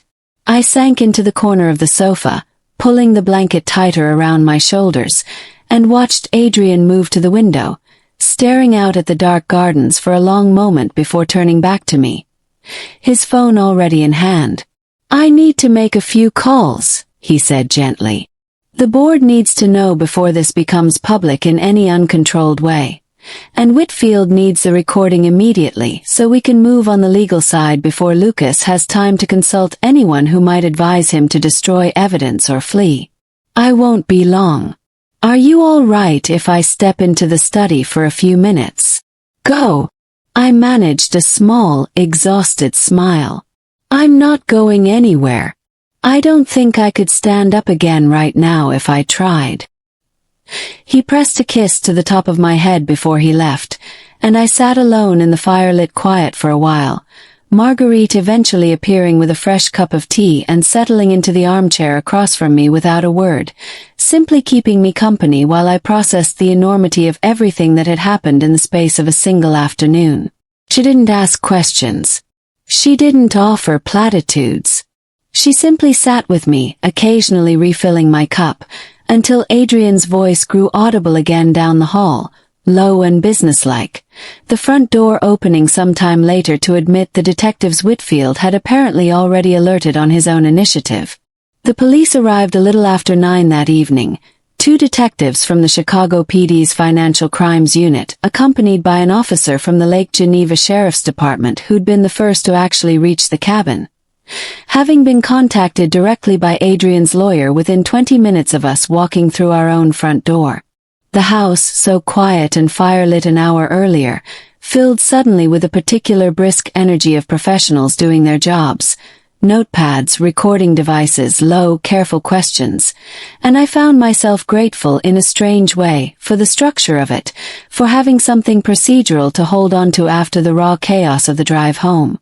Whitfield arrived shortly after the detectives, his usual careful composure replaced by something closer to genuine urgency. His tie loosened. His silver hair slightly disheveled in a way I'd never seen on him before, a leather bag under his arm containing, I would learn later, copies of the recording already prepared for the board's emergency session scheduled for the following morning. I sat in the living room, still wrapped in the same blanket Marguerite had draped over my shoulders the moment we walked through the door, and listened to Adrian walk the detectives through everything. the forged document, the forensic analysis, the confession Lucas had delivered in full, unknowingly, into a recording device that had captured every incriminating word with perfect clarity. He spoke with the same controlled precision I'd watched him use in every boardroom and negotiation since the day I'd met him, but I caught, underneath it, a rawness he wasn't fully able to disguise. The particular exhaustion of a man who'd spent the last week proving his own innocence and had finally, that evening, run out of things left to prove. One of the detectives, a woman named Ruiz with a notepad she filled with quick, economical handwriting, turned to me at one point with a gentleness I hadn't expected from someone whose job required this particular flavor of grim professionalism. "Ms. Knight, I know this has been an extraordinarily difficult day. But I need to ask, do you want to file a statement regarding your father's case tonight, or would you prefer to wait until you've had some time to process everything?" Her voice carried none of the brisk detachment I'd braced for, something almost maternal in the careful way she'd chosen her words. I thought about it for a long moment, Adrian's hand warm and steady on my shoulder, Marguerite hovering near the kitchen doorway with a tray of tea nobody had touched, and understood, sitting there in the wreckage of everything I'd believed for 3 years, that I didn't want to wait. I'd waited 3 years already for the truth. I wasn't interested in waiting one more day to start setting it right, not when every hour of delay felt, somehow, like one more small theft from my father's memory. "I want to give my statement tonight," I said, sitting up a little straighter under the blanket, some steadiness finding its way back into my voice. "I want this documented while everything's still clear in my memory. My father deserves that much." Detective Ruiz nodded, something like respect moving briefly across her professional expression, and pulled her chair closer to begin, her partner already opening a fresh recording device on the coffee table between us, the small red light blinking steadily to life. I spoke for nearly 2 hours, walking through everything. My father's original termination, the years of grief and misdirected anger that followed, the coffee shop meeting with Lucas, the forged document, the confrontation at the cabin, every detail I could remember with a particular precision my financial analysis training had drilled into me. Dates and figures and exact phrasing laid out with a clarity that seemed to genuinely surprise Detective Ruiz by the end of it. Adrian sat beside me the entire time, not speaking unless directly asked. His presence a steady, quiet anchor while I walked through the worst chapters of my own life for the record, occasionally reaching over to squeeze my hand at the moments the memory grew hardest to voice aloud. My father's funeral, the months of financial strain that followed, the particular helplessness of watching my mother's health decline under the weight of grief neither of us had the money or the support to properly manage. The younger detective, a quiet man named Osei who'd said little throughout the evening, occasionally interjected with careful clarifying questions. The exact date of my father's termination, whether I still had any of the original HR correspondence, whether I recalled the specific wording Lucas had used at the coffee shop, and I answered each one as precisely as I could, understanding somewhere in the exhausted clarity of that long evening that precision now might matter enormously later in whatever courtroom eventually held Lucas accountable for what he'd done. "You'd make a good witness in court," she said, closing her notepad finally, somewhere well past 11, a note of genuine admiration coloring her otherwise professional tone. "Most people give me half this much detail and twice the emotional noise. I'm sorry for what you went through, Ms. Knight, but I want you to know, testimony like yours is exactly what closes cases like this cleanly. Your father's name will be cleared. I'll make sure this office treats that as a priority, not an afterthought." After she left, Adrian walked Whitfield to the door, their voices low and businesslike in the front hall, discussing something about press statements and board timelines that I was too exhausted to fully follow, and I sat alone in the living room for a few minutes, exhausted in a way that felt entirely different from the exhaustion of the fever weeks earlier. Not the exhaustion of caring for someone else, but the deep, hollowed-out exhaustion of finally setting down a weight I'd been carrying. So long I'd forgotten what it felt like to stand up straight without it. The fire had burned down to embers while we talked to the detectives, and Marguerite had quietly slipped in at some point to add another log, the flames catching slowly, warm light spreading back across the room. Adrian came back and sat beside me, close enough that our shoulders touched, and for a long while neither of us said anything at all, simply sitting together in the quiet aftermath of a day that had appended 3 years of my life and, I suspected, a lifetime of resentment simmering in his cousin's chest. Outside, I could hear the faint sound of a car pulling away down the long gravel drive.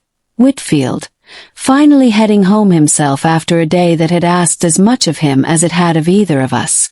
"They arrested him at the cabin," Adrian said finally. Whitfield just confirmed it. Lucas didn't resist. Apparently he'd already started drinking heavily by the time the sheriff's deputies arrived, and he simply handed over his phone and his car keys without a word, sitting alone by that same fire he'd lit to stage his own triumph, waiting for whatever came next.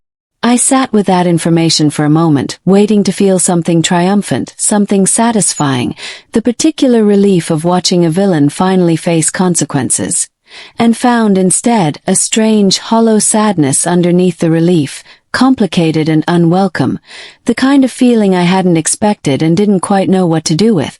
"I don't feel as good about that as I expected to." "That's normal." Adrian's voice was gentle, understanding in a way that told me he'd already worked through some version of the same conflicted grief in the hour since the cabin. His own face carrying a tiredness that went beyond the physical exhaustion of the day.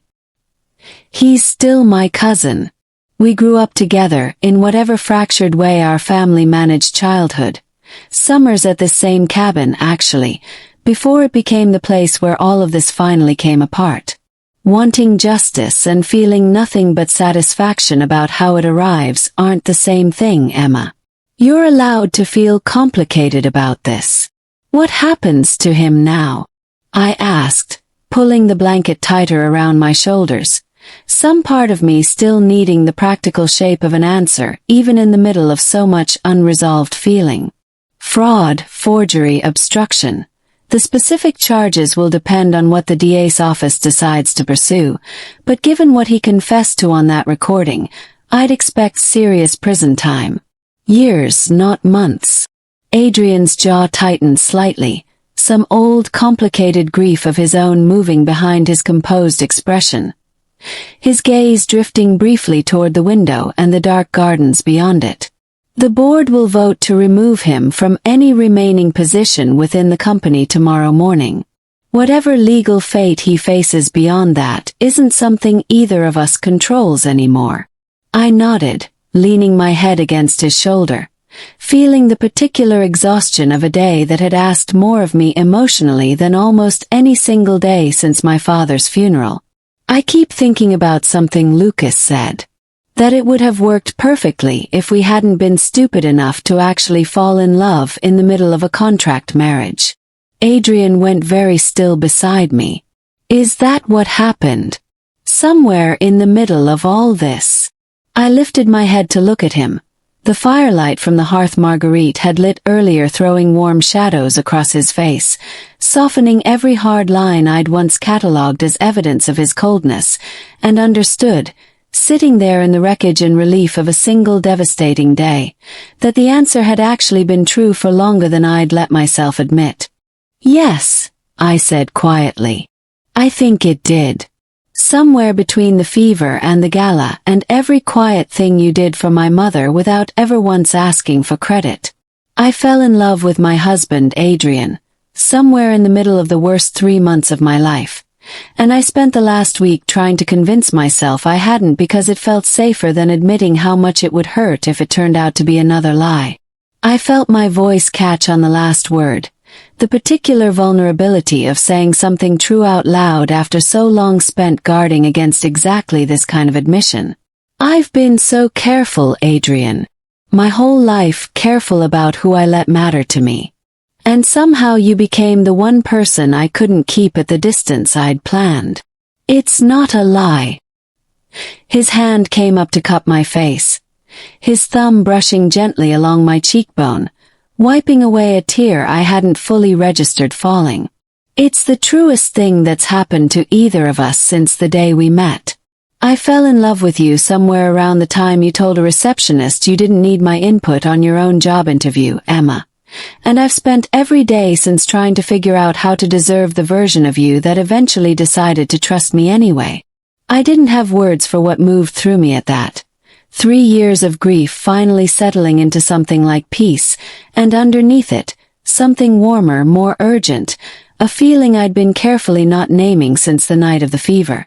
The firelight caught the sharp line of his jaw, the particular gray of his eyes gone soft in a way I'd only seen a handful of times since the courthouse, and I found myself studying his face the way I might once have studied a balance sheet, looking for the number that mattered. Except this time there was nothing to calculate, nothing to verify, only the simple, undeniable fact of how much I wanted to close the distance between us. I leaned forward, closing the small distance between us, and kissed him. Not the brief, careful kiss we'd shared at the courthouse, not the charged, performative near-miss on the dance floor at the gala, but something slow and real and entirely our own. No cameras, no audience, no strategy layered underneath it. He kissed me back like he'd been waiting for exactly this since the day he'd married a stranger for reasons that had nothing to do with love and everything to do with a will he no longer needed to satisfy. Because somewhere in the middle of a marriage built entirely on contracts and grief, we'd found our way to something neither of us had planned for and both of us, apparently, had wanted all along. When we finally broke apart, foreheads resting together, both of us breathing unsteadily in the firelit quiet of a living room that had witnessed the worst and best hours of our marriage within the same single day, Adrian let out a low, surprised laugh, the first genuine sound of joy I'd heard from him since we'd walked through that cabin door hours earlier. "What?" I asked, smiling despite the tears still drying on my cheeks. "Nothing. Just..." He shook his head, something soft and disbelieving in his expression, the firelight catching a warmth in his eyes I'd never once seen there during those first cold weeks in his lobby. "My grandfather wrote that clause because he wanted me to marry someone my money couldn't buy. I don't think even he imagined it would actually work." I laughed too, surprising myself with how easily it came after everything, and let him pull me back against his chest, the fire crackling low in the hearth, the house finally quiet around us after a day that had rewritten everything I thought I understood about grief, about villains, about the particular unglamorous work of loving someone honestly after years of practicing something else entirely.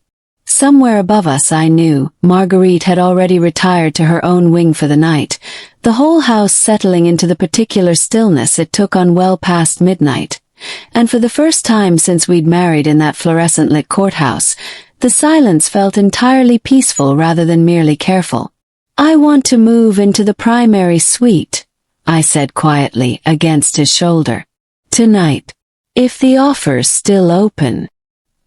His arms tightened around me, and I felt him press a kiss into my hair, warm and certain.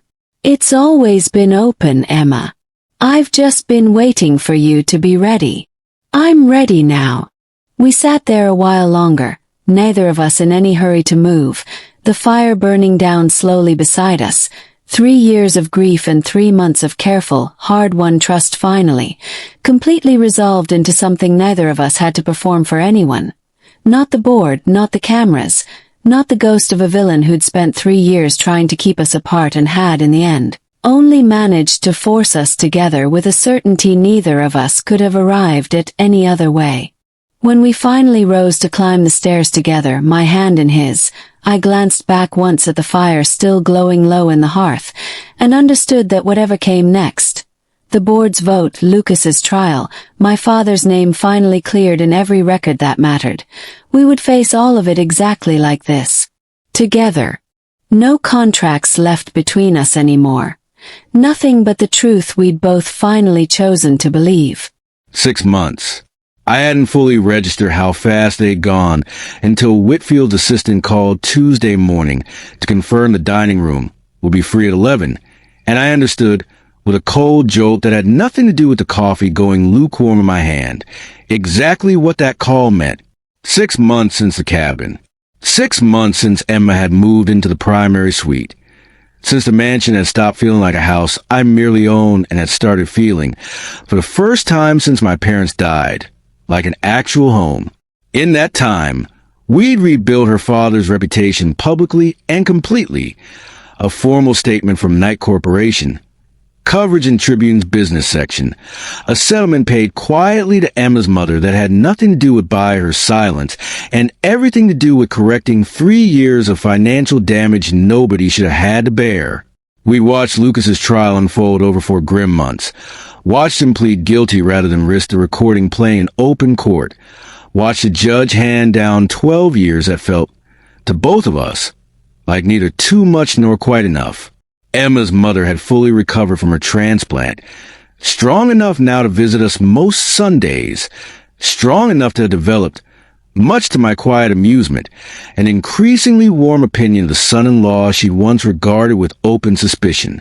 Emma had gone back to work, too, not at Knight Corporation, a boundary she'd set firmly and one I'd respected without argument, but at a smaller financial advisory firm downtown that had been thrilled to hire someone with her exact combination of analytical rigor and hard-won resilience, a firm whose managing partner had told me once, at a mutual acquaintance's dinner, that hiring her had been the easiest decision of his year. She came home most evenings with stories about her clients, her colleagues, the particular satisfaction of building something that was entirely her own again, separate from anything either of us had inherited or been handed, and I found myself, more evenings than not, simply sitting across the dinner table listening to her talk, grateful in a way I still hadn't fully found language for. The contract's 1-year minimum term had never actually mattered in any way that counted, not since the night of fever, not since the waltz at the Winterlight Gala, not since Emma had told me, in the wreckage of that terrible, transformative day in the cabin, that she'd fallen in love with her husband somewhere in the middle of the worst 3 months of her life. But contracts, I'd learned a long time ago, don't dissolve themselves simply because the people bound by them have quietly stopped needing the binding. Somewhere in the original paperwork Whitfield had drafted for the will's marriage clause, there existed a 6-month review clause I'd forgotten entirely. A standard provision meant to protect both parties in case either wanted an early, amicable exit before the full year elapsed. Whitfield, being Whitfield, had followed the calendar with the same careful precision he applied to everything else, and had scheduled the review meeting weeks in advance, without ever once thinking to ask either of us whether we actually wanted it. A small, well-meaning oversight that had nearly cost us both something neither of us could have easily recovered from. I should have caught it sooner. I should have called him the moment I saw the appointment on my calendar and told him to cancel it. Told him the marriage had stopped being a contract months ago and had become something neither of us had any intention of dissolving. But some old, cautious part of me, the part that still, after everything, occasionally worried I was imagining more permanence in this marriage than Emma had actually signed up for, had let the meeting stand, had told myself it was simply procedural, a formality Whitfield's careful legal mind required regardless of how either of us actually felt. I understood, watching the clock creep toward 11 that morning, exactly how badly I'd miscalculated that decision, the minute hand seeming to move with a cruelty entirely disproportionate to an ordinary Tuesday. Whitfield arrived precisely on time, as he always did, a leather portfolio under his arm that I recognized immediately as containing the same kind of document that had once sat on a hospital table between Emma and my own lawyer, back when this marriage had been nothing but a transaction neither of us had chosen freely. His silver hair was combed back neat as always, his charcoal tie knotted with the same precision I'd watched him carry into every difficult conversation this family had required of him over 2 decades, though something about his expression that morning seemed, to my careful attention, marginally more subdued than usual, as though even he understood the strange weight of what he'd been asked to formally present. He set the portfolio on the dining table, and Marguerite, sensing correctly that this was not a meeting requiring tea or hospitality, made herself quietly scarce, though I caught, on her way out, a brief, worried glance directed at Emma that told me the staff had picked up on the tension in the house well before I'd fully admitted it to myself. "This is simply the 6-month review," Whitfield said, opening the portfolio with his usual unhurried precision, laying out 3 pages of dense legal text between us, his reading glasses catching the light as he glanced between the document and the two of us. "The contract specifies that either party may request dissolution at this stage without penalty, given sufficient notice. I want to be clear this isn't a suggestion that dissolution is warranted. It's simply a provision I'm obligated to present, per the original terms, whether or not either of you intend to exercise it. I drafted this clause myself, at your grandfather's insistence, long before either of you had ever met. He wanted an exit built into the arrangement in case it proved, as he put it, a mistake neither party should be trapped inside of." Emma sat across from me at the table, her hands folded in her lap, and I watched her face carefully as Whitfield spoke, trying to read whatever was moving behind her careful composure. She'd been quiet all morning, quieter than usual, and I felt a cold, unfamiliar spike of doubt settle into my chest that had nothing to do with Lucas, nothing to do with the fraud case that had finally, 6 months later, resulted in a guilty plea and a 12-year sentence, nothing to do with anything except a sudden, irrational fear that perhaps I misread the last 6 months entirely. Whitfield slid the dissolution papers across the table, positioning them directly in front of Emma, with the practiced neutrality of a man who delivered 1,000 documents in his career and had trained himself not to editorialize on any of them. "If you'd like to proceed, Ms. Knight, the signature line is here. The company's obligations regarding your mother's continued care remain unaffected regardless of the marriage's status, per the original terms. That provision was never contingent on the marriage continuing." Emma reached for the pen. Something in my chest went cold and hollow watching her hand close around it, watching her pull the document closer with the same careful, deliberate precision she brought to everything, her expression unreadable in a way that terrified me more than any hostile takeover ever had. I sat there for one long, agonized second, watching the woman I loved prepare to sign away a marriage I'd stopped thinking of as a contract months ago, and understood with a clarity that cut through every careful, controlled instinct I'd spent 32 years perfecting, that I was not going to sit quietly and let this happen. My mind raced through the last 6 months in the space of that single frozen second. The morning she woke him beside me for the first time in the primary suite, sunlight streaming across a bed that had finally stopped feeling too large for one person. The Sunday afternoons her mother now spent in our garden, teaching Marguerite a recipe for the kind of pierogi Emma had grown up eating, the two of them laughing together in a kitchen I'd once found unbearably empty, the quiet, unremarkable. Tuesday evenings when Emma came home from her new job with stories about clients and colleagues, and I found myself, more nights than not, simply listening, grateful in a way I still hadn't found adequate language for. None of that had felt, to me, like something built on a contract clause. All of it had felt, every single day, like the truest version of a life I hadn't known I was allowed to want. And now Whitfield's careful, dutiful calendar had put a pen in her hand and a piece of paper in front of her that threatened to undo every bit of it over a formality neither of us had ever intended to invoke. I reached across the table and closed my hand gently around hers before the pen touched paper. "Wait!" Emma looked up at me, startled, the pen still poised between her fingers, and Whitfield, to his credit, said nothing at all, simply watching with a careful, professional stillness of a man who understood he'd just walked into a moment far more significant than the paperwork he prepared for.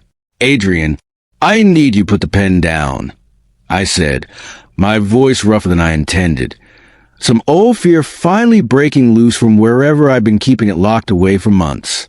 "Please, just for a moment." She set it down slowly, uncertainty moving across her face, and I felt the whole weight of the last 6 months pressing down on me at once. The fever, the gala, the cabin, Every quiet Tuesday morning we'd spent building something neither of us had ever planned for. Every night I'd fallen asleep grateful for marriage that had started a strategy and become, somewhere along the way, the single most important relationship of my entire life. I stood, walked around the table, and took the dissolution papers from where they sat in front of her. "Adrian, what are you?" I tore them in half, then in quarters. Whitfield made a small, startled sound of protest, some instinctive lawyerly reflex against the destruction of a properly executed legal document, and I ignored him entirely, tearing the pages into smaller and smaller pieces until nothing remained but confetti scattered across the dining table and the floor around it, catching the morning light as it drifted down some strange, unplanned kind of celebration, already beginning before I'd said a single word of what I actually meant. "I don't want a contract anymore, Emma." I dropped to one knee beside her chair, and I watched her whole face change. Shock first, then something breaking open behind her eyes that looked, for one terrifying second, like it might be grief before I understood, watching more closely, that it was something else entirely. Hope. Raw, unguarded hope. The kind she spent 3 years teaching herself not to feel, because feeling it cost her too much before. Her whole body going still in a particular way I'd learned meant she was bracing herself against wanting something too badly to survive losing it. I don't want 6-month reviews or 1-year minimum terms, or any of the careful language Whitfield built to protect two strangers who married each other for reasons that had nothing to do with love. My voice was unsteady now. Every careful boardroom composure I'd built over a decade of negotiations abandoning me completely in the one conversation that ever actually mattered, my knee already aching faintly against a hardwood floor, though I hadn't the slightest intention of moving from it. "I want you, Emma, not as a contractual obligation, not because of a will or a board or a company I need to protect. I want to be married to you because I love you, because I've loved you since long before I understood what that word actually meant. And I want to ask you properly, the way I should have asked you from the very beginning, if either of us had ever had the luxury of choosing this the normal way." I reached into my jacket pocket, my hand trembling slightly in a way I hadn't experienced since the fever, and produced a small velvet box I'd been carrying for exactly this purpose for the better part of a month, waiting for a moment I hadn't fully trusted myself to recognize until it was standing directly in front of me. I bought it on a Tuesday afternoon I'd cleared from my calendar without explanation at the same Oak Street atelier, where I'd once chosen the emerald gown, the same seamstress who'd told me plainly that I wasn't choosing things for a wife, but for a woman I was trying to impress. She'd helped me pick this too, patient through 3 visits before I'd settled on something that felt right. Not the largest stone, not the most expensive setting, simply the one that had made me think, the moment I saw it, of the particular way Emma's eyes caught the light during that unplanned kiss in this very kitchen, months ago, the night everything between us had finally stopped being careful. "This isn't the ring from the courthouse," I said, opening the box, watching her breath catch at the sight of it. A simple, elegant band, nothing ostentatious, chosen with the same care I'd once put into selecting a gown that had nothing to do with obligation and everything to do with actually knowing her. That ring meant a transaction. This one means something else entirely. Emma Carter night. Will you marry me again? Not for a will, not for a contract. Just because I love you, and I want to spend the rest of my life proving that every single day. Emma didn't answer immediately. She sat there for a long moment, tears finally spilling over despite every effort I could see her making to hold them back, her hand coming up to cover her mouth. And I knelt there beside her chair, my heart pounding hard enough that I was fairly certain both she and Whitfield could hear it in the sudden, suspended silence of that dining room. The torn confetti of the dissolution papers still drifting faintly in the air between us before settling onto the polished wood floor. "You tore up the dissolution papers," she said finally, half laughing, half crying. The particular sound of someone processing too much emotion at once to fully separate the threads of it, wiping at her eyes with the back of one hand while the other remained pressed to her lips. I tore up the dissolution papers. I managed a small, unsteady smile of my own, still on one knee, still holding the ring out toward her with a hand that hadn't fully stopped shaking. I'm aware that's not technically an answer to my question. Adrian. She reached out and cupped my face with both hands, her thumbs brushing gently along my jaw, and I leaned into the touch. 6 months of careful, hard-won trust settling into something that finally felt entirely, permanently solid. I was never going to sign those papers. I sat down at this table planning to tell Whitfield exactly that. And then he put the pen in front of me before I could get a single word out, and I panicked. And I don't even know what I was doing reaching for it, except that some old, terrified part of me still expects good things to disappear the moment I actually let myself want them. 3 years of losing everything does that to a person, I think. Makes you flinch at the paperwork, even when your heart already knows better. You don't have to be afraid of that anymore, I said quietly, my own voice catching slightly on the words. Not with me. Not ever again. I know that now. She laughed again, wet and unsteady, and reached for the ring herself, sliding it onto her finger before I'd even fully offered it. Some small, fearsome patience in the gesture that told me exactly how long she'd apparently been waiting for a version of this moment neither of us had known how to ask for. Yes, Adrian. Yes, obviously, yes. I would have married you 100 times over by now if you'd asked me properly even once. She held her hand up between us afterward to admire it, laughing through fresh tears, the morning light through the tall windows catching the stone and scattering small, bright fractures of color across the tablecloth. I rose from the floor and pulled her into my arms, and she came without hesitation, laughing and crying at once against my shoulder, and somewhere behind us I heard Whitfield clear his throat, a sound that carried unmistakably the particular warmth of a man who'd spent 20 years managing this family's most difficult moments and had just, finally, been present for one of its best. When I glanced over at him, he'd already set down his pen and was watching us with an expression I'd never once seen on his carefully composed face in the entire time I'd known him. Something unguarded, almost paternal. The look of a man who delivered condolences and contracts and difficult news to 3 generations of this family and had, at last, gotten to deliver something joyful instead. Whitfield gathered the torn scraps of the dissolution agreement into a neat pile, his composure fully restored, though something suspiciously bright had gathered in his own eyes. I'll draft something more appropriate, a proper renewal. No expiration date this time. I think, given the circumstances, no expiration date. I agreed, my arm still around Emma, her face still pressed against my shoulder. 6 months of careful, incremental trust finally, completely resolved into something permanent. None at all. We stood in that dining room a long while after Whitfield finally excused himself. The torn confetti of dissolved contracts still scattered across the floor around us like strange, celebratory snow.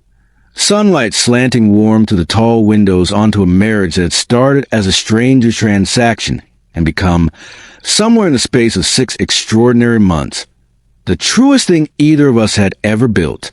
My grandfather would have liked you, I said quietly, my chin resting against the top of her head, feeling her breathe slow and steady against my chest, the fire in the hearth throwing warm, moving light across the room around us.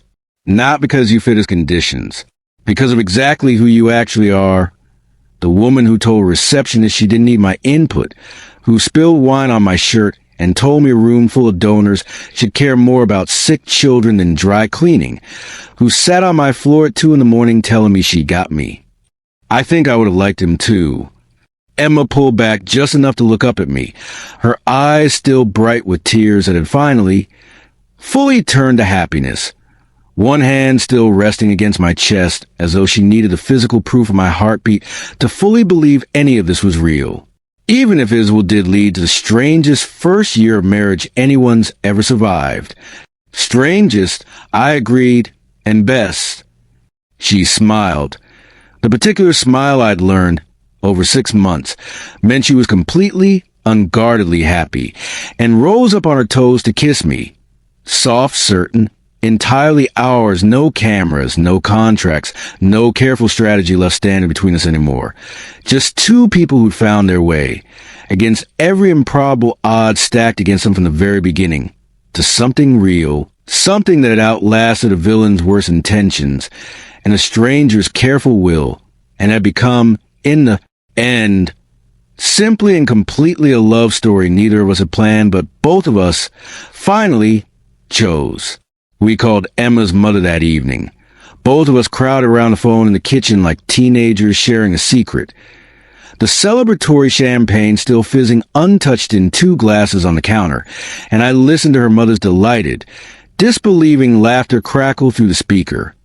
Listened to her ask, half joking and half entirely serious, whether this meant she finally got to plan an actual wedding this time, with actual flowers and an actual guest list, and none of the fluorescent-lit courthouse efficiency that had marked the first one. A real one, Emma promised her, glancing up at me with a question in her eyes that I answered with small, certain nod, my hand finding hers across the kitchen counter. Whatever you want, Mom.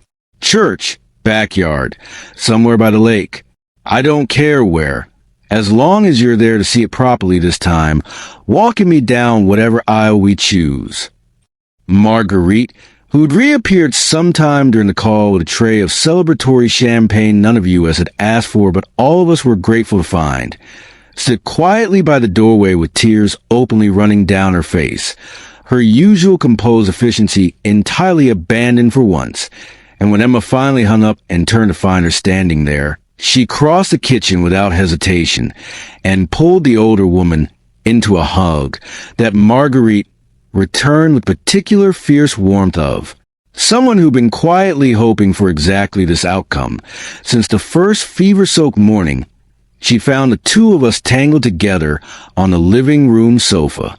I told you, Marguerite said, laughing through her tears, patting Emma's back with both hands now, unable to fully let go. I told you the first week, this house needed someone else's footsteps in it again. I didn't realize it would need a wedding too, but I suppose I'll take it. 11 years I've kept this house running, and I don't think I've ever been quite this happy inside it. Later that night, long after the champagne had been finished and the kitchen had gone quiet, Emma and I sat together on the same living room sofa where I'd once lain fevered and helpless, where she'd once cared for me with a tenderness I hadn't earned yet, the same cushion still bearing, in my memory if nowhere else, the shape of that long, transformative night, and I found myself, unprompted, telling her about my grandfather in more detail than I usually allowed myself, the way he taught me to read a ledger at the same age she'd learned from her own father, the particular gruffness he'd used to disguise how much he actually cared about the people in his life, the loneliness he must have felt, watching me build walls around myself after my parents died, hoping a stranger's love might eventually be the thing to tear them down. He'd have adored you, I said again, quieter this time, watching the fire burn low in the same heart that had witnessed our worst night and, 6 months later, one of our best. Not for fitting his conditions, for being exactly who you are underneath them. Emma rested her head against my shoulder, her new ring catching the firelight. The whole house settled into particular late-night stillness that had once felt lonely to me, and now, with her breathing slow and even against my chest, felt like exactly the kind of quiet I'd spent my whole life not knowing I was missing. I felt, for the first time in longer than I could properly measure, the particular, unshakable peace of a man who'd finally stopped waiting for the other half of his life to arrive and understood, instead, that it had been sitting right beside him for months, patiently, stubbornly, teaching him how to actually be loved. The morning of our wedding, my mother stood behind me in the mirror, fastening the last button at the back of my dress with hands that no longer shook at all. Her fingers sure and steady in a way that would have seemed impossible to either of us a year earlier. I watched her in the reflection, watched the particular concentration on her face as she worked the small pearl buttons one by one, the morning light coming soft and golden through the tall windows of what had once been my own guest suite and had, over the past year, become a room reserved specifically for exactly mornings like this one. My mother's visits, girls' afternoons with a small circle of friends I'd slowly, carefully rebuilt since the wedding, a place that had nothing to do with obligation and everything to do with simply being welcome. I felt something in my chest tighten with a gratitude so large it was almost difficult to hold. A year ago she'd been unconscious on the floor of an apartment we couldn't afford to heat properly. Her kidneys failing in real time while I sat in a hospital chapel that wasn't really a chapel and fell apart completely. Today she stood behind me in a bridesmaid's dress the color of new spring leaves, color high in her cheeks, laughing at something Marguerite said from across the room, strong enough now to have spent the entire morning fussing over my hair with an energy I hadn't seen from her since before my father's death. There! She smoothed the last button into place and rested both hands on my shoulders, meeting my eyes in the mirror. Her expression full of a pride she made no effort to hide. "You look exactly like I always imagined you would. Better, actually. Your father would have." Her voice caught just slightly, and I reached up to cover her hand with mine. "He'd have loved this," I finished for her, my own eyes stinging, the particular ache of grief and gratitude tangled together in a way I'd grown used to over the past year. No longer painful exactly, just present, a permanent thread woven into every good thing that happened now. Loved him too eventually. I think it would have taken some convincing, but he'd have gotten there. He'd have interrogated Adrian for 6 hours straight about his intentions and then hugged him anyway. My mother laughed, wet and warm, and pressed a kiss to the top of my head, careful of the careful updo Marguerite had spent an hour arranging. Her hands lingering a moment longer on my shoulders as though she weren't quite ready yet to let this particular moment end. "Come on. Everyone's waiting, and I don't think that man out there can survive much longer without seeing you." We'd chosen the gardens behind the night mansion for the ceremony, the same gardens I'd walked through alone during my first strange silent weeks in this house, back when I'd catalogued every detail of Adrian's world like a woman gathering evidence rather than building a life. A year later, those same gardens had been transformed for a single golden October afternoon. White chairs arranged in careful rows facing a simple arch woven with the same white ranunculus I'd carried at the courthouse, a quartet playing something soft and unhurried near the edge of the lawn, the late afternoon light turning everything the particular amber color that made Chicago autumns worth enduring the winters that followed. The old oaks along the property line had already begun turning gold and rust at their edges, a few early leaves drifting down across the white chairs in a way that felt, rather than careless, like the whole garden had been arranged specifically to remind us how much had grown and changed in exactly 1 year. I stood at the top of the garden steps with my mother's arm linked through mine, looking down the aisle at a small, carefully chosen gathering, my bouquet trembling faintly in my free hand despite how many times I'd told myself, all morning, that there was nothing left to be nervous about. Marguerite in the front row, dabbing at her eyes before the ceremony had even properly begun. David, Adrian's secretary, seated beside a woman I understood to be his wife. Both of them beaming, detective.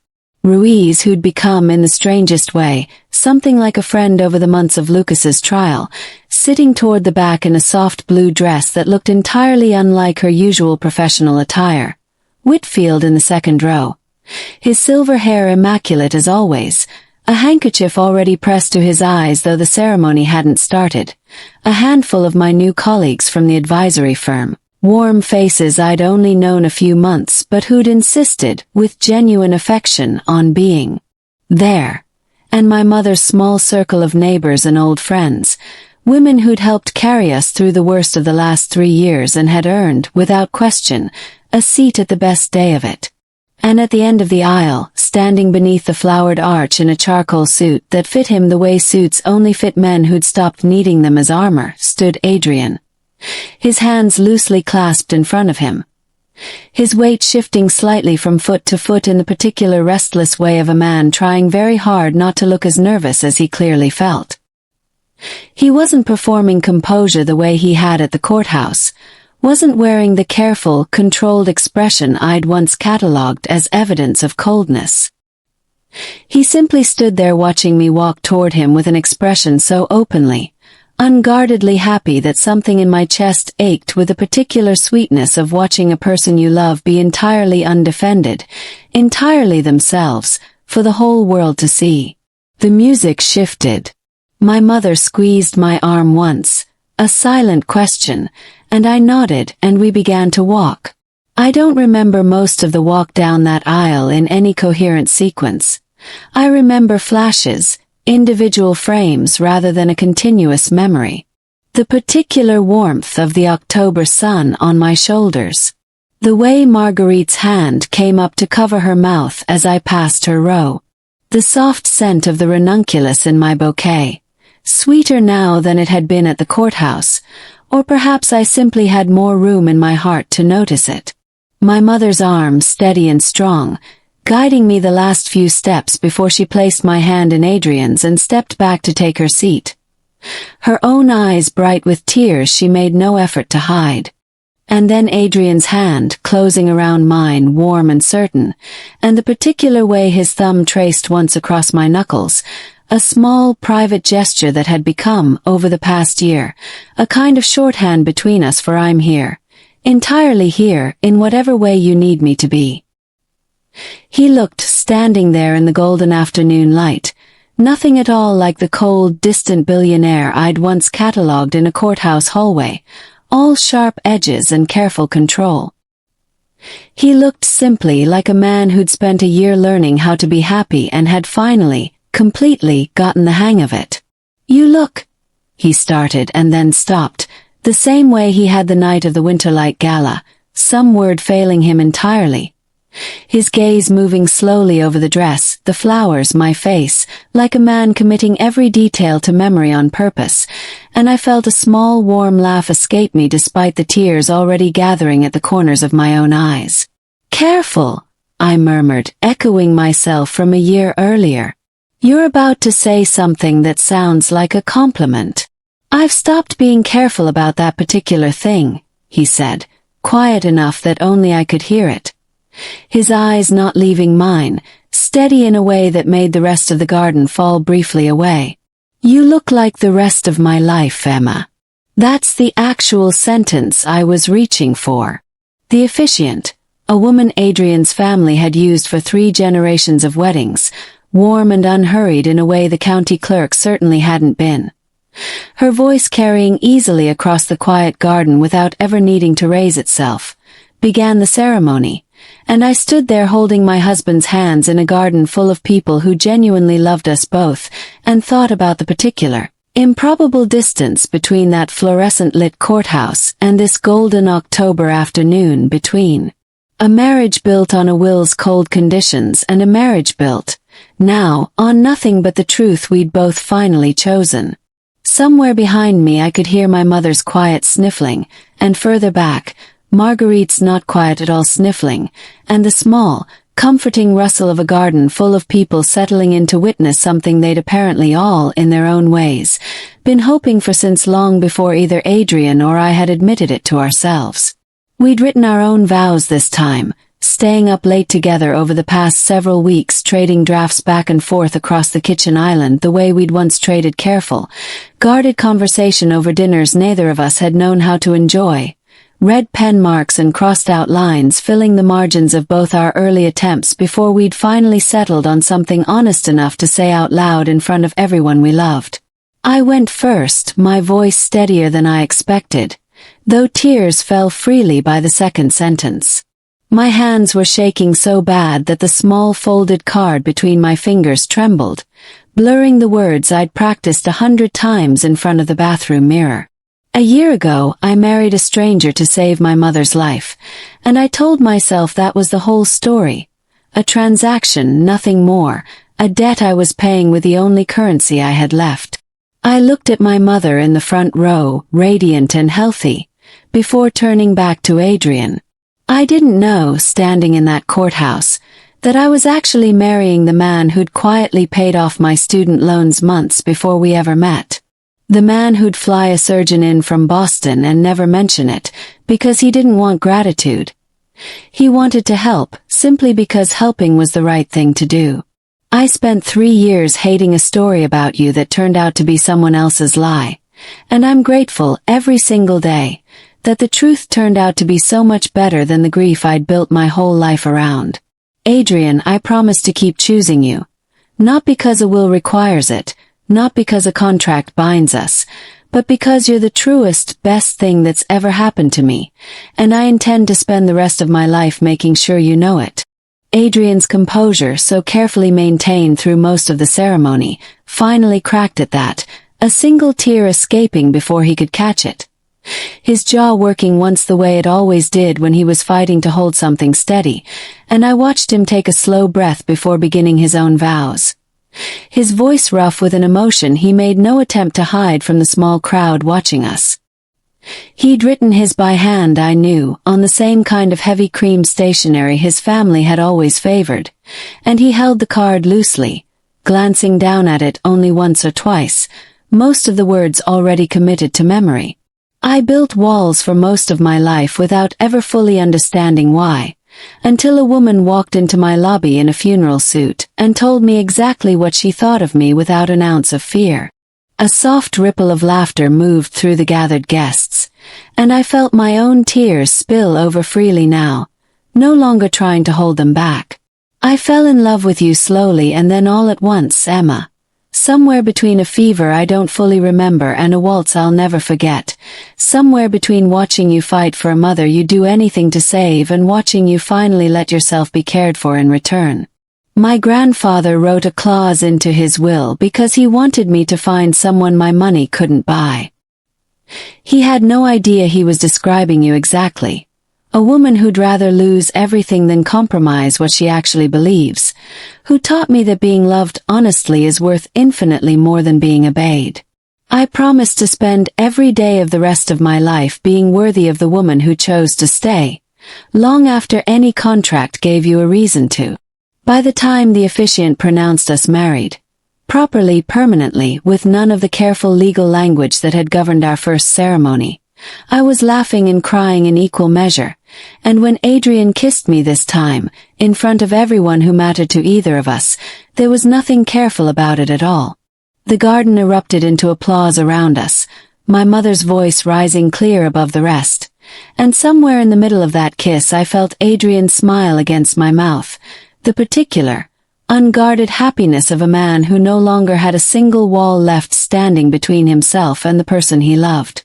The reception spilled out across the same gardens as the sun went down, string lights strung between the old oaks my grandfather-in-law had planted decades before either of us existed, a long table set with more warmth than any formal dinner I'd hosted in this house over the past year. Mismatched vintage China Marguerite had insisted on sourcing specifically because it felt more like a family gathering than a gala. Wildflowers instead of the formal arrangements Adrian's world usually favored. A menu built around dishes my mother had taught the kitchen staff to make. Small comforting echoes of the apartment kitchen where I'd grown up. I danced with Adrian under those lights the way we danced at the Winterlight Gala, except this time there was no Lucas watching from the edges calculating an angle of attack, no performance required for anyone's benefit. Just two people who'd found their way to each other through the strangest possible circumstances and had somehow, against every improbable odd, built something real. He spun me once, twice, laughing in a way I still found myself slightly disbelieving even after a full year of marriage. Adrian Knight, cold and arrogant and universally feared, laughing openly on a dance floor with his tie loosened and his jacket long since discarded somewhere near the gift table, looking, for all the world, like a man who'd finally stopped performing the role his family name had assigned him at birth, and was instead, simply enjoying being exactly who he actually was. My mother danced with Whitfield at one point, an unlikely pairing that had the whole reception laughing. His careful, lawyerly steps no match for her enthusiasm, but his delight in the attempt entirely genuine. And Marguerite danced with David's teenage son, who'd apparently appointed himself her escort for the evening with a chivalry that made the older woman blush in a way I'd never once seen from her in an entire year of living under her careful watch. My mother found me near the edge of the dance floor sometime after the cake had been cut, pulling me aside with the particular urgency of a woman who'd been waiting all evening for a private moment.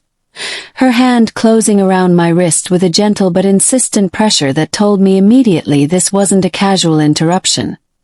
Her eyes already glistening before she'd said a single word.